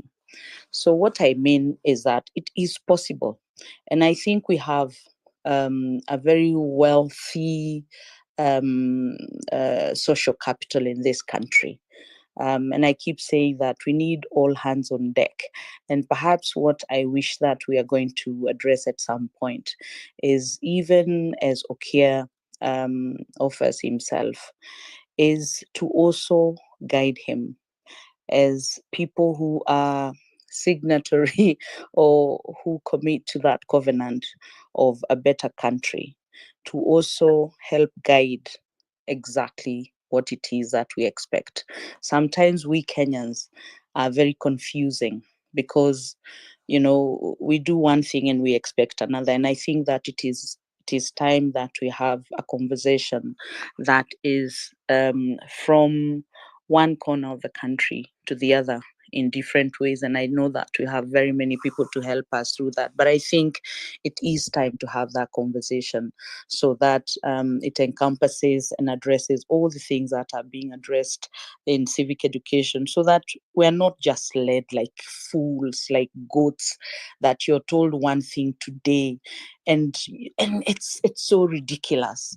And I don't know what happened, whether the people who are dealing in this country or ruling this country think that everyone is a goat and they just wake up every day to insult our intelligence, or I do not know whether it is that they themselves are not intelligent. But I think it will be a very opportune time to see where we got wrong, and definitely take the opportunity to set things right. Thank you so much. I'm very excited to be here. Thank you, Lane Gugi. As always, a pleasure having you with us on these spaces. I want to cross over to the other man who has been doing the most to ensure that he tells us where our money goes and what it has been doing, or what it has been doing being misused in people's pockets. Boni Mwangi, thank you for joining the call. Even as we look at Okiya Omtatah Okoite, is he going to make the 6th president? And if so, would you be blackmailing him with a vote to make him the most corrupt man? What do you have in your store, Bonnie? Thank you. Can you hear me? We can hear you loud and clear. Proceed. I appreciate that. I would love to see Senator Omtatah ascend to the presidency. We've had a long time in this country of dealing with corrupt people that who clearly do not have any understanding of what it means to be in public service. We electives over and over and over again. I just need you to look at what's happening in our country today, right? We meet on these spaces like on X, on your platform. We decry the rampant corruption that's eating up our country. We decry incompetence in government. We decry wastage of resources. We decry this gap between those who rule us and the average citizen. If I was to poll people that are on this call about what's important, where to spend our resources, our scarce resources as a country, I'm willing to bet that 95% of all of us can agree on what's important to us. Take any county, right? And you look at how funds are being spent in that county. It is, if you have followed me and you see the analysis that I put out, you can see that it's not deniable at all that our politicians they don't have you in mind as they spend your money. They think about themselves first, they serve themselves, and then you come later. So our problems, in my view, have everything to do with the people that we put into these offices, the people that are making these decisions. If you look at the senator, right, he's new to politics, relatively speaking. He essentially invented himself as a defender of the average Kenyan, right? That's how we got to know him. He served Kenyans without seeking the limelight, without seeking anyone's vote, without asking for money. He spent 20 years or so going to courtrooms defending the average citizen against impunity, against corruption, against wastage. That's how we got to know the senator. He's never asked anybody for a vote up until he decided to seek the Senate. So to me, that is the exemplification of someone who is a patriot, someone who serves Kenyans, someone who thinks about Kenyans first.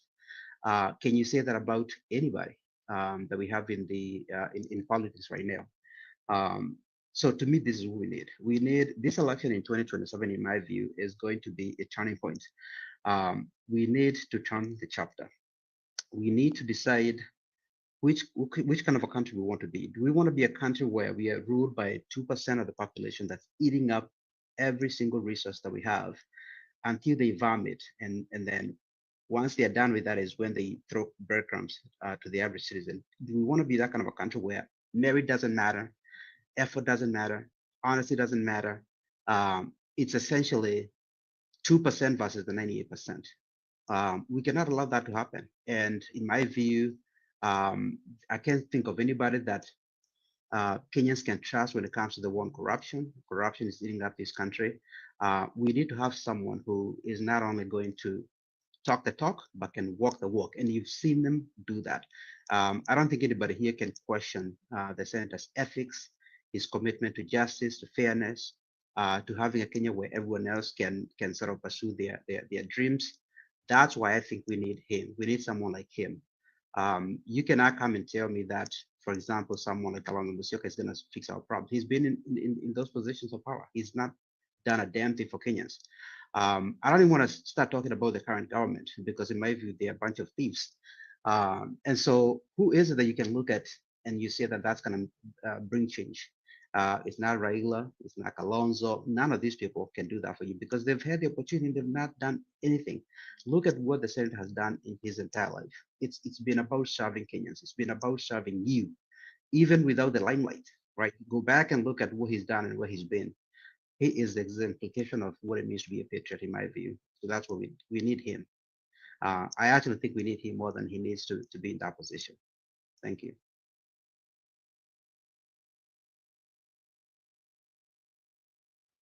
Thank you very much. That is Bonnie Mwangi for making those submissions. We'd love to go to KOT, and then Obed, you'll open us for us the questions of the day, because we have a lot of them and we'd love for us to really discuss them in detail. In the meantime, as we already promised, we are in contact with the Omtatah's team, and once they're here, we'll be able to now engage them with the specific questions from the audience. Thank you. KOT. Hey, Likuyani, kindly, can you just give me some 5? If you're having any other person who is on the queue, you can give them the mic. Then after some 5 minutes, I'll be.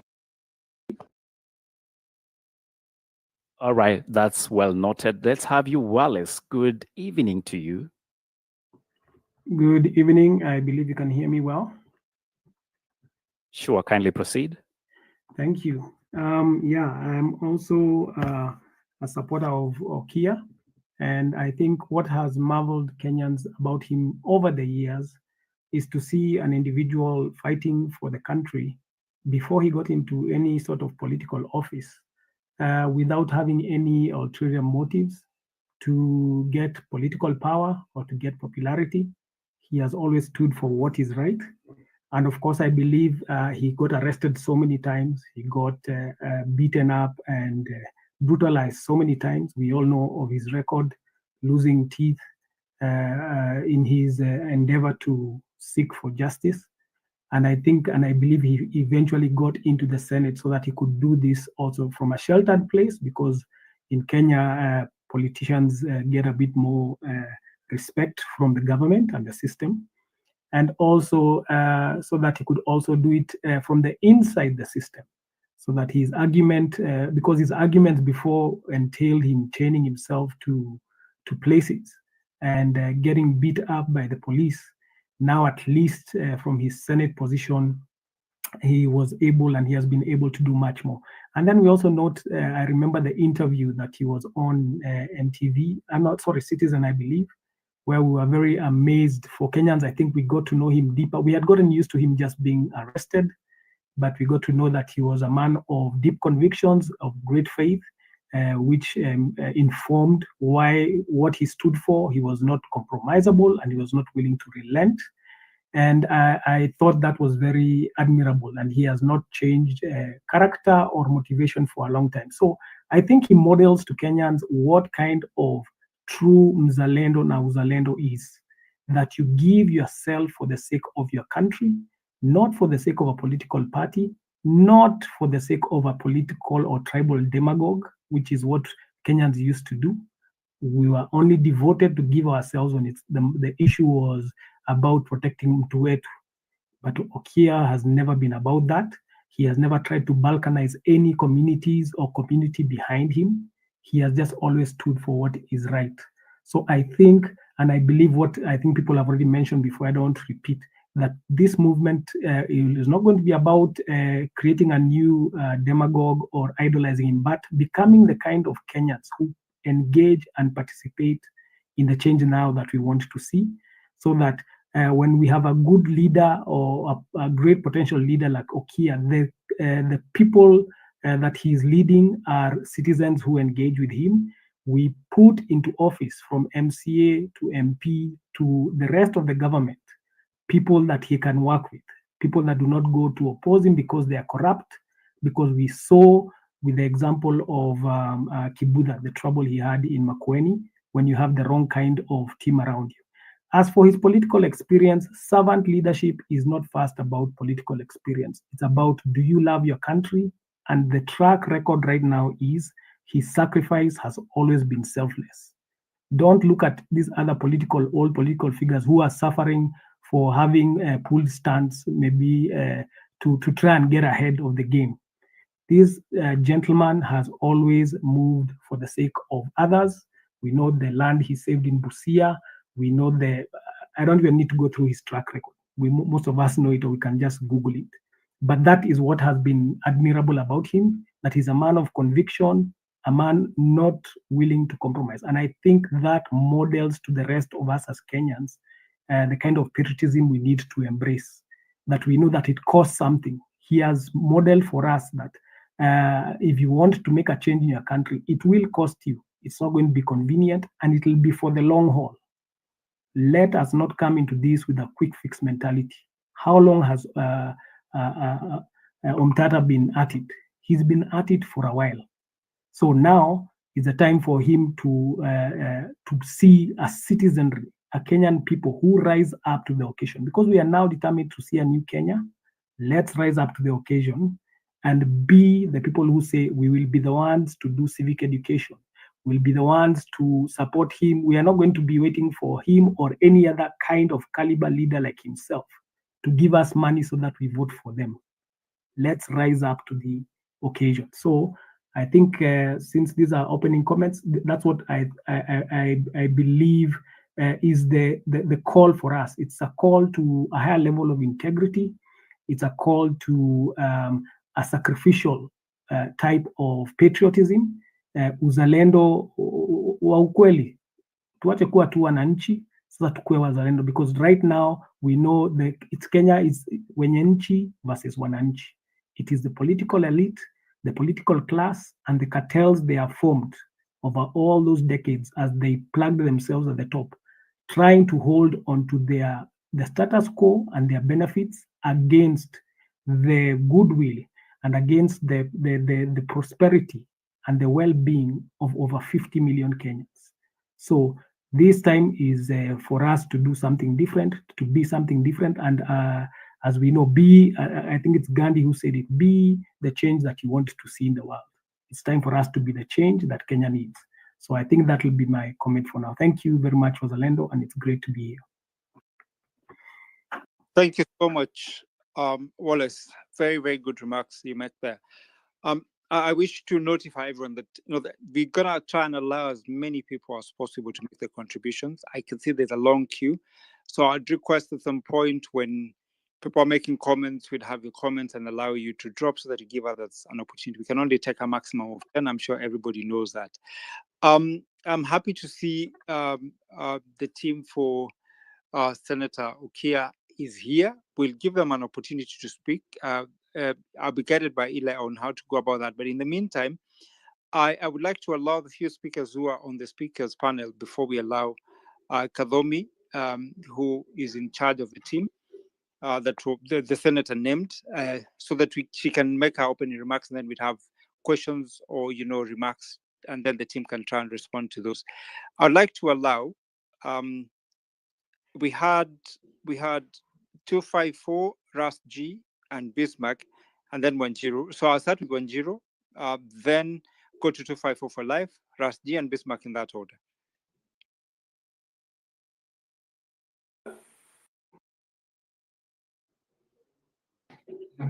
Am I supposed to go first, Obed? 0,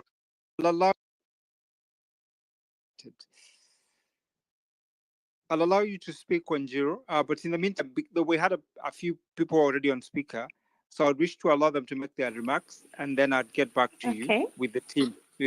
So 10, please go ahead. Okay. 10, you can speak. Yes. Okay. Yeah, I can.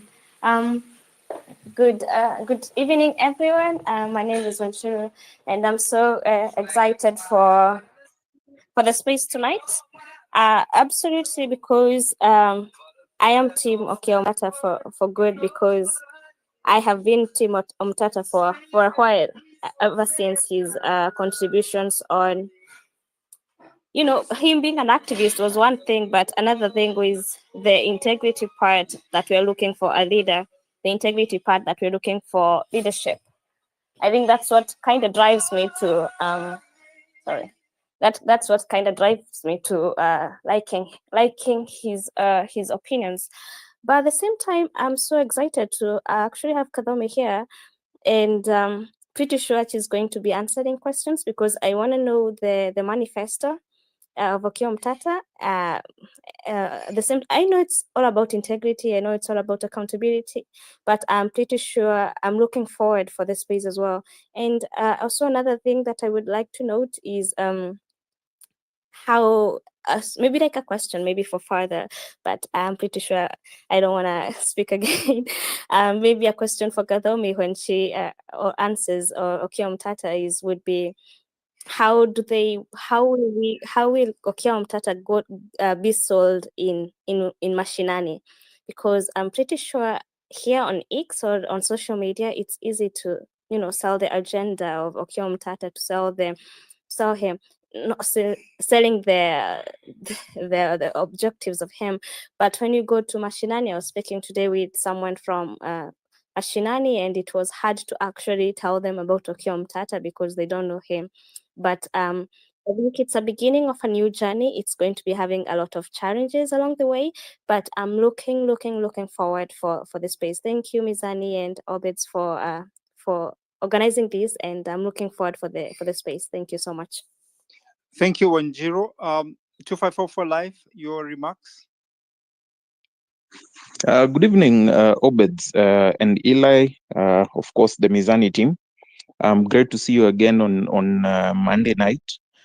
Interesting conversation today. I think just to say hi to all the speakers and for everyone attending the space. I think for me, I'll not repeat the praises that Okiya Omtatah has given, specifically because I believe as an individual, he's the one and only leader so far who I believe has been on the defense of the Constitution to my record. And so I believe he has the fundamentals of leadership, or the kind of leadership that should take us into the right direction. The reason why I joined the space tonight, and I think just to maybe frame it for everyone who's listening and all the other speakers, is not only because I have a very big reality that government is not made of one person. So I think part of the reason why I'm on the space is to also get an ideology. I know when Okiya Omtatah spoke on Spice FM this morning, I listened to him, and I looked at what he was trying to do with the committee. I know they have various tasks, and I think Kathomi will very much eloquently speak on that. However, for me, I'd like to hear what the vision is beyond just him, because I believe government is made with a very big team. So I think I would love to know what the ideology is in terms of who they're going to probably seek in terms of individuals of repute, if they're actually going to look at cleaning the system, even beyond the campaign, changing the campaign module in the country, basing it on meritocracy and not just political favors or tribalism. And also finally, I think maybe as part, I don't know if it's part of Kathomi's mandate, but ideally looking at key sectors where they would want to look at key partners for their political campaign, as that would be. And then possibly their vision, even for them as a committee, what do they envision this whole process being until 2027? Because I think Okiya Omtatah is on the right path. However, I just want to know what's their bigger picture plan, so that we all have an ideology, and also just to be very cautious that we don't get partnerships of convenience in the political scene again. Thank you. Thank you, 254 for life. I had Bismarck online. After that, I'd have Rasji. So Bismarck.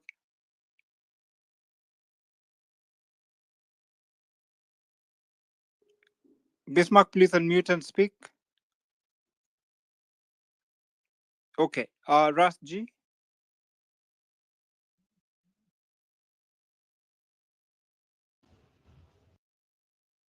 Rasji, you can hear me?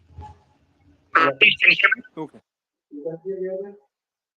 Let's allow Bismarck to speak because I can hear him now. Bismarck? You can hear me? Yes, I can, Rasji. But let's allow Bismarck because I know Bismarck. Bismarck, go ahead. Hello guys, how are you? Can you hear me? Yes, Bismarck, we can hear you. So my point was, I'm a supporter of Okiya Omtatah, so I will talk more of that side. So my opinion was on the matters of the long-term plans. We have to come up with a short-term plan also. As I know, the presidency is the long-term plan, so by joining hands with other people will be more crucial for the success of this journey. It's going to be tough, I know.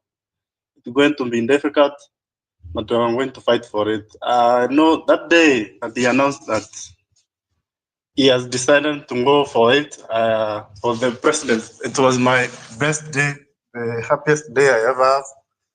Hiyo ndio siku hata Man City walichapwa, so nilikuwa nimefurahi sana hiyo siku. So I thank God for the great things that he is going to do for this country. He's a man of wisdom. He's a man of great vision. I know he is going to take us far. So we all have to believe in one point. We have to concentrate and make our hope of this country in one place, that we have to support this man. Everything you do, maybe at home, everywhere you go, if we want to succeed, this is the opportunity for the change. So we have to align with it the best way possible. I think my point is clear that I was advised that let him make the highlights that will not make his name tarnish, and we will support fully, and we already support him. I know he's a man of integrity. He's going to do it. Thank you. Thank you, Bismarck. I'll have Ras G, then I go back to Kadhomi. Then I'll allow the other speakers to come in and ask questions later. But Ras G. Thank you, Obed, and thank you, Mizani, for this platform, and thank you for all of my friends in the movement. I can see them here. And Obed, I would want to pick from where I'm the last speaker, and he has spoken something about